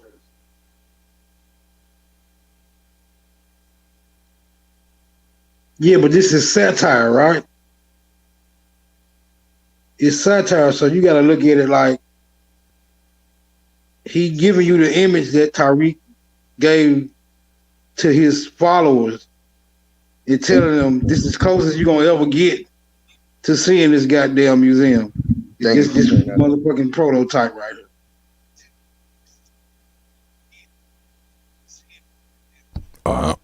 Yep, I see y'all. I'm going to proceed, all right? Carry on. Pimping.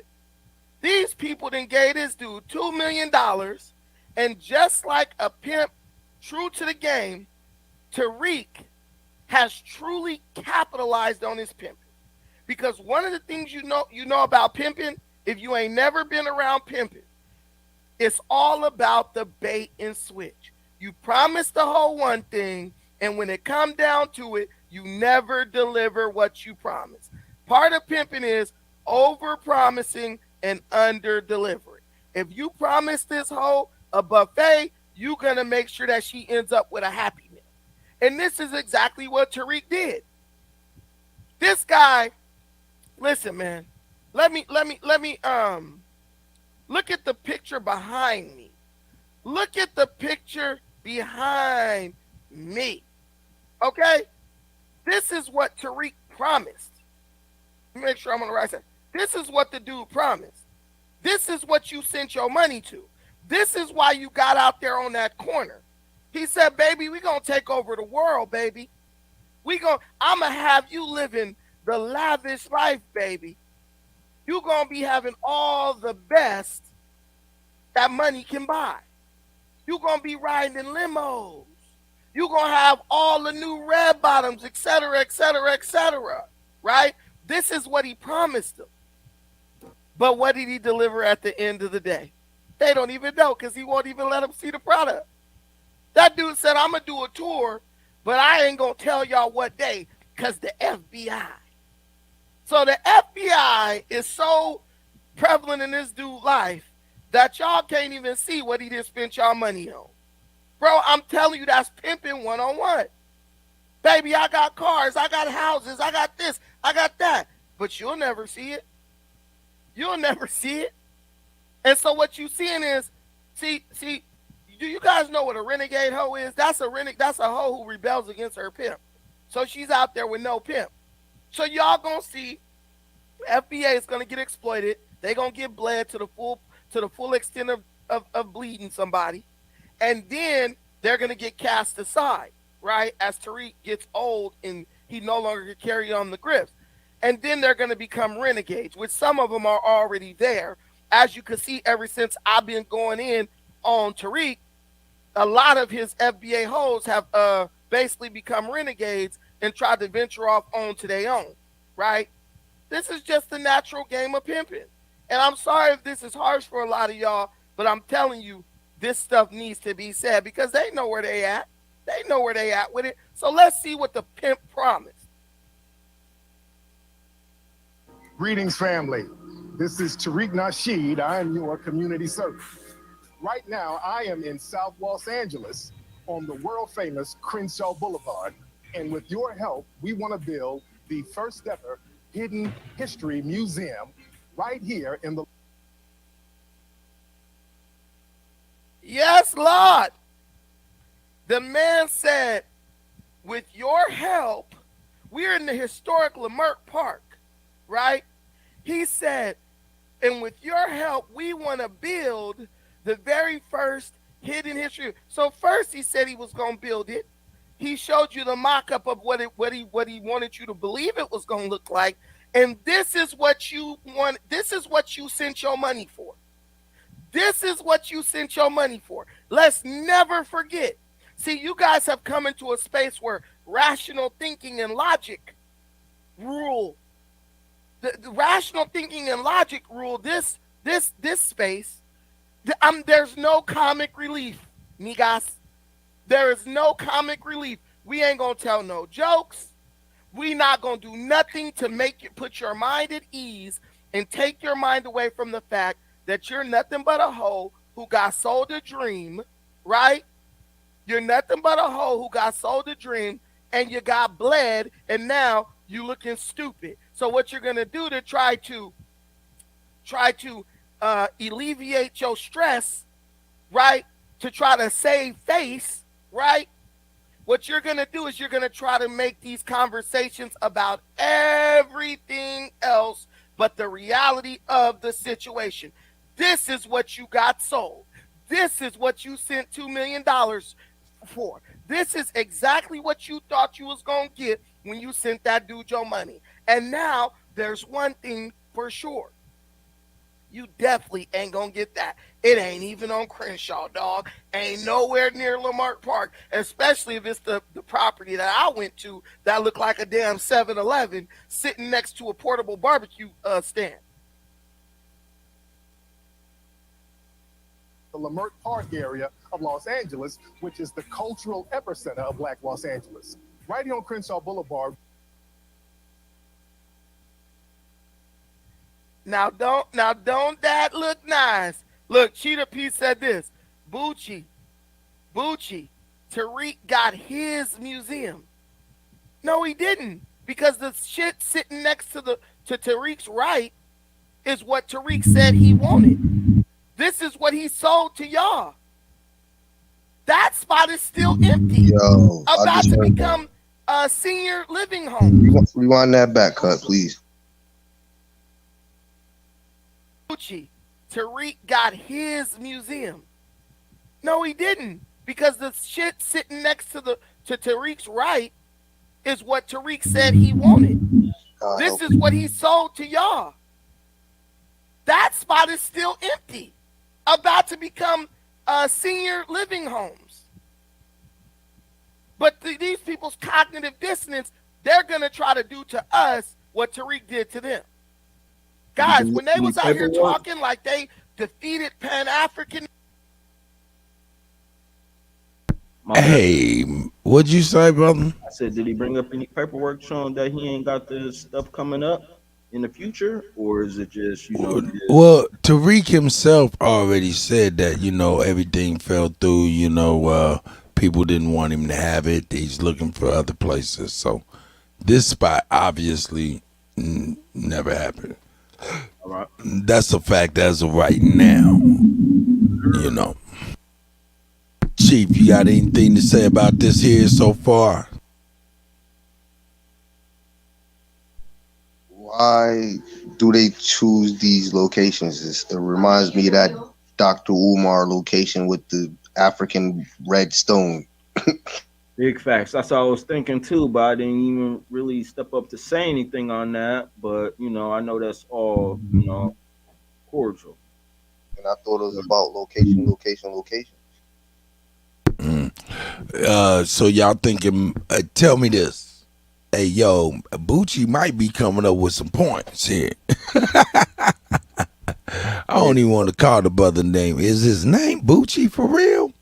For what he has seen this morning, hell yeah, he got to come up with something. Now, I mean, you know, like he said, Tyreek was out there gorilla pimping. What niggas did he beat up? What hoes did he really beat up that he got locked up behind? I'm not capping for nobody. I'm just saying, you know, this conversation, you know, like, you know, when he bring up shit like that, you got to have the receipts. You know, you got to back it up. I don't know shit about shit on what, you know, Tyreek's life is and what Brandon's life is. You know, like, I'm just learning with y'all. So, you know, when I hear some of this stuff, even like with Umar Johnson, you know, when I was listening to Umar Johnson back early in the day, I don't know, like 2005, 2006 or something like that, when he was saying he was coming out with a school, you know, I was in my kitchen drinking coffee, you know, listening to him on AM on this guy named Warren Ballantyne's station. You know, and that's when I really got heard of, you know, Tyreek and Dr. Umar Johnson at the same time. That's how I learned about them guys off of Warren Ballantyne's show that come on AM channel up there. I'm from Seattle, so you know I'm far away from everybody else. You know, and the shit that I hear and learn, man, if it wasn't for the internet, man, we'll be fucking clueless. You understand me? But my ancestry tracks back down to the South, so learning about what these guys are doing in the South, East Coast, Midwest, you know, this is why I stay tuned in. You know, up here in Seattle, shit is way different than everybody else. You know, everybody else be like, "Oh, y'all niggas so far away, y'all don't know what's going on." But me, my apprentice, man, I stay tuned in. If you go ahead, press play. You know, my bad. You good? You good? When they was out here talking, yeah, what y'all got? Boy, they thought they was gonna be looking at something nice. They thought they was gonna be looking at something real nice. This is what they thought they was gonna get. This is what they thought they was gonna get. This is what they thought they was gonna get. But in reality, they got finessed. They got finessed. And what they're going to do to try to deflect from the fact that they got finessed is they're going to try to crack jokes. This is the traditional response of the FBA degenerate. When I get screwed over, I'm just going to have to laugh it off. You ever heard the saying, you got to laugh to keep from crying? This is what FBA is doing. This is what FBA is doing. Now y'all leader is having a homoerotic conniption about me. About me. This dude didn't fell in love. He didn't grifted y'all and fell in love, and y'all still standing there looking stuck on stupid in suspense. Thank you for the super chat, Cheetah P. Thank you. This is what, bro. Cheetah let me finish playing P. this hustle. Right here, there's an empty lot for sale, and it's in the perfect.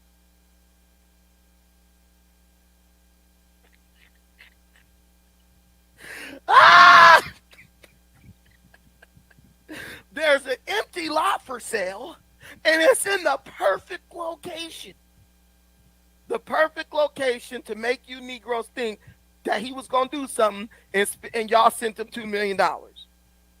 And it's in the perfect location. I bet it is, T-Dog. I bet it is, T-Dog. It's in the perfect location for you to never plan on buying it, but still get a bunch of idiots to send you $2 million. And now they trying to laugh it off. Ain't that about nothing? They trying to laugh it off. We don't play those games. Not over here. You can't take our motherfucking money and try to laugh it off without delivering. The man overpromised and underdelivered and never, ever, ever, ever, ever planned on buying that lot.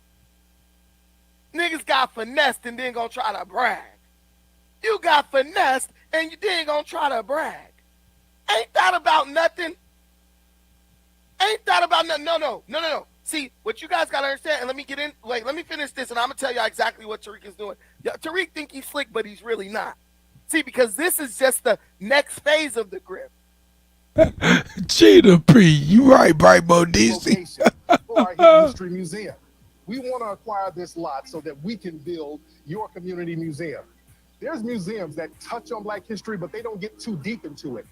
This will be the first grassroots owned and controlled Black history museum in the world. In our museum, we want to touch on a lot of things that are not. Hey man, may not like the brother, man. This brother here, but man, there ain't no museum, bro. Ain't no museum Let me tell you though. this right now. If it's the spot that he was talking about over there on Adams, there's no way it can look like this inside. That thing looks like it's supposed to be a 7-Eleven. A real estate company was using that as their office. Just to let you know, and some Mexicans was using it as a little storefront church. Okay? The man said it's going to be grassroots owned and controlled. Let me tell you what that means. You niggas are going to be footing the bill for this space for the next 30 years. While he rents it out as probably an event space or something like that, because there's no way he's going to be able to put anything worth somebody paying money to see in there. This is why it's grassroots owned and control. But let me ask y'all a question, because I'm a thinking man, and I didn't been thinking again. If it's grassroots owned and control, how come y'all don't know where it's at? I want one person who's FBA in this room right now to send me the address of that museum. You can't. But I thought it was grassroots because Tariq came in with total transparency. That's how he got y'all money. See what I'm saying? Tariq came in with total transparency. That's how he got y'all money, right? Hold on. I'll tell you right now where it's at. That's how Tariq got y'all money. He came in making you think that he was going to be telling you everything that's going on. You were going to be a part of the process. Soon as he got your money, everything became a secret. Soon as he got your money, everything became a secret. As a matter of fact, didn't he say if he wasn't able to acquire that building, he was going to give you guys your money back? But you didn't get it. But you didn't get it. You didn't get it. This guy did a mock-up of a bunch of pictures of a bunch of people. Wait a minute. Let me tell you this. This is the funny part. Pan-Africanism is dead. But the guy got a wall full of nothing but Pan-Africanist people. But Pan-Africanism dead. So basically what you got, and I hate to really sit and talk about this stuff because it really just shows you the ignorance and inconsistency in what this dude says and what these people believe, right? So they're going to go to a hidden history museum and look at a bunch of history about something they're saying is dead. Because there's no way our history is literally tied to Pan-Africanism like this. You see, he had a picture of Dr. Amos Wilson on the wall. Dr. Amos Wilson is a Pan-Africanist. Right? So what are you guys so you guys about to go look at some stuff, some pictures about something that's dead? Pan-Africanism is dead. But y'all about to go look at a picture of it though. Pan-Africanism is so dead that y'all didn't spend $2 million. Hey, I was gonna say I ain't seen the eyeliner, but I thought his eyebrows was cropped though. That's what I thought. To build what will inevitably, if he even opens it up, is that, which I highly doubt, to go build something that's going to be nothing more than a shrine to Pan-Africanism. This is what I'm saying. Pan-Africanism is so much a part of who we are as a people. There's no way you can get away from it. So if you try to get away from it, you're just gonna look stupid. Ow. You're just gonna look stupid. Ow. That's the reality. No, it's not. That's it. Sorry. But y'all talking about Africanism dead. But y'all about to build a shrine out to Amos Wilson? Y'all about to build a shrine out to Francis Cress Wilson? Bro, make it make sense to me. Make it make sense to me. If okay? they updated their research, then they would know. Make it make sense to me. But they're going to build a shrine to Pan-Africanism, but Pan-Africanism is dead. Okay. So why are you striking I back? understand but I don't understand. That's the reality. Hey man, I do have to be real, and I gotta be real, just like LJ John. Shout out to LJ John. Hey man, I seen the man get like 20,000 in like an hour. It was crazy. That man, they ended up giving him like 30,000, some crazy, some ridiculous number. Who, to Brandon? To Tariq. Oh, well, you ain't talking about Brandon, so you know that's not what.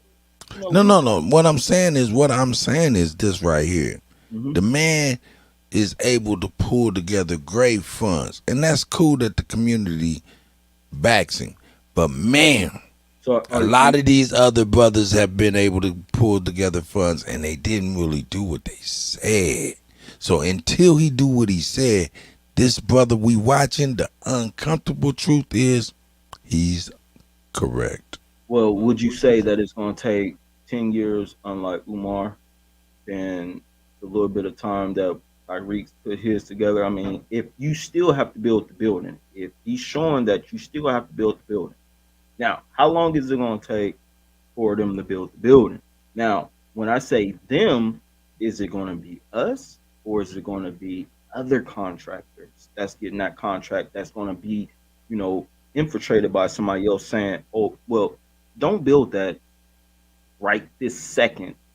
Take time, drain their resource, drain their money, you know, put them on delay, you know, back order their orders that they got, you know, put them on the back burner.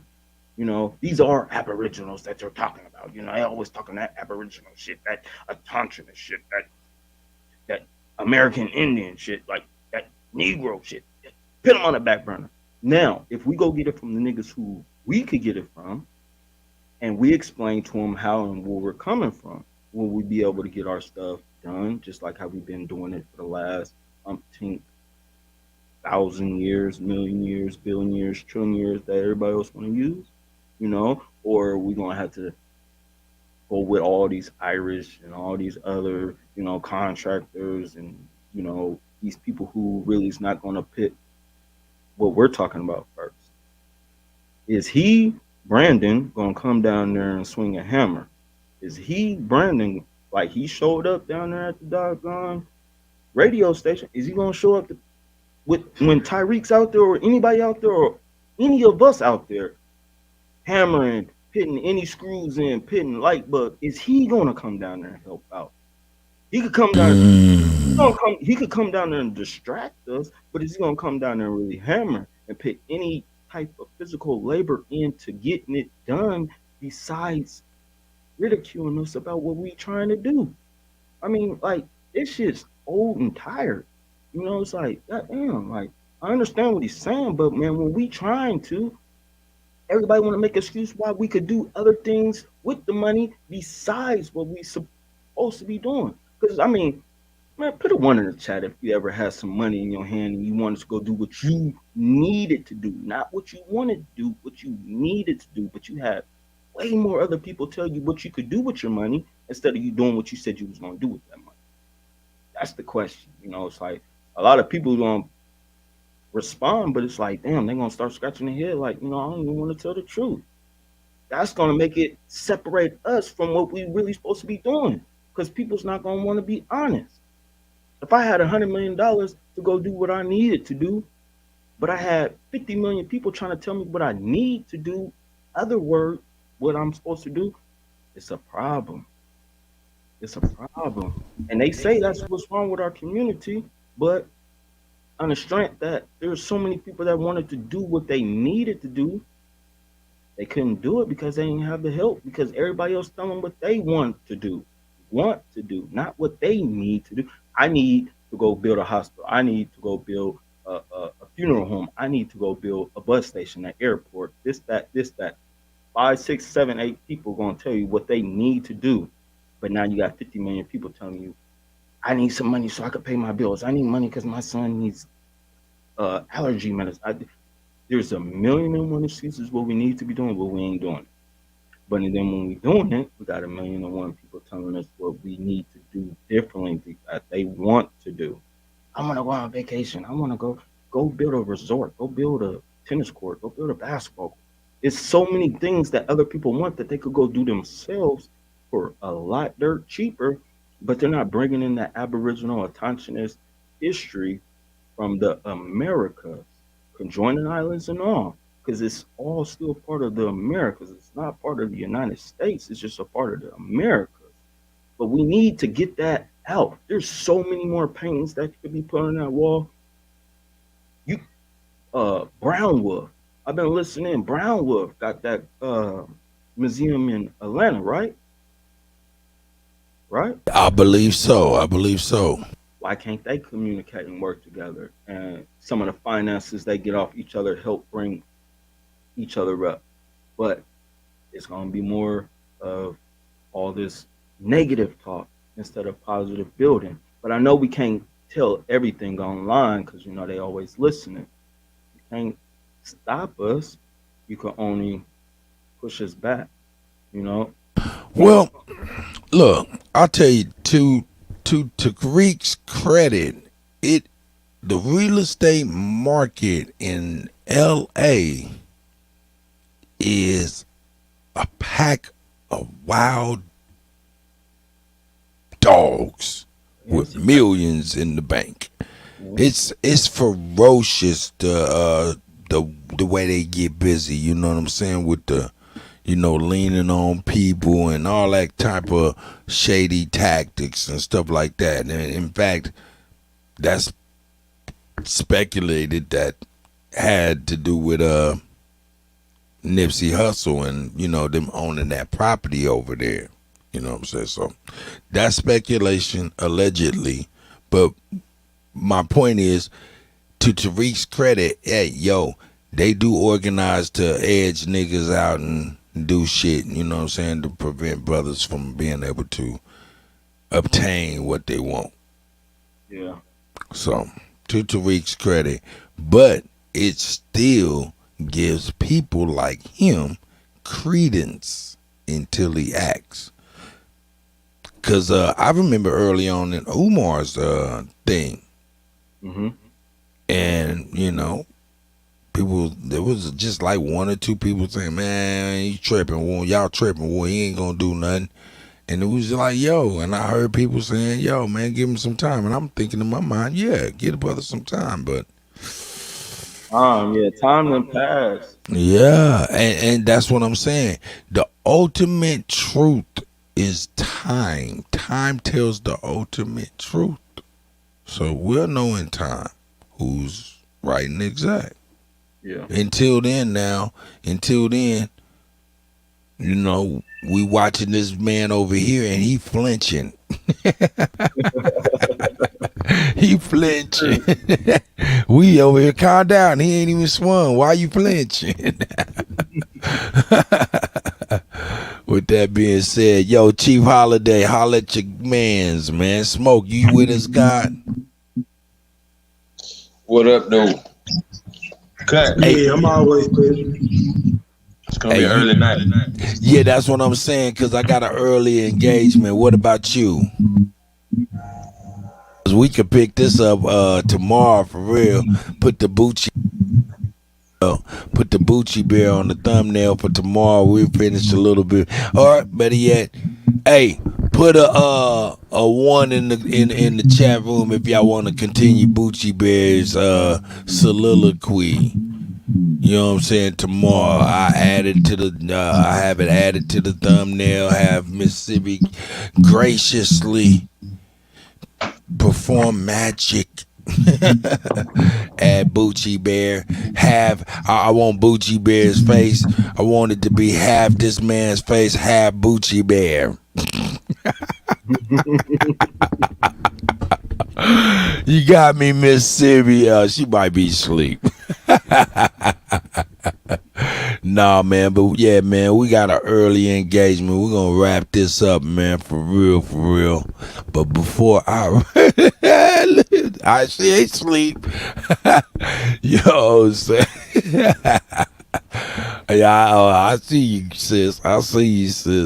But yeah, man, we'll continue this tomorrow, man. But you know, hey, I gotta at least let a song go, man. But Chief, before we do this, man, go on in and speak, man. Speak to the gods.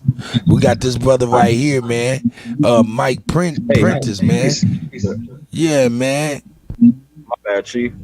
I just wanted to say real quick, I didn't mean to stop the flow of the video, y'all. I just had to get a little 2 cents out just to, you know, let y'all know how I'm coming from up here in the 206 Seattle, you know.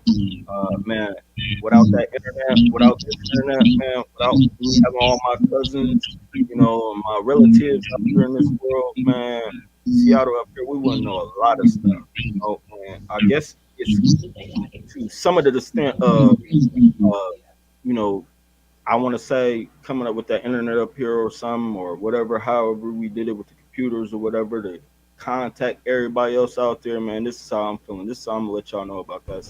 Yeah. Young man, tell me this. You in Seattle, you said? Yeah, I'm in Seattle. Do you have a business or something? Man, I got several businesses. That's what's up, man. Because hey, look, I'm gonna tell you like this. It's none professional, like none of that, like where I have to do all that stuff. I have in-house businesses where I do stuff in my house, like soldering, welding, you know, landscaping. Like goddamn, I'm on one of them aboriginals. I'm over here like, man, I'm gonna be honest with you. Hey, everybody around this nation say different places have the best seafood. Man, I'm hearing and I've always heard Seattle has the best seafood. What I'm saying is, young man, you said nah? Nah. Man, hey man, hold up, man. People that work in McDonald's don't like McDonald's. What, up here? No, I'm just saying, people that work at McDonald's don't like McDonald's. Why? Because they eat so much of it, they tired of it. That might be you with the seafood. I'm not tired, brother. Hey, that's any restaurant. That's any right. Yeah, But man, you know, going back into the depression era and tell me how that food was. right. But what I was getting to was, man, shoot, man, I wouldn't mind getting with you, man. I mean, shoot, man, shoot me some lobsters and crabs, and they throw that stuff right to you from over the counter and shit, you know? Hey, if I had it like that, I probably still wouldn't give it. I got you. I don't even eat it. So, you know, I'm going to tell you it's not that good, but only restaurant up here that I've seen that I've ever ate at when I was eating seafood back in the day, you know, it would have, it was like the crab pot. That's what they call it. It's like, you know, a little table you get, you know, you go in a restaurant, you get all that shit boiled or whatever, steamed or whatever, and they come and pour it on the table. And you just, you know, go ahead and knock it out, crack it out, do whatever you do and smash it on down. But man, that's been like 30 years for me. I probably didn't eat that shit since I was 8, bro. But you know. Hey man, I need some Alaskan king crab, man. I need some motherfucking snapper. Hey, I need some salmon. I need some of all of that. Like that, but I'm gonna tell you like this: it's not like how it is down south. It ain't gonna be like that. Oh no! This is the point. Get the seasoning though. No. Listen, brother. This is what I need to point out to you that I'm over here and Mississippi's in Louisiana. This is what I'm gonna tell you about what you got up there that you need to know. That stuff right there is so super fresh. How you doing, baby? You know, that stuff is so super fresh. You know, I'm just saying, I'm not trying to have them people in Seattle cook my food. I'm trying to get you to give me the freshest product before I can cook the food myself. Now, the thing about the Louisiana fish and all the seafood from the Gulf is, you know, that seafood got an extra flavor. That extra flavor is called crude oil. Ooh, yes, sir. I understand that. But don't think ain't no oil stored up here. Yeah, hey, no. But the difference is about where you at opposed to the Gulf is a cul-de-sac.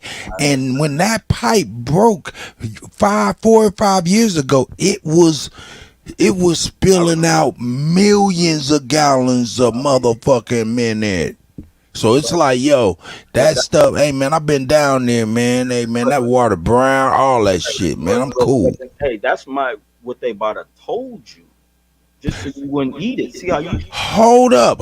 Ain't nobody, young man. I'm not a believer. I'm not a believer. No, I'm just saying. You know how they say that.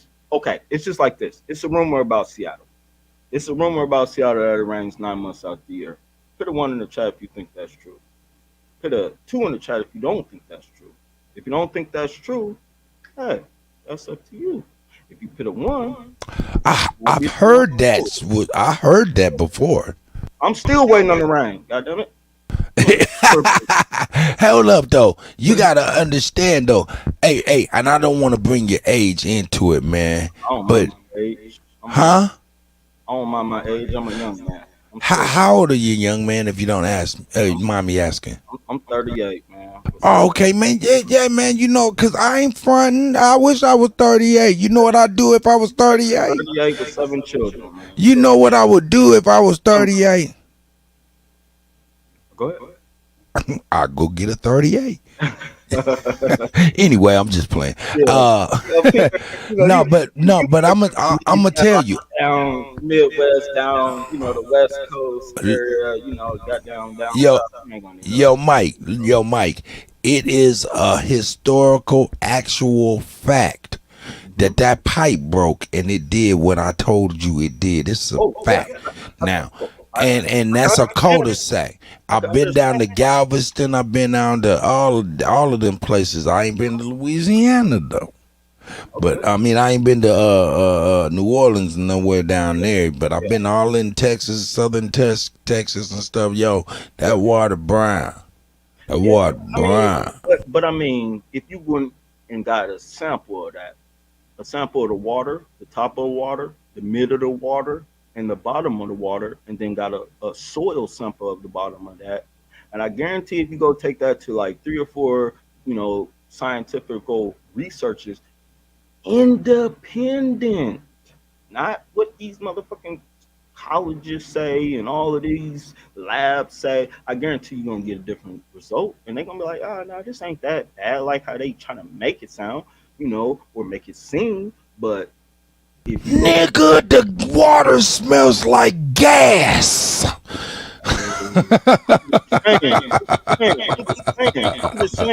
Nah, I'm fucking with you, yo, blood. I'm just playing with you, God.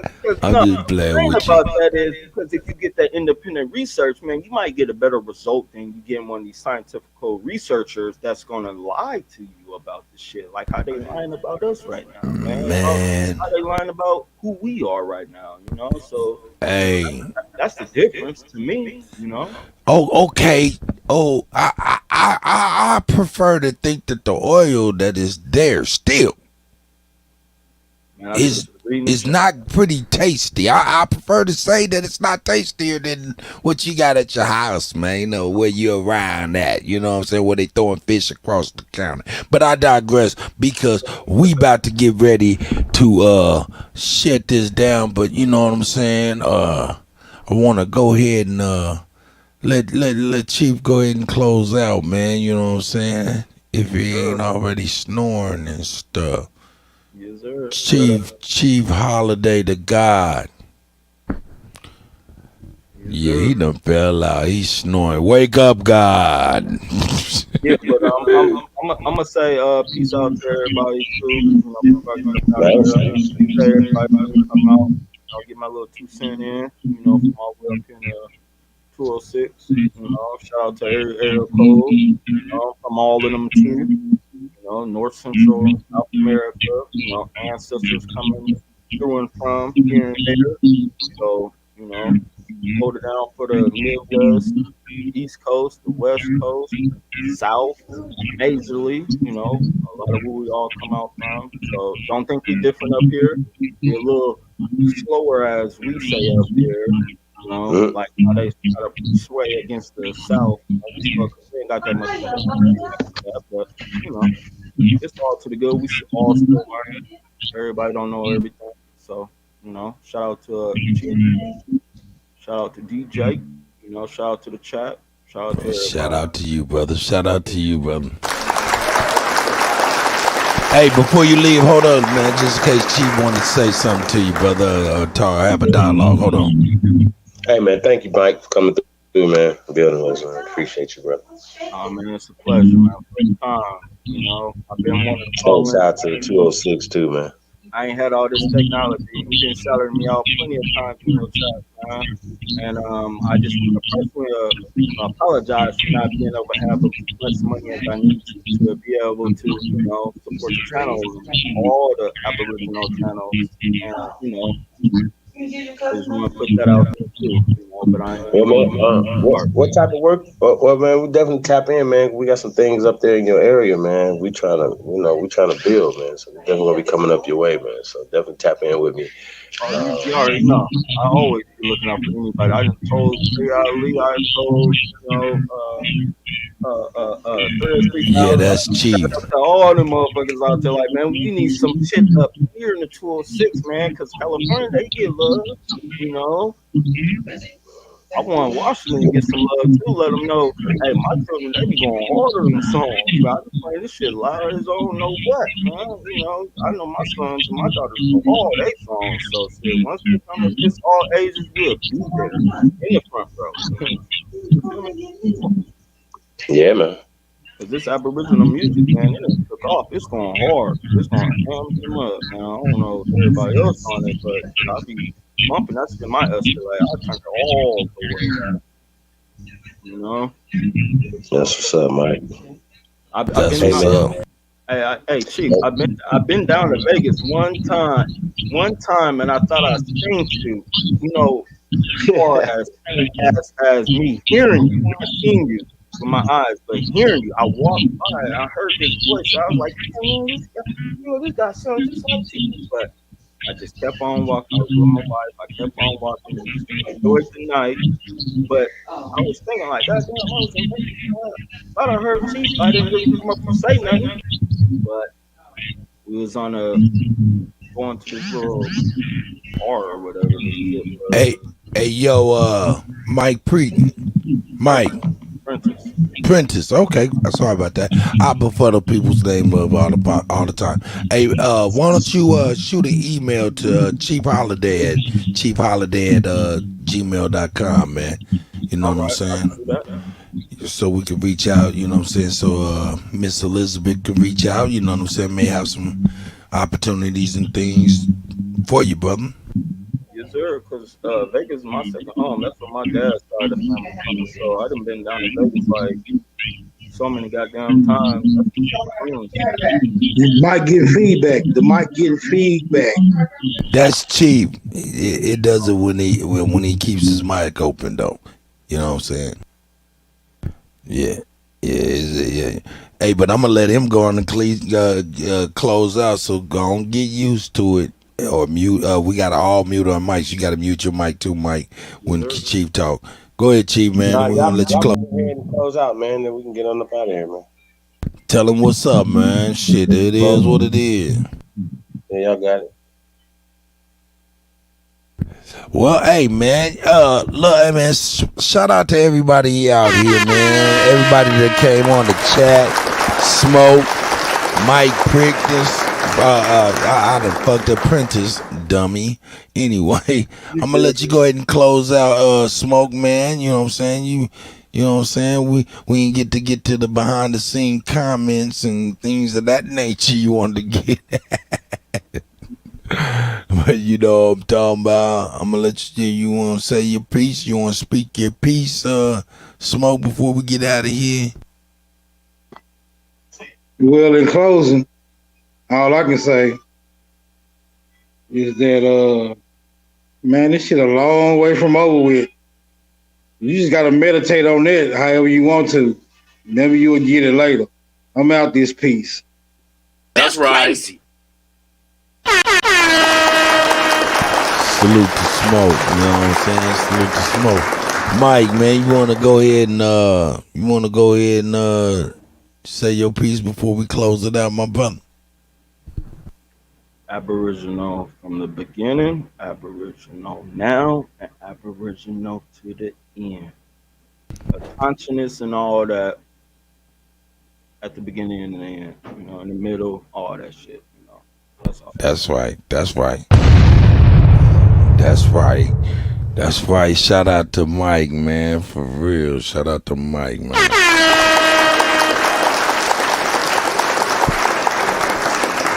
Hey, man, let me think here, man. What I'm gonna do? I'll go ahead and end it with this. Yeah, man. Shout out to everybody, man. I appreciate y'all coming, man. Tomorrow we'll have a better, not a better show. We'll have a full show, and we'll be able to go in and do a lot more than we're able to do right now. In the meantime, I'm gonna go ahead and give you one last commercial, and we at it. I love it. Hey, a lot of people, hold up, where is it at? Yeah, see, being that the R is right next to the T, a lot of people be calling me DJ Kurt. I ain't mad at this. I do it too sometimes. But shout out to everybody, man. We appreciate y'all, man. We run this last commercial and we out.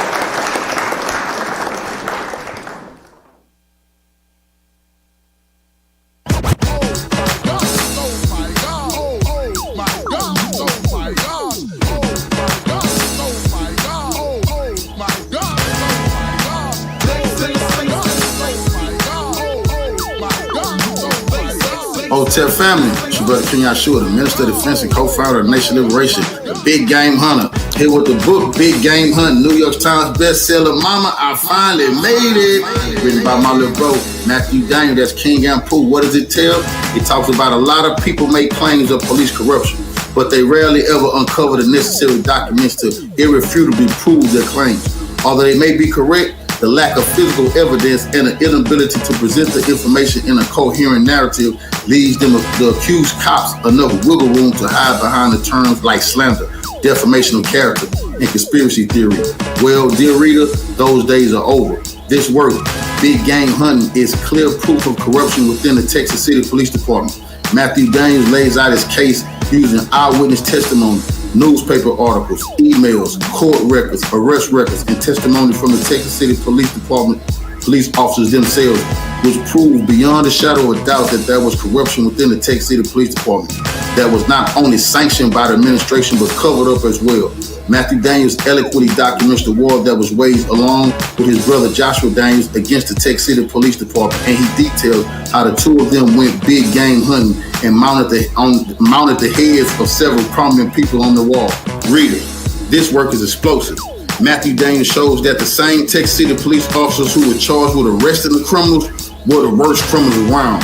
This definitely is a must read. Big Game Hunting. Mama, I finally made it!